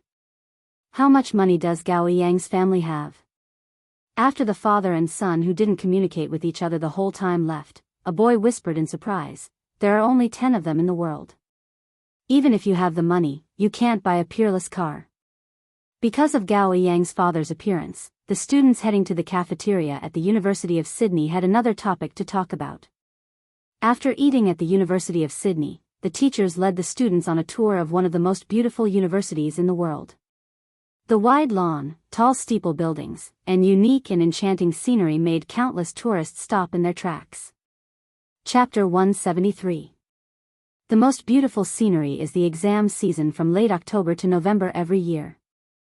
The campus is filled with rows of blue trees decorated with violet flowers. It's extremely beautiful. Yang Yi had never been to the University of Sydney before, but he knew very well that she really liked this school. From their conversation, Yi Qian found out that more than half of the students here were already prepared to study abroad. They would go abroad directly after graduating from high school. Every time this topic was brought up, Yi Qian would smile and remain silent, because she knew very well that the school she wanted to study at would definitely not be overseas. Even if she could, she wouldn't choose to study abroad. Compared to Yang Yi and the others who were in high spirits, Yi Qian used the excuse of being tired as an excuse to return to the hotel with the other boys after seeing Red Scorpion bring 3 boys into a silver car that drove into the campus. The ones who returned with them were all students who had no intention of studying abroad. The 4 of them returned to the hotel together. After entering the elevator, they looked at each other and smiled. They understood the meaning in each other's eyes and agreed to meet at 5:30 before returning to their respective rooms. Yi Jian glanced at her hair, which was still in the lock before she left. Only then did she close the door gently. There was no smell of strangers in the room, which meant that Red Scorpion hadn't been here. She took out the communicator hidden under the mattress. Yi Qian remembered Xia Jinyuan's words, so she wore her headset even when she was asleep. Today's difficult exam had lasted for 5 hours, so she was indeed mentally exhausted.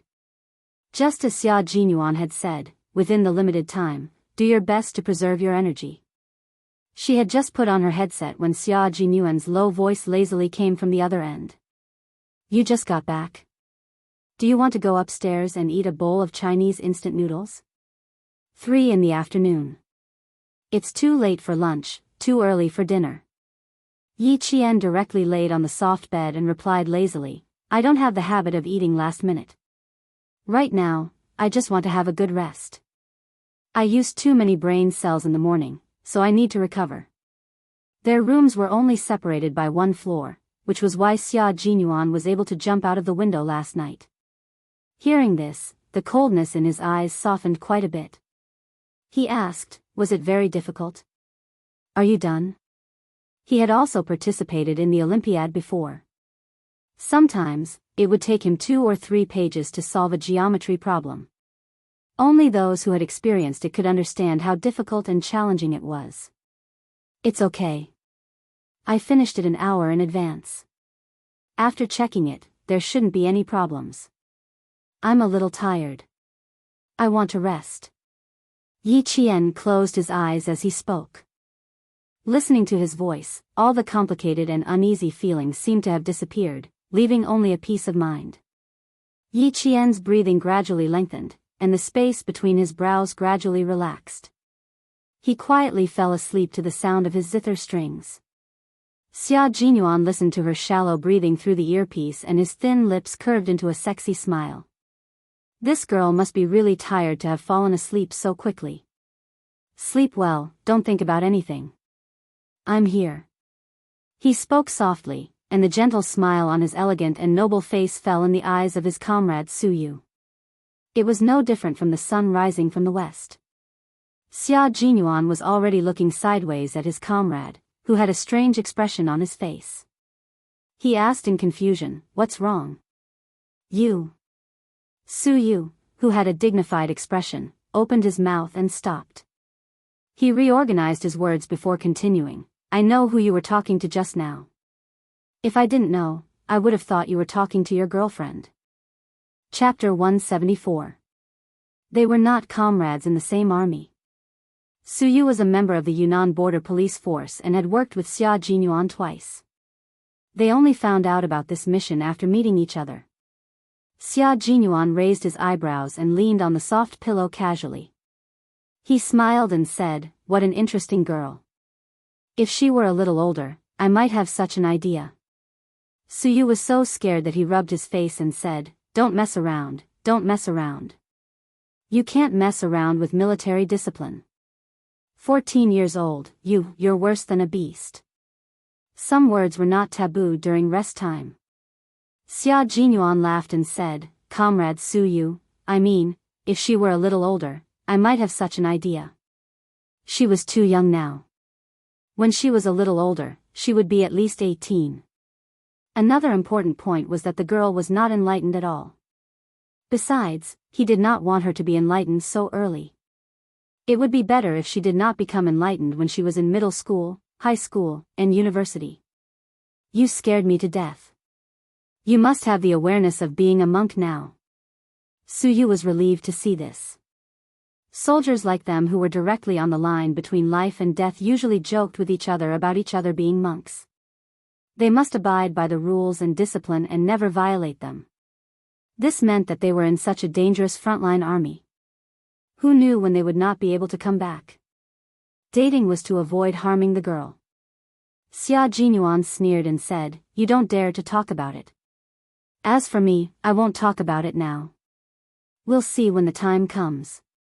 If she felt that he was good at that time, it was not impossible for her to give it a try. It's good that you understand. Before the age of 35, be pure and simple. Suyu was 7 years older than him. Soldiers like them who fought on the front line would either be transferred or discharged before the age of 35. They did not dare to harass the girl before they felt at ease. This was not a very easy topic. Xia Jinyuan sorted out the clues and the two quickly entered into a discussion about the operation. After dinner in the evening, Director Li returned to the hotel several times with a frown and a trace of worry. Gao Yang, who said he would be back before 6, did not return to the hotel on time. This made Director Li a little worried. He wanted to contact Gao Yang's father, but in the end, he did not even have his contact information. Yi Qian and Yang Yi, who had already eaten, were about to go back to their rooms when Director Li stopped them. "Yi Qian, come here for a moment. Yang Yi, you go upstairs first." Behind them were all Chinese students. The worried Director Li added, "Go back to your rooms. If there's anything, contact Teacher Yu on the landline. If there's nothing else, stay in your rooms and do whatever you want." The closer it got to this point, the more he couldn't afford to let anything happen. He had to keep every student under his nose, of Gao Yang. He left 2 contact numbers for himself. One was unanswered, and the other was turned off. It's almost 7:00 and he's not back yet. What if something happened? Every time there was an exam, the teacher was most afraid of an accident. If something happened, the consequences would be unimaginable. Unfortunately, Yi Qian did not know the phone number of his family in China, but he did know the phone number of his family. Try this number. It should be the phone of his father's assistant. Yi Qian recalled the number that Gao Yang's father dialed when he called to cancel the order. He smiled and said, "I can try. It should be correct." Chapter 175. Although the phone was an antique, the numeric keypad hadn't changed. Based on the movement of Father Gao's fingers when he made the call, it should be the number she mentioned. Upon hearing that there was also the contact information of Father Gao's assistant, the anxious Director Li didn't think too much about it. "Go to the front desk. Come. Follow me to the front desk. Thank goodness you know. Otherwise, I'd be worried." At the front desk, the person on duty was still Bell. When he saw Yi Qian, he winked and smiled as he dialed the number for Director Li. The person who answered the phone was indeed Father Gao's assistant. It only took a few minutes for him to get in touch with Father Gao. "Your classmate. Do you want to say something?" The car stopped at the side of the road. Father Gao looked at his only son coldly. When he saw that his son didn't even look at him, his angry face couldn't help but soften. "They're very worried about you. Say something to her." Gao Yang clenched his teeth and turned his head. He reached out to take the phone and said, "Hello." Then he heard Yi Qian's clear voice, "Where is she? Do you know that it's already half an hour past the time we agreed to return to the hotel?" On the other side, Director Li quickly wrote a line of words. Yi Qian read it out loud. "Sorry, she's already back." He didn't expect it to be Yi Qian. His cold voice immediately softened. "Return to the hotel in 10 minutes. I'm hanging up." He hung up after he finished speaking. Yi Qian was even faster. He had already put the phone back on the phone. "I said I'll be back in 10 minutes. Don't worry, go eat." The phone rang again. This time, it was picked up by the front desk. "Excuse me." Belle smiled at Yi Qian with the phone in his hand. Before she left, he said politely, "It's your friend. She probably has something urgent to talk to you about." It was a call from Yang Yi. It was an extremely urgent call. Yi Qian had to make a trip to the supermarket immediately. Director Li didn't know where the supermarket was. After Belle brought Yi Qian to the supermarket, Yi Qian politely declined Belle's company as she needed to buy female products. She indicated that she already knew where to go and went to the supermarket alone to buy underwear and sanitary pads for Yang Yi. It was already past 7:00 in the evening, and the streets of Sydney were the same as in China. The lights had just been lit up, decorating the entire city, and the endless traffic added color to the city like a symphony. The towering trees on both sides of the street made the bright street lights only shine dimly on the sidewalk, faintly outlining the sparse silhouettes of pedestrians. Yi Qian held on to the bag that didn't take up much of his weight. When he was about a kilometer away from the hotel, he saw Gao Yang's figure in front of him. His footsteps were somewhat sluggish, and he walked with a heavy heart. Yi Qian paused and pursed his lips. In the end, he still chased after her. I'm sorry." When they were only a few meters away, Gao Yang, who wasn't even paying attention to walking, suddenly bumped into a boy who was running with something in his arms. With a "hua" sound, the things in the boy's arms fell to the ground and were flung to the side of their feet. Both of them were startled and reacted extremely quickly, bending their backs. Yi Qian had already dodged to the side. The boy who was bumped into wasn't anyone else, but a Vietnamese boy. "Tell your classmate to leave, Yi Qian." Xia Jinyuan's cold voice suddenly came from the headset. Yi Qian, who originally planned to wait for the Vietnamese boy to leave, had a cold expression on his face as he strode out from the darkness.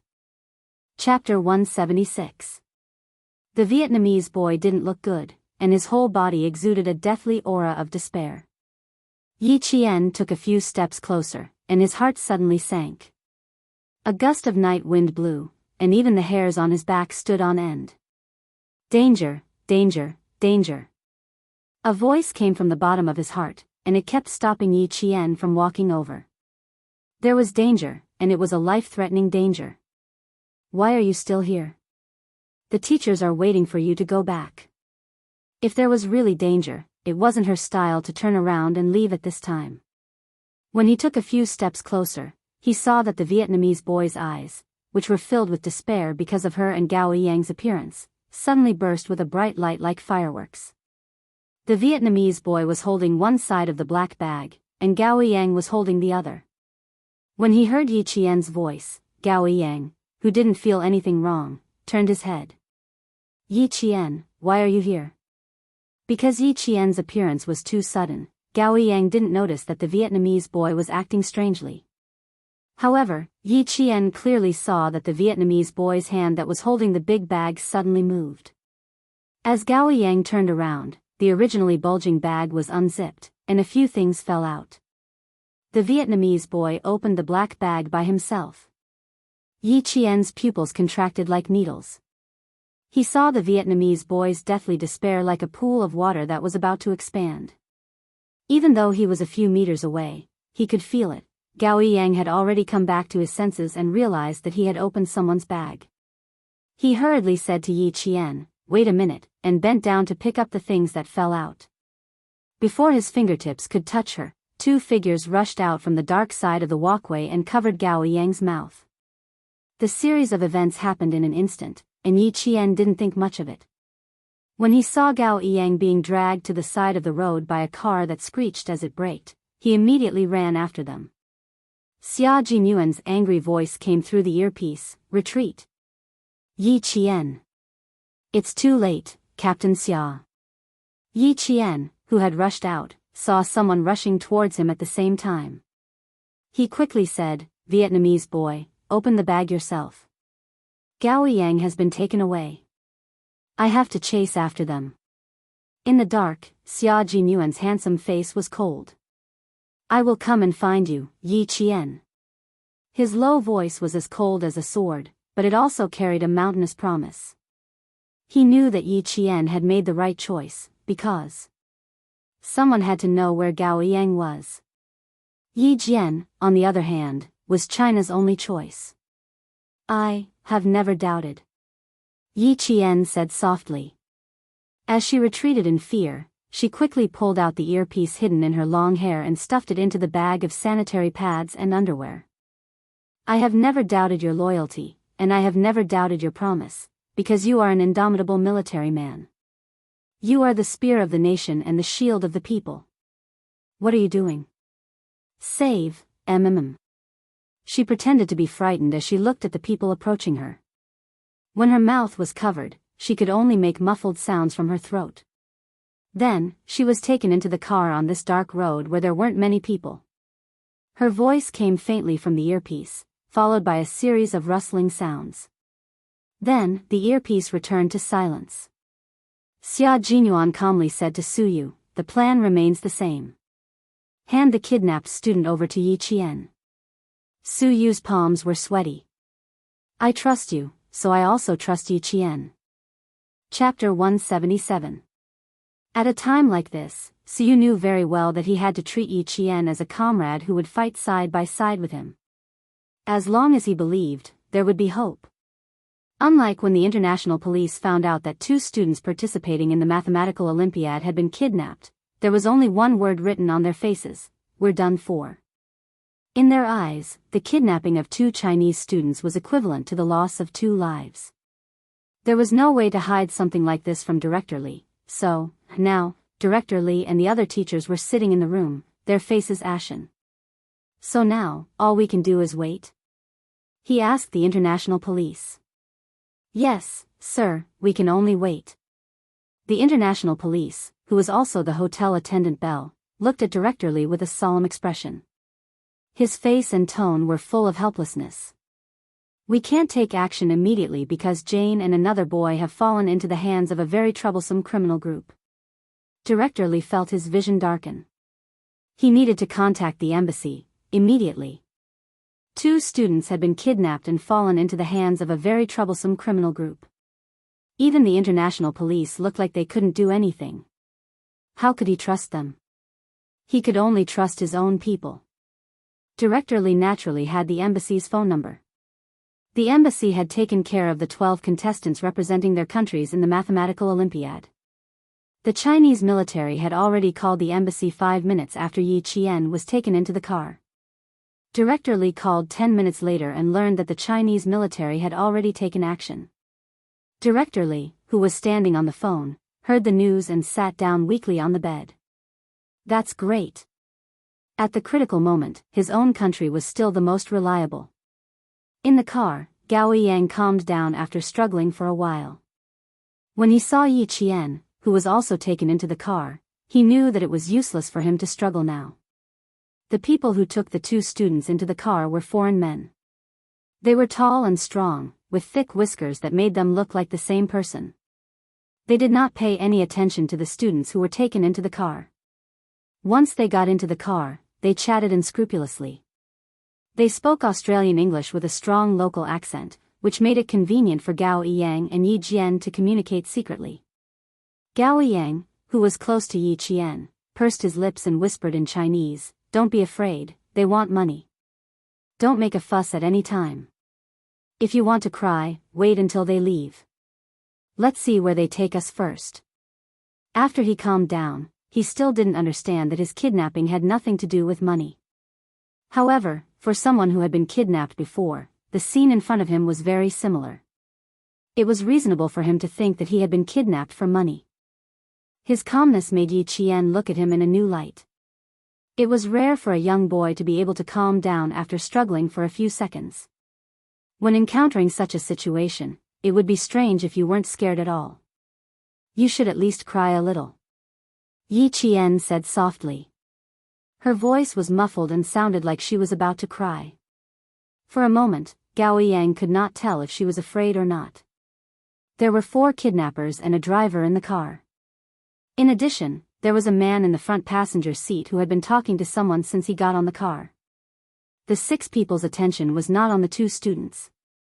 After the car door closed, they started chatting among themselves. Chapter 178. Yi Qian recognized the voice of the foreign man in the front passenger seat. It was the man she had bumped into when she was pushing the dining cart out of the elevator. He was one of the suspects wanted by the international police. Yes, it's a bit bad, but we're lucky it's just 2 students. Yes, that's right, we'll proceed according to the original plan. I don't want to wait any longer. Let Red Scorpion worry about the rest, ha ha ha. The man on the phone didn't try to hide anything. He said whatever he wanted to say and spoke in English. He wasn't afraid that the 2 kidnapped students would understand. Yi Qian's eyes darkened. The other party didn't care at all, which meant he wasn't afraid that they would spill the beans. Because dead people don't talk. She wasn't afraid. In her past life, she was bullied by Yi Ying until her guts were as hard as stone. She only knew how to survive and didn't know fear. In this life, at this moment, she really wanted to thank Yi Ying for what she had done to her in her past life. That was why Yi Qian was who she was today. Fearless, fearless. A pair of slender but cold hands quietly grasped her hand. Yi Qian instinctively wanted to shake it off, but the owner of the hand tightened his grip. It was so tight that she could feel the sweat in his palm on the back of her hand. They didn't want money. Gao Yang's voice was trembling. Even though he was speaking in a muffled voice, Yi Qian could clearly feel the tremor in his voice. No matter how calm a 15-year-old boy was, he would still be afraid.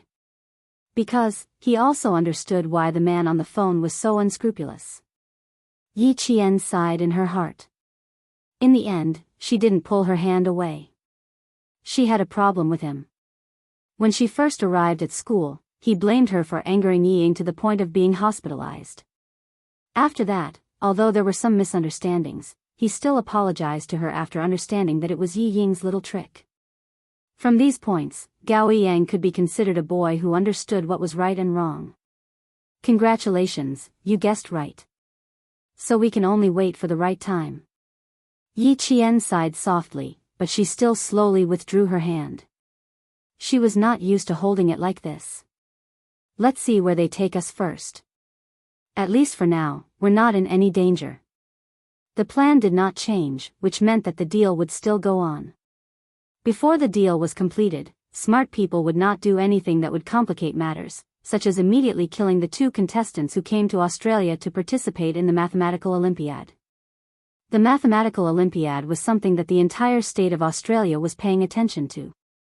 No matter how arrogant the criminals were, it was impossible for them to commit crimes so arrogantly. Money was their priority. On the other hand, the 2 lives that were already in their hands could be dealt with at any time. Gao Yang had already pursed his lips into a straight line. He vaguely guessed that this kidnapping had something to do with the Vietnamese boy just now. If that was the case, then in the end, he had implicated Yi Qian.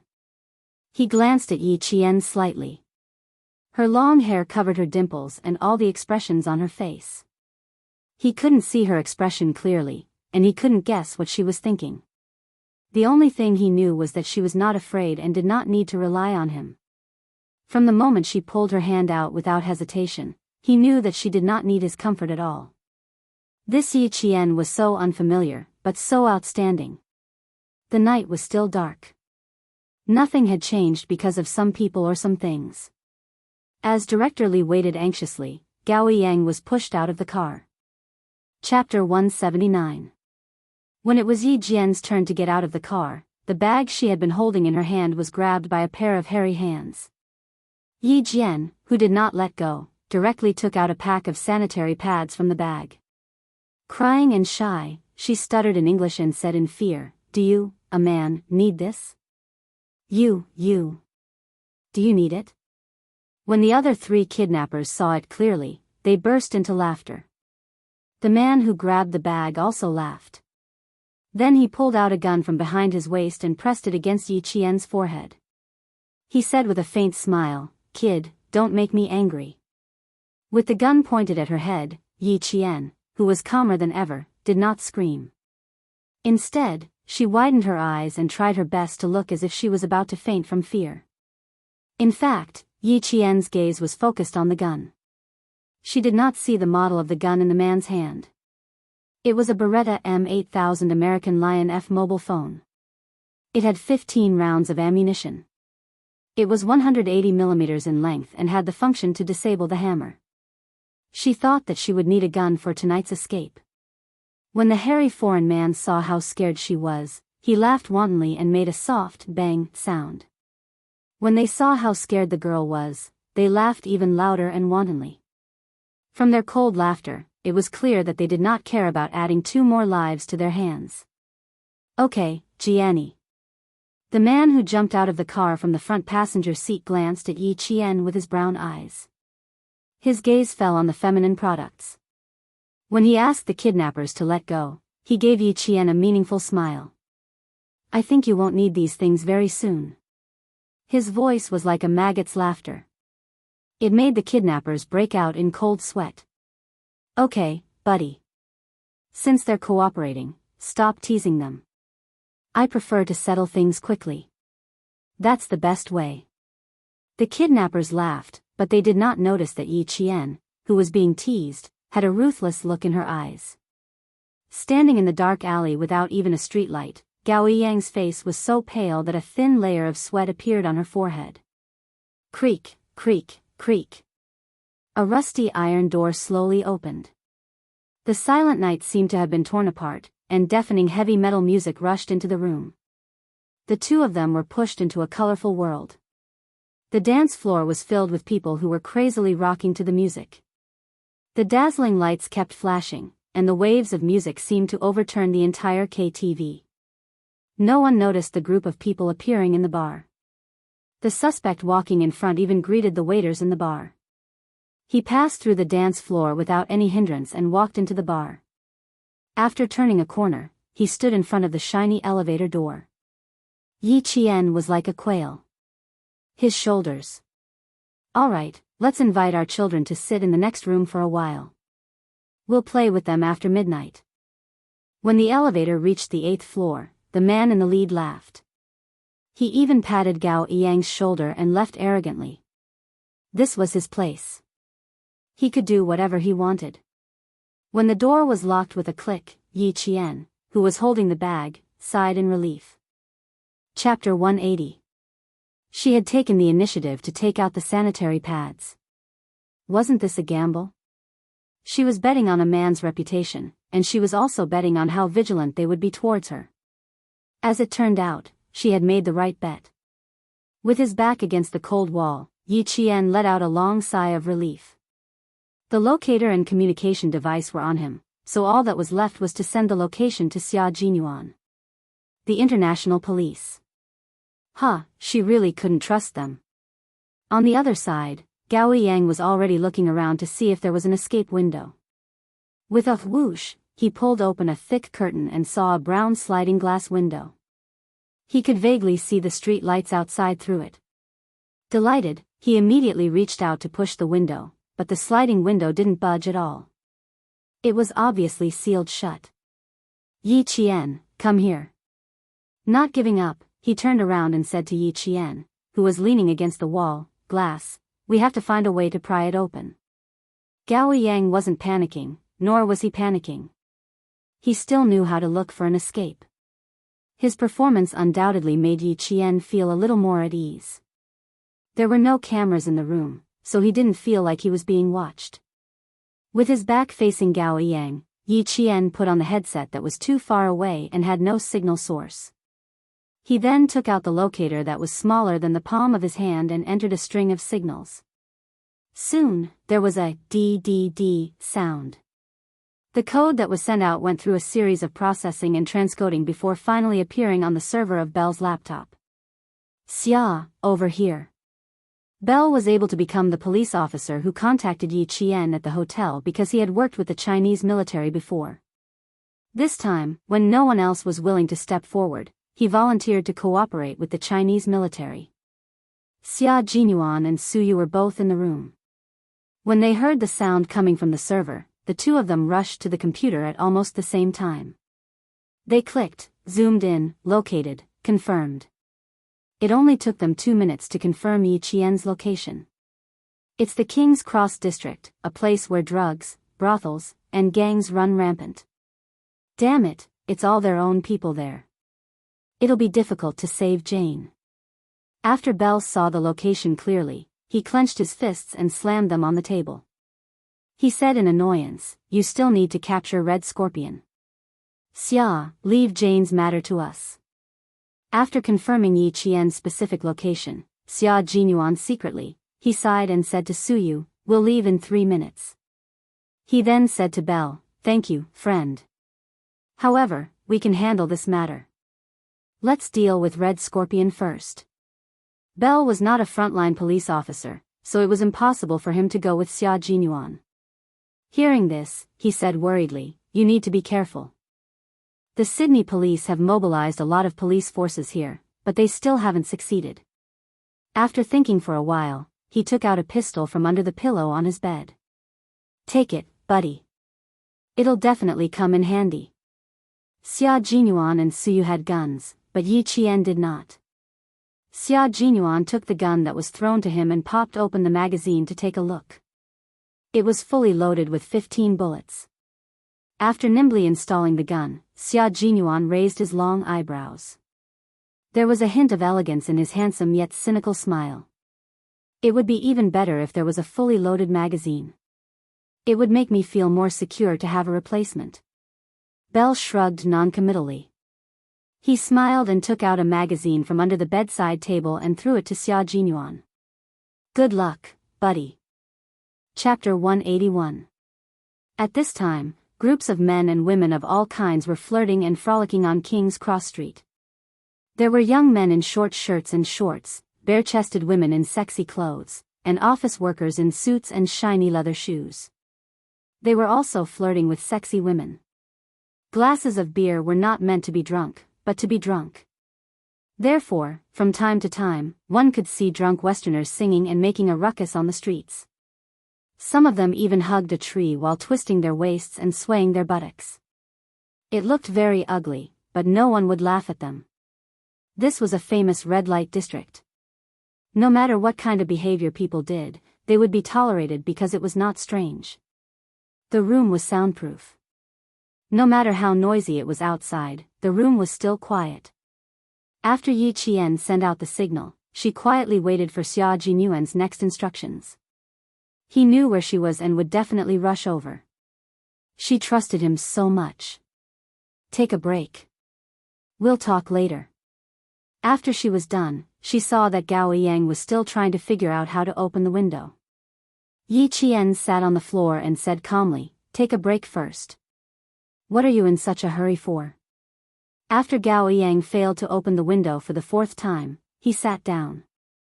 He did not sit close to her, but sat across from her. He frowned and stared at Yi Qian.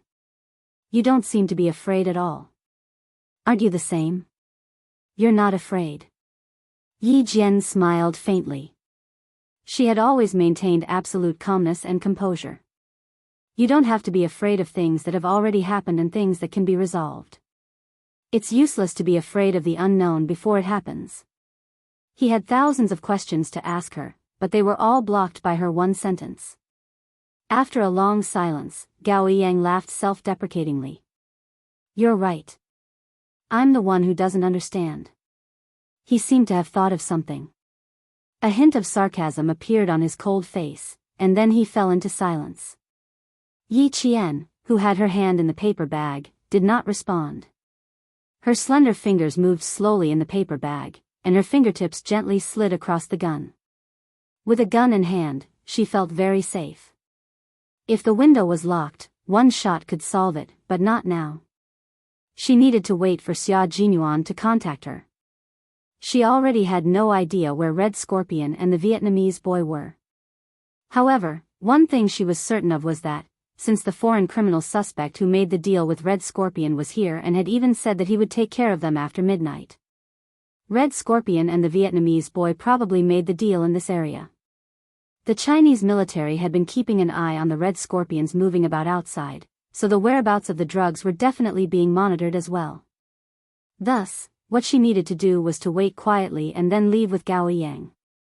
Outside, the Western man who had lost his pistol ran through the hotel and ran outside to look for the girl. After finding nothing, he cursed and returned to the bar. He had no idea when he lost his pistol, and he had no one to suspect. He could only blame himself for being too careless. Over here, private possession was legal. If someone really picked up a gun, it was not impossible for them to secretly possess it. Upstairs, the foreign criminal suspect had already made contact with Red Scorpion. Originally, he was supposed to make the deal at Red Scorpion's designated location, but he directly changed it to a bar. The reason was simple: his student was too disobedient. The Vietnamese student had already been beaten by Red Scorpion until he was curled up in the car. He did not even dare to cry out in pain. The other Vietnamese boy in the car hugged a black bag and trembled as he sat to the side. He was so scared that his entire body was shaking. Chapter 182. The driver was Red Scorpion himself. Changing the location of the transaction caused his originally gloomy eyes to reveal a frightening savagery. Without sparing the two students another glance, he stepped on the accelerator and headed straight for King's Cross Street. A pickup truck was even faster than him. With a rumble, it overtook him, then with a beautiful drift, it cut in front of him. It seemed like it was intentional, but also unintentional. It blocked Red Scorpion's fast-moving car. "Ji King, it's your turn." On the pickup truck, Xia Jinyuan had a faint smile in the corner of his eyes. It was as if he was leisurely playing a car race, and he informed Jianghu, who was moving with him, to overtake him. With a rumble, another pickup truck overtook Red Scorpion's car, then drifted directly in front of Xia Jinyuan. The expressionless Red Scorpion glanced at the pickup truck that kept overtaking and drifting in front of him. He stepped on the accelerator and turned into the outermost lane, turning into another road that led to King Cross Street. When Xia Jinyuan saw that he had successfully forced the other party onto a road that was not a shortcut, the faint smile between his brows gradually disappeared. His cold, dark eyes looked ahead with a sharpness as sharp as a sword, and he headed towards Yi Qian's location. The various men and women in the KTV were still dancing wildly and drinking in large mouthfuls. No one cared about the transaction in the dark, and even if they did, they wouldn't pay much attention to it. This was because this place itself was a drug-dealing place. At 9:40, Xia Jinyuan's low voice broke the silence in the earpiece. Yi Qian, who was resting with his eyes closed, suddenly opened his eyes. Hearing his restrained voice, he said with a faint smile, "Are you scared? Or do you find it very exciting? Captain Xia knows me well." His voice seemed to come from ancient times, bringing with it the power to make people feel at ease. In an instant, it made her tense heartstrings relax. "Everything is fine. They're locked in a room on the 4th floor of a bar. I think they'll be safe until 12 o'clock. After 12, I'm not too sure." Gao Yang, who was also resting with his eyes closed, opened his eyes when Yi Qian suddenly spoke. He thought Yi Qian was talking in his sleep. Before she could say another word, Gao Yang stood up abruptly and looked at Yi Qian in disbelief. "Captain Xia? Who was she contacting? How was he going to contact the people outside?" Countless questions that he couldn't figure out kept popping up in his mind. Looking at the faint and leisurely smile at the corner of her eyes and the unhurried conversation, Gao Yang, who got up so abruptly that he felt a little dizzy, almost thought that he was hallucinating. "They're all fine. They're students, after all. They were kidnapped halfway through their journey, so they're not that vigilant. You guys go first. I still have the ability to protect myself." It was only slightly more than an hour after she had located the location of the abduction, but he had already arrived. It could be seen that he did not waste even a minute. She knew that he would definitely come. She had never doubted it. When Xia Jinyuan heard her slightly immature but exceptionally calm voice, he knew that his little fox was safe and sound. His cold, handsome face revealed a faint and warm smile. "Okay, wait for my good news. We'll meet before 12. He was telling Yi Qian that he would not let her wait until the moment of danger. He would definitely meet up with her before the danger came. A man's promise didn't require a solemn vow. It was more reassuring when it came inadvertently. If I could get out on my own, I wouldn't have troubled you to come. Yi Qian, whose smile had not faded, replied with curved eyes. Her bright crescent-shaped eyes were like those of a cunning fox, full of spirit. This is a rare opportunity for actual combat. I want to participate in it myself. Chapter 183. What a bold little fox. She wasn't afraid at all. Xia Jinyuan, who was hiding in the dark and waiting for the net to be reaped, gave a low laugh. His elegant eyebrows were relaxed. Okay, be careful. Since she wanted to fight her way out, he would give her a chance to do so. He would clear the obstacles outside and ensure her safety before she came out. Gao Yang had already moved closer to Yi Jian's left side and slowly sat down. His gaze fell on her ear as he stared at it closely. You can contact the outside world. It was a completely affirmative sentence. Yes, I can. Yi Qian lifted her long black hair, revealing a small black earpiece. It's our military personnel. They're outside now. They'll come find us after they've dealt with the outside before midnight. Gao Yang trembled slightly and closed his eyes. When he opened them again, his handsome eyes were filled with self-mockery. So, all we have to do now is wait, right? Then why did you say that if you could, you wanted to go out by yourself? He wanted to ask, but he couldn't. She could contact the outside, but during this hour of torment, she kept silent and didn't tell him. What did this mean? That she didn't trust him? Or was it that he wasn't even worth a single word from her? That kind of helplessness made Gao Yang feel deeply frustrated. Not only was there helplessness in his tone, but there was also a trace of anger.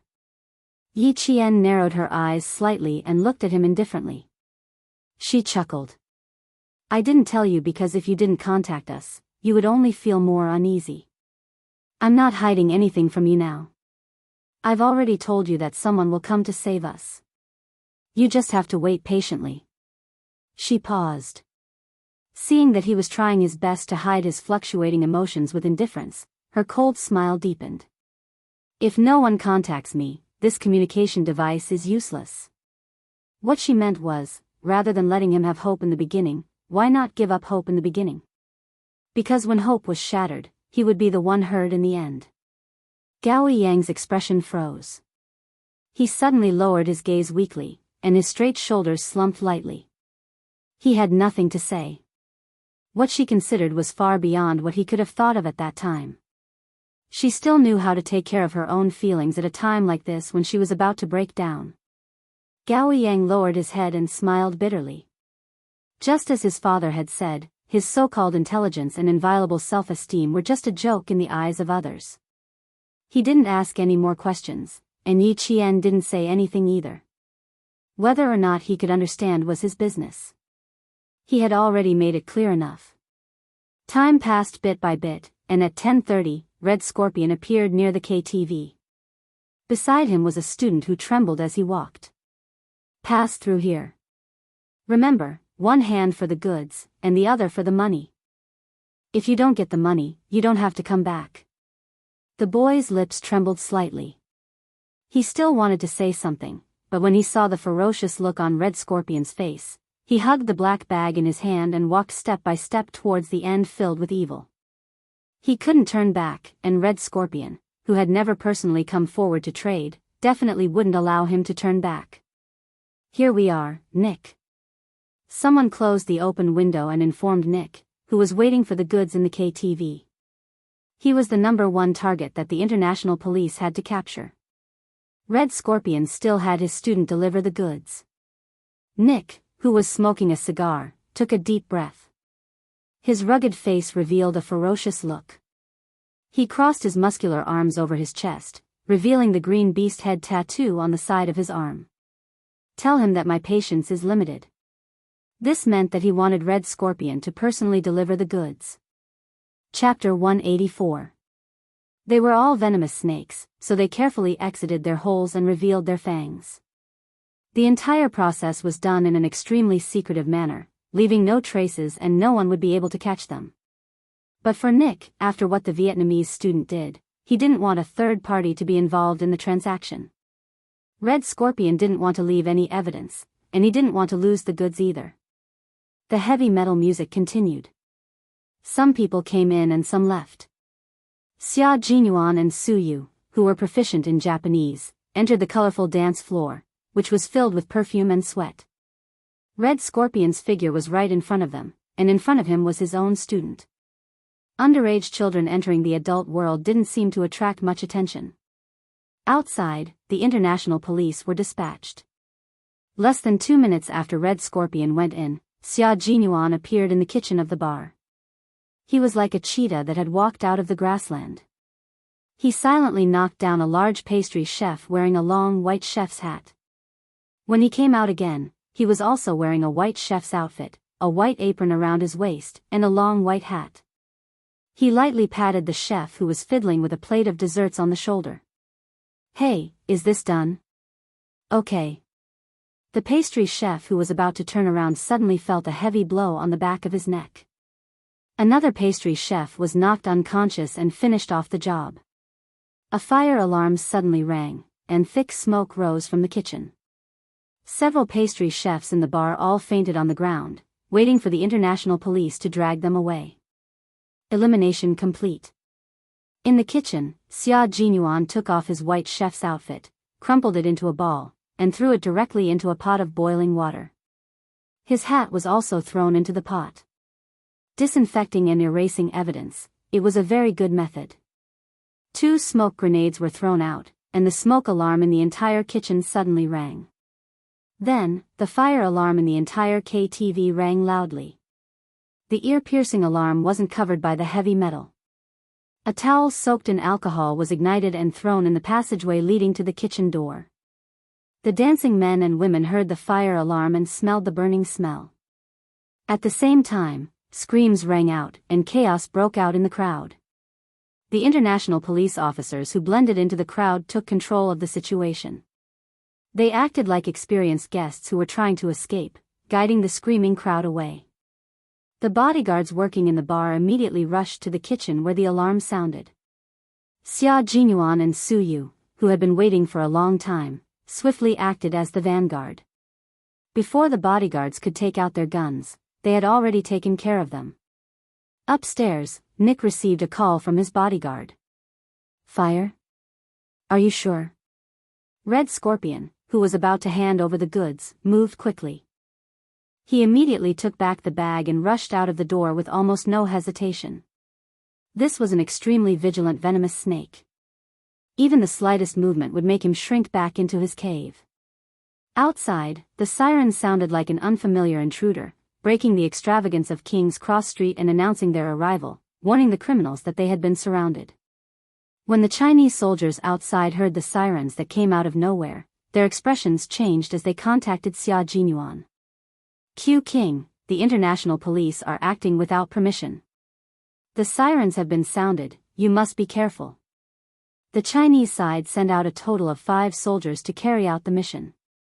2 of them were outside keeping an eye on Red Scorpion. Xia Jinyuan and Su Yu were in the hotel, and Yi Qian was among the students. It could be said that they cooperated quite well, but they ran into a group of self-righteous international police officers. Chapter 185. Xia Jinyuan froze when he heard the news from his comrade waiting outside. Switch to the public channel. According to the plan, they needed to wait until they found Yi Qian and Gao Yang before the international police could show up. Now that these guys had stirred up trouble, even the usually well-mannered Xia Jinyuan wanted to beat them up. Xia Jinyuan switched to the public channel and immediately contacted Yi Qian. Chaotic sounds came from the headset. Yi Jian, who had also heard the sirens outside, no longer sat on the ground to rest. Instead, he stood up immediately. "Roger that. Don't worry about me. I found a pistol. I can protect myself."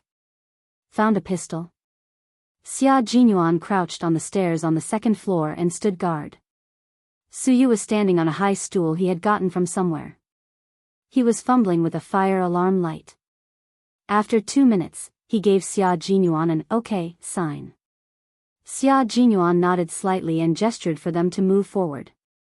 When he heard her words, a smile flashed across his eyes.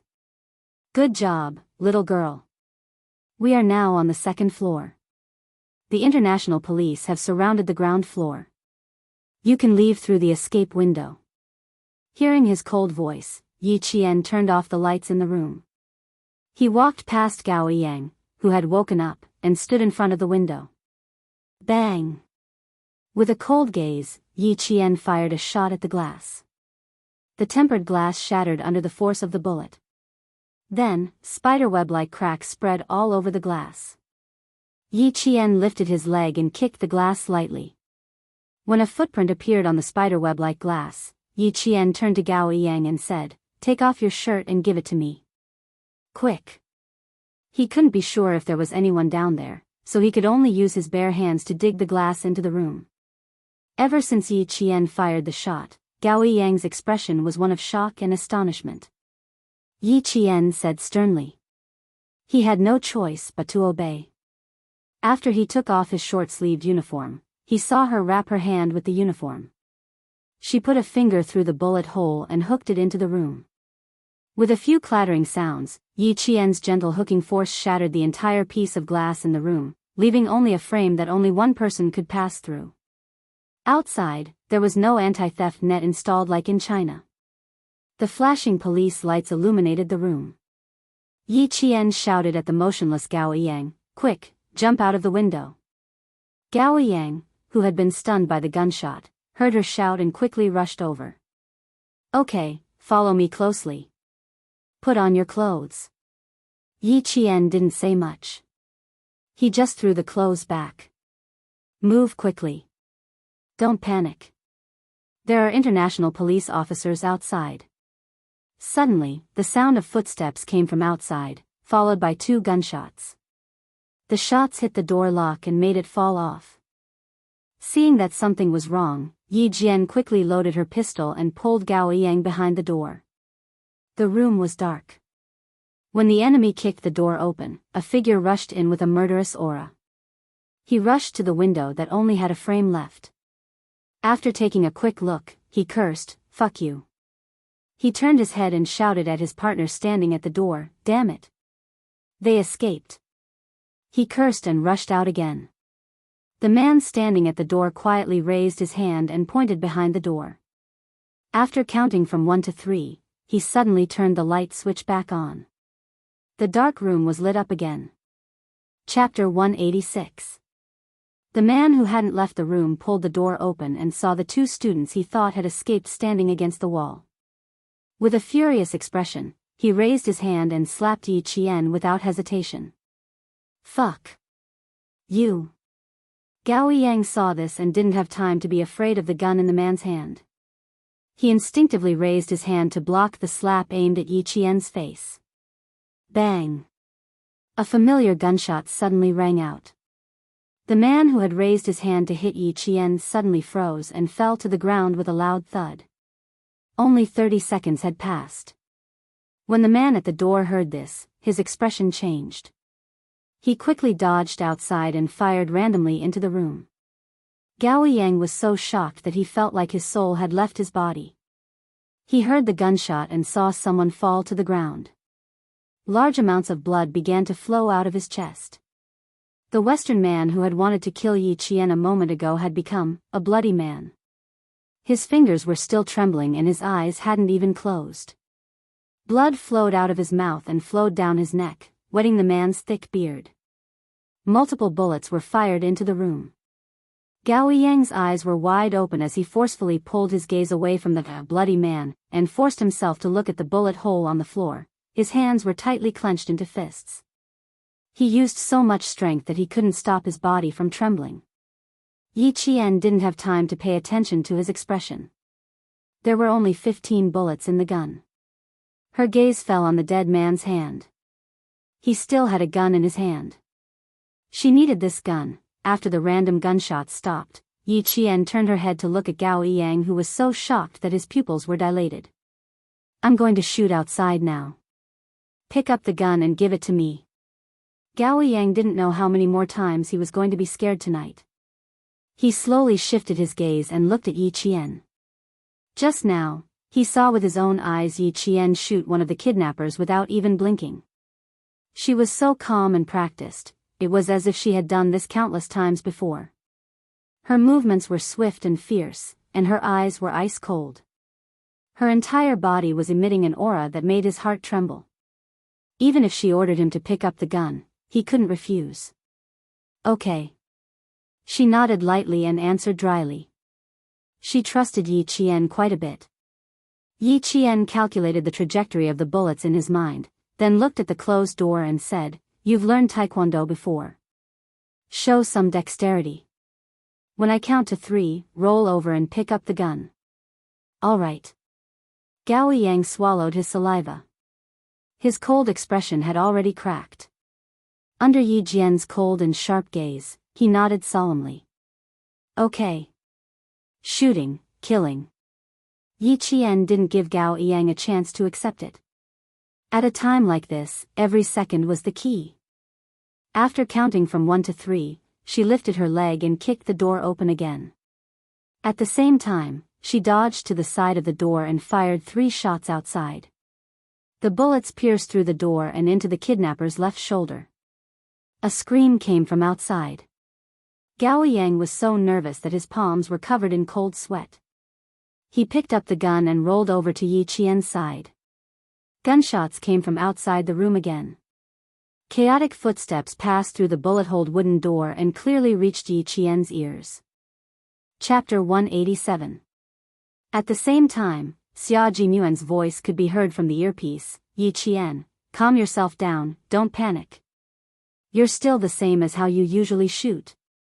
Okay, I still have someone ambushing me outside, let's get my classmate to leave first." Yi Qian took the gun from him and replied calmly, "I can't leave for now, I have to cover the rear." He removed the magazine and took a look. Not bad, there were 13 bullets in it. He looked at Gao Yang, whose neck was dripping with sweat. Without waiting for Xia Jinyuan's reply, he pursed his lips and said to Gao Yang, "Get down from the windowsill, I'll cover the rear." "No." Gao Yang refused directly, "I can't be at ease if I leave you here." Yi Qian raised his eyebrows and said in amusement, "Did you see me scared when I was killing people just now? Also, when I counterattacked, you should have heard someone screaming outside when you picked up the gun. The bullet I shot hit his left shoulder. After careful calculation, I shot to make sure there was no mistake. So, Gao Yang, you have to leave, I can't take care of you anymore." Xia Jinyuan and the others were still in the bar. She could roughly tell from the public channel that the international police did not care about the lives of the Chinese soldiers and directly took action. There was no movement outside, but they couldn't stay put and not leave. Under Yi Qian's urging, the pale-faced Gao Yang retreated step by step to the window. He heard Yi Qian's cold voice and shouted again, "Leave now." Gao Yang supported himself with both hands on the windowsill. His actions seemed to be instinctive as he propped himself up and left the room. Even when the glass pierced his palms and the sharp pain stimulated his nerves, he did not wake up from his daze. From holding the hose down to sliding to the ground, to being rescued by the police in the car, it was as if his entire being had been emptied. Upstairs, Yi Qian held 2 pistols and forcefully pulled open the door. After shooting randomly, she saw the bullet holes on the ground increase. After seeing the bullet specifications, Yi Qian gently curved the corners of her mouth. The USM-9 pistol produced by the Meberetta Company had 9 by 19 mm ammunition and 15 + 1 rounds loaded. Now that the bullet holes on the ground increased to 12 rounds, there was a short pause. This is the moment. While the other party was reloading, Yi Jian rolled on the ground a few times.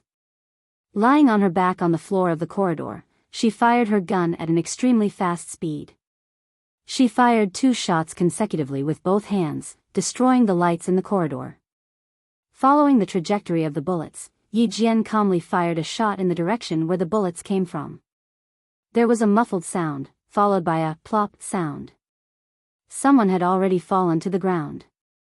She was on the 4th floor, while Xia Jinyuan was on the 2nd floor. Yi Qian did not know how many targets there were on the 4th floor. After taking care of 2 burly men with guns, Yi Qian spoke to Xia Jinyuan. 2 targets eliminated on the 4th floor. The exact number of targets is unknown. On the 2nd floor, Xia Jinyuan heard the gunshots through his earpiece and knew that she had taken action. It would be a lie to say that he was not worried. The target is on the 6th floor. Girl, you must remember to hide on the ceiling above the corridor. I'll come and find you. No matter how worried Xia Jinyuan was, he did not show it in his words. He also did not tell Yi Qian that he and Suyu were the only ones who entered the KTV. He also did not tell Yi Qian that their combat style was actually assassination and shooting. Chapter 188. Suyu was in charge of shooting and clearing while Xia Jinyuan was in charge of the assassination. The 2 of them cooperated seamlessly and went straight up to the 4th floor to rescue Yi Qian. But now that she was out, her comrades outside could hide on the 6th floor. Soon, Yi Qian heard Xia Jinyuan say in a low voice in the public channel, G3, Operation Coiling Snake, the 3rd step of Operation Stone Crushing. Coiling Snake. The snake here naturally referred to Red Scorpion. Coiling was equivalent to killing. The Vietnamese military didn't need to care if Red Scorpion was dead or alive, as long as he was captured in the end. News from the Vietnamese. 1 student was successfully rescued from the car, and the other student is still in the hands of Red Scorpion. G3's voice was different from Xia Jinyuan's low voice, but it also contained a hint of elegance. His voice was a bit hoarse, like the edge of a knife scraping against a whetstone. Just hearing it made one feel that this person was not to be underestimated. Hearing this unfamiliar voice for the first time, Yi Qian, who had already turned around to hide on the ceiling, held his breath. She was holding a gun like this. It was actually illegal. She didn't know if it would affect Xia Jinyuan. Another person spoke, and it was also an unfamiliar voice. Looks like we have to meddle in other people's business again. J5 received, Operation Coiling Snake commencing. G3, J5. Q King. Why was Xia Jinyuan the only one with Q King, which meant King of Elites? Is the little girl still there? If she is, say something to me. J5's style was a little different. It was less cold and hard, but more casual and bad. If you're still on the 4th floor, find a place to hide. You must remember your brother Xia's words. Hide well on the ceiling. Your brother Xia will come looking for you soon. Be good. Although it's cool to hold a gun, bullets will hurt a lot when they hit your body. J5 was an instructor. One day, he insisted on switching positions with the company commander. From then on, he no longer forced the soldiers to do ideological and political work. He was even more obsessed with the glory of the battlefield than the company commander. In his own words, it would be very cool for a man to run a lap on the battlefield. Super cool. Countless female soldiers bowed to him. When Xia Jinyuan heard that J5, who usually liked to tease female soldiers, was teasing the little fox that he had his eyes on, his dark eyes darkened.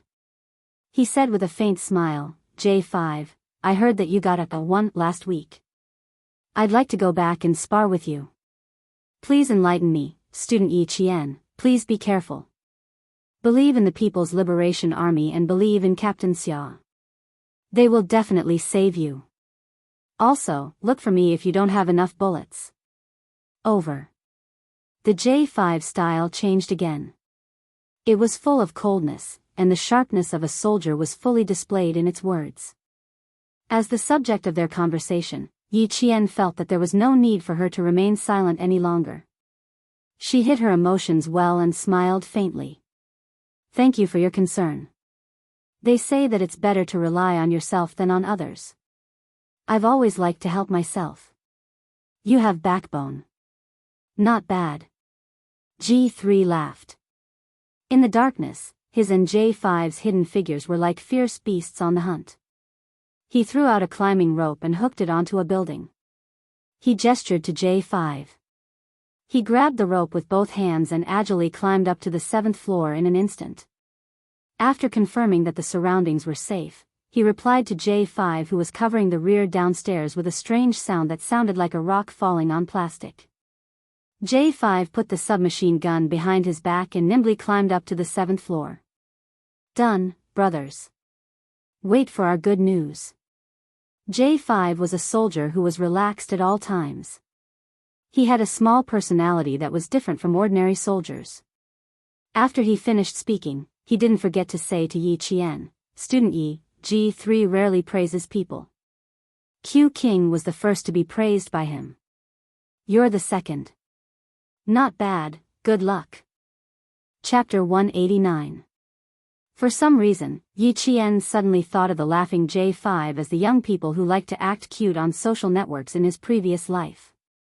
Thinking about it, he shivered and couldn't bear to look at it directly. Xia Jinyuan had already quietly flanked the back of a gun-wielding bodyguard. While his left hand covered the bodyguard's mouth, the military dagger in his right hand silently cut across the bodyguard's neck. The sharp blade cut through the warm skin, cutting through the bodyguard's trachea and jugular vein without a trace of obstruction. Blood flowed onto the dagger, and the warm blood sprayed onto his wrist. The thick and strong smell of blood didn't stop Xia Jinyuan's footsteps. He dragged the dead bodyguard to a room on the 2nd floor, closed the door, and headed to the 3rd floor. Killing people was a very terrifying thing, but for them, they were on the front lines. It was either you die or I die. As they fought for justice, even if their hands were stained with blood, there was no turning back. Mercy wasn't used on the enemy. Clear. Walking to the 3rd floor, Xia Jinyuan, who had cleared out 2 hidden guards, lightly tapped the microphone. Su Yu, who had brought up the rear, climbed up the stairs and switched to him as the vanguard to continue clearing out the targets. After taking care of another drug gang member, Xia Jinyuan directly took off the bulletproof vest he was wearing, and gave it to Little Fox. The elevator to the 6th floor had already stopped moving. Nick, who had gotten up, tugged at his t-shirt.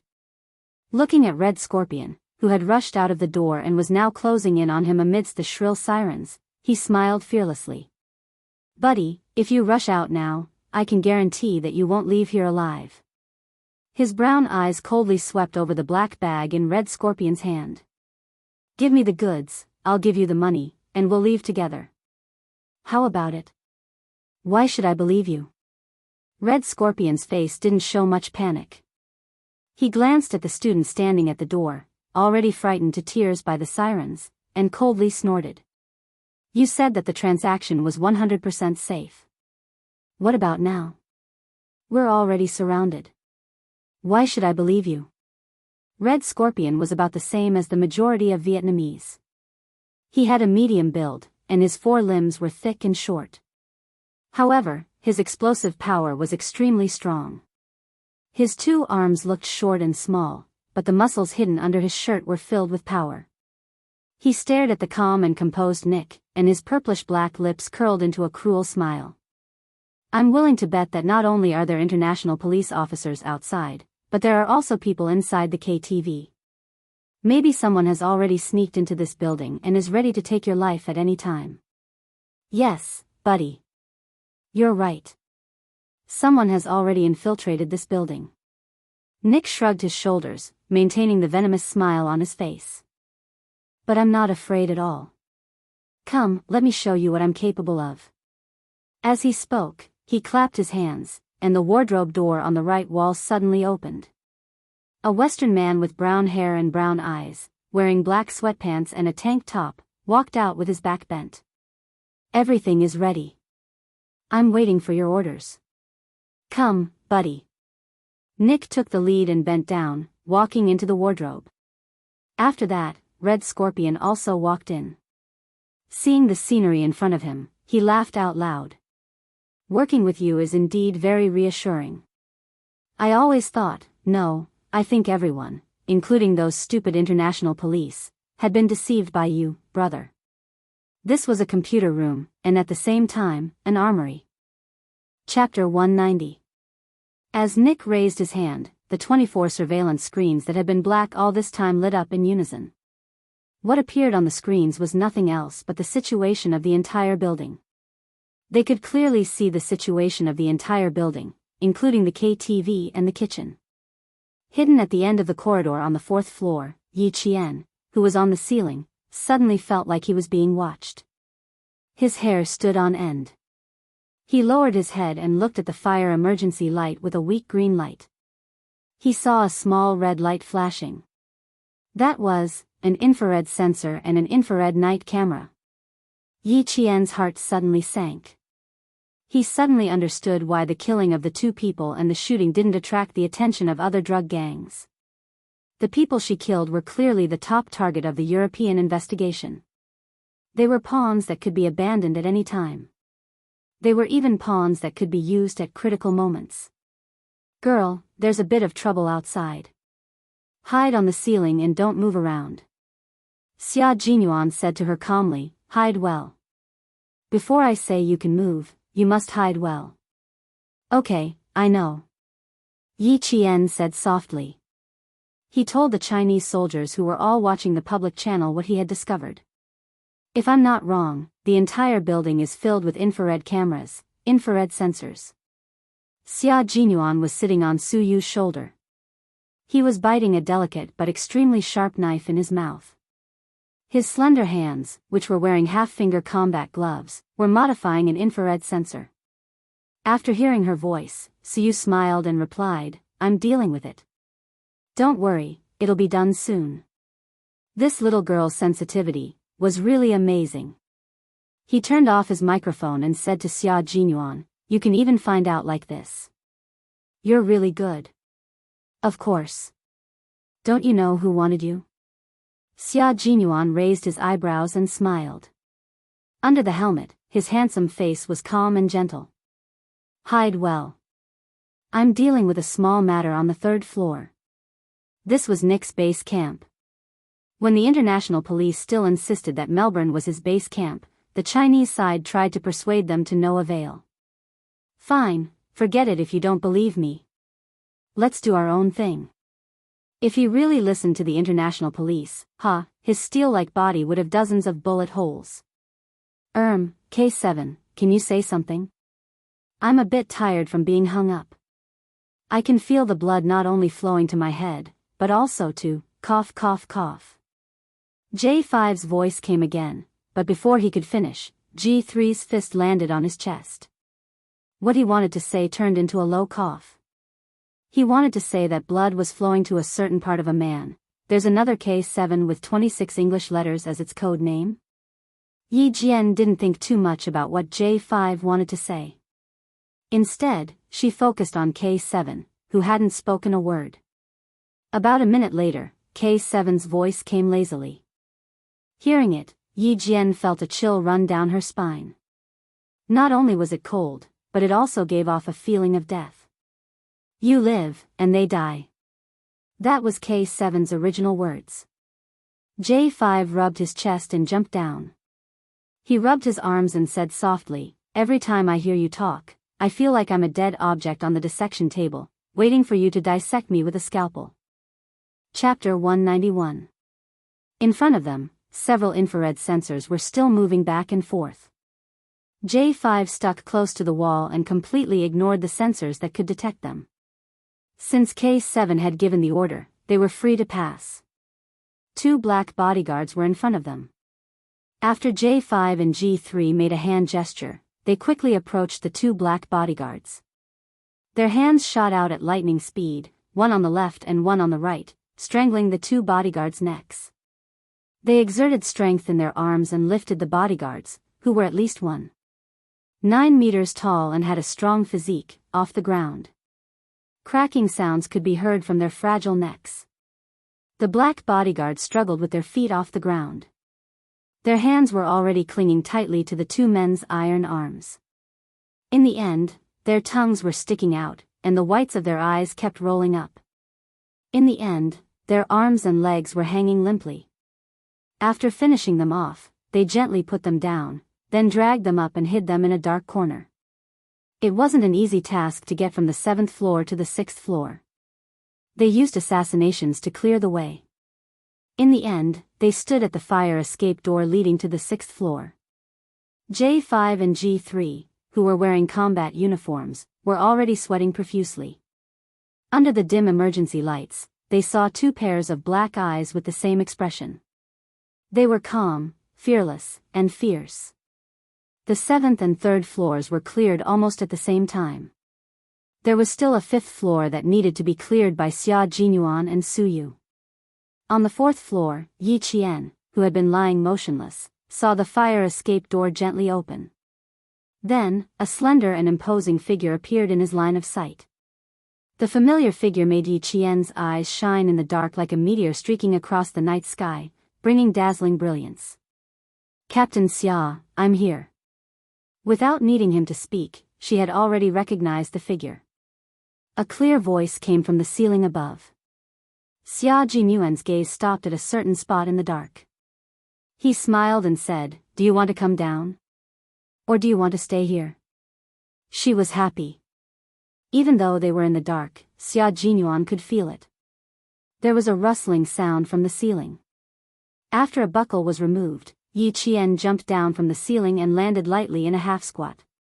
"Let's go together. It's not safe to stay here." She wasn't afraid of killing people, so she wasn't afraid to continue walking. "Then follow me." Xia Jinyuan chuckled and handed over a black bulletproof vest that didn't fit well. "Put it on. It doesn't fit well, but it's still good for you." Yi Qian didn't refuse. She had seen this kind of bulletproof vest on the 2 kidnappers she had taken care of earlier. If it wasn't for the fact that it was stained with blood, she would have taken it off and put it on. Outside, the sirens were still blaring. Someone stood out and shouted through the loudspeaker, "You've been surrounded. You'd better surrender and come out." If he really wanted to surrender, he would have come out a long time ago. Yi Qian sneered. He stuck close to the cold figure in front of him and approached the 5th floor. On the 6th floor, Red Scorpion listened to the voice that he loathed and said through gritted teeth, "I think we can teach them a lesson right now." Damned voice, it's so unpleasant to the ear. He stared at the surveillance screen, where he could clearly see the streets near the building. "Did you hear that, my weapons expert? Our partner, I hope you can teach those rats outside a lesson." Nick enjoyed the feeling of making the international police feel helpless. "Look at them, what a bunch of trash." He looked at the corner of the room. Only then did Red Scorpion realize that there was someone there. Judging from his back, he wasn't a Westerner. He probably had the physique of an Asian. His back didn't move. He only raised his hand and snapped his fingers as an answer to Nick. Chapter 192. All passers-by were prohibited from entering this area, and even the nearby residents were evacuated by the police. Only the small 7-story building was tightly surrounded, and there were even helicopters circling around on the top floor. The target was inside, and the international police were acting with the determination to capture all of them.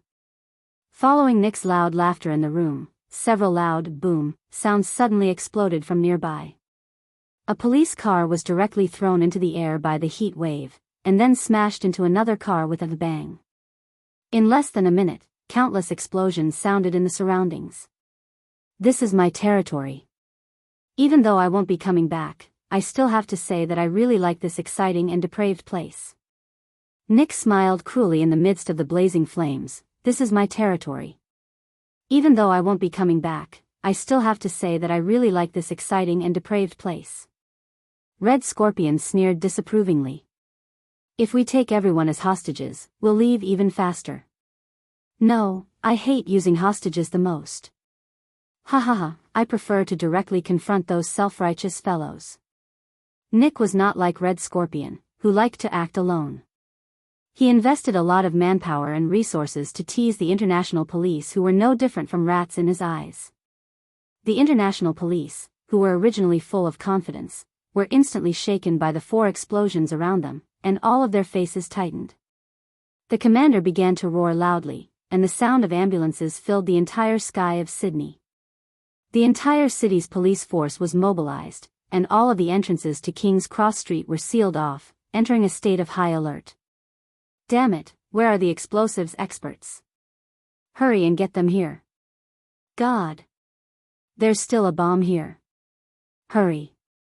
A police officer began to call for help with his walkie-talkie, but before he could finish, the bomb was manually detonated, causing the officer who was on the phone to directly lie under the car door. Among the rocks that rushed into the air, his voice was distorted. Manually detonated. Can't get close. The international police had loudspeakers, and so did Nick. His voice was transmitted through the speakers outside the KTV, and he laughed loudly. I hope you like my present, cute rats. If you have fun, I don't mind giving you my present again. His voice was cold and cruel like a demon's, causing the faces of the international police officers hiding under the cars, behind the trees, and behind the buildings to turn the color of pig liver. This was humiliation. They were being humiliated by a criminal. Yi Jian didn't know why, but when she heard that, she felt quite relieved. K7's cold and emotionless voice came through the earpiece.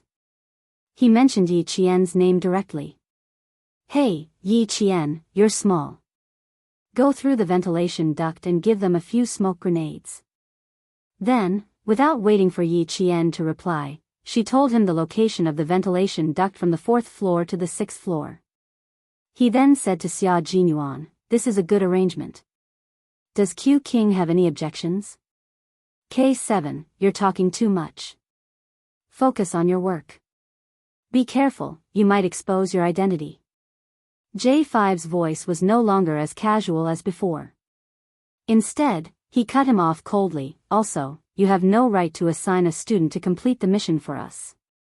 She's still a student. No matter how capable she is, she's still a citizen that we need to protect. In the past, as a political instructor, once he discovered that his comrade's behavior was out of line, he had to immediately stand up and stop him. Chapter 193. K7, who was hiding somewhere, was silent for a while before he said, sorry. Then he didn't say anything else. After secretly taking care of the 4 people on the 5th floor, Xia Jinyuan raised his hand and shielded Yi Qian behind his arm. Under Su Yu's vigilant gaze, he said calmly, the 5th floor has been cleared. I agree with K7's plan, but I'll go over. This place is too small. Yi Qian was already standing at the vent. Xia Jinyuan walked over to take a look, then squatted down and patted his shoulder. He said to Yi Qian, come, sit on my shoulder and use it to pry open the seal. Yi Qian looked at Su Yu, who was holding a gun, then looked at Xia Jinyuan, who was already squatting down in his combat uniform and helmet. He bit his lower lip and didn't hesitate anymore. He took the military knife from Su Yu's hand, took a deep breath, and sat on Xia Jinyuan's shoulder. After prying open the seal, Yi Qian narrowed his eyes and said in a low voice, you can go in. All 3 of you can go in. After saying that, she held the sides of the opening with both hands and leaped into the air like a fish, entering the vent. K7, informed the international police. Let them do as they see fit. Grabbing Yi Qian's arm, Xia Jinyuan jumped up with 1 foot on the wall and climbed up the vent again. Su Yu, go. After K7 tampered with all the infrared rays, the 3 of them disappeared right under Nick's nose. After 5 consecutive explosions, red flames could be seen rushing over King's Cross Street in the sky above the city. Gao Yang, who was struggling violently in the ambulance, was forcibly injected with a tranquilizer by the medical staff. He was directly pushed into Sydney's best private hospital, a private hospital that the Gao family owned 25% of the shares in. When Director Li, who was waiting in the hotel, heard about this, he clasped his hands together and prayed, God bless. Now, he just had to wait for Yi Qian, who was with the Chinese soldiers, to come back. Director Li was finally relieved to see him with his own people. Outside the KTV, Nick proposed a deal. It was very simple, leave safely. His request happened to be something that the international police could not agree to. They could only stall for time and quickly arrange for the team to enter the KTV. Smoke grenades were thrown in one after another, and the fire alarm continued to ring sharply without stopping. Where are the soldiers from the Chinese side? Tell them to contact me immediately. Right away. The commander of the operation was a white man. At this time, he was so angry that he was like a mad lion. He roared, "Damn it, where did they go? Damn it! Why let them get involved? God, let them go to hell." As the commander-in-chief of this operation, he had an undeniable responsibility for the 5 consecutive explosions. However, it was not over yet. The other party still had explosive points and extremely lethal weapons. Last time, who was the one who said that the damn Nick was active in King's Cross Street? His roars were transmitted from the walkie-talkie to the commander at the scene. Even through the line, he could feel his saliva flying everywhere. The commander at the scene was a European police officer. When he heard this, he puffed out his cheeks and sighed heavily. He said with a serious expression, "Yes, sir." The Chinese soldiers suggested it, but unfortunately, no one believed them. Including you, who chose not to believe them. All the international police officers who could hear the conversation were silent. They all remembered. Now we need to contact them because they were the first to enter. Oh, wait a moment. There's an emergency call. The commander at the scene took the walkie-talkie. Before he could speak, a cold and emotionless voice came from the other side. It was K7 who had contacted him. At this time, Xia Jinyuan, Yi Qian, and Suyu had just entered the vent. Chapter 194. K7 was a soldier who didn't like to talk nonsense. No matter where he was, he always had a lifeless expression on his face. At this moment, the commanding officer only felt that K7 was extremely cute. "Okay, no problem, we will cooperate fully." "Okay, I will arrange for someone to send it over immediately." Okay, we understand. Now, let's start the operation immediately." The good news made the commanding officer's solemn expression disappear. After K7 ended the call, he handed the communicator to his officer. After the cross-section of the building was sent to the international police, the 30 vanguards directly cut into the 6th floor, while the 20 vanguards rushed in from the 7th floor. K7, who was still in contact with Xia Jinyuan, looked behind him and sent a message on his phone. "The sniping operation has begun."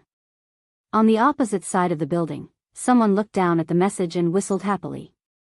He set up his sniper rifle and put his blue eyes close to the scope. The cross in the scope was aimed at a certain direction. As long as the main target appeared, he would immediately open fire. On the 6th floor, Yi Qian, who was lying on his stomach, could clearly see the number of people walking back and forth in the corridor through the ventilation blinds.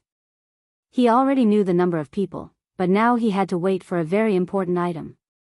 He had to wait for the international police vanguards to send the gas masks over.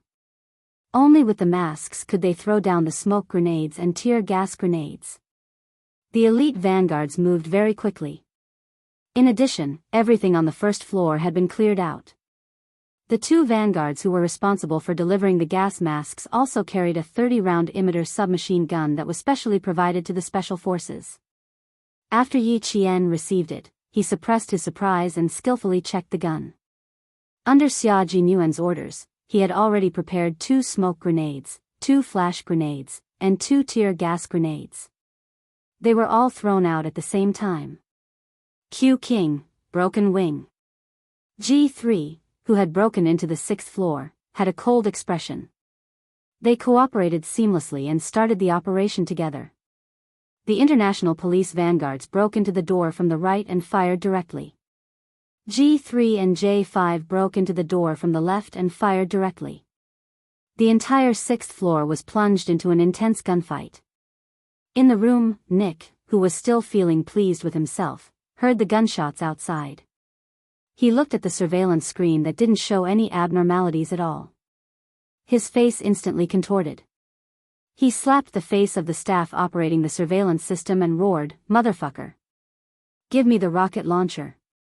Red Scorpion's reaction was even faster. They snatched the drugs from Nick's hands in an instant and threw back the box containing US dollars that they had traded for. He firmly believed that the goods were the safest in his hands. Pulling his student over, he picked up a machine gun and started shooting at the escape window. "Damn it, what are you doing?" When Nick saw this, he immediately waved his hand to signal his bodyguards to stop Red Scorpion's foolish actions. You want to run? Suit yourself. Don't drag me into this, you idiot. Blow them all up. Motherfucker, you're playing with me. As Nick roared furiously, 2 tear gas grenades and 2 smoke grenades appeared out of thin air in the bulletproof and explosion-proof room. In an instant, the entire room was shrouded in thick smoke. The tear gas made everyone unable to open their eyes. Up there, motherfucker. Shoot, up there.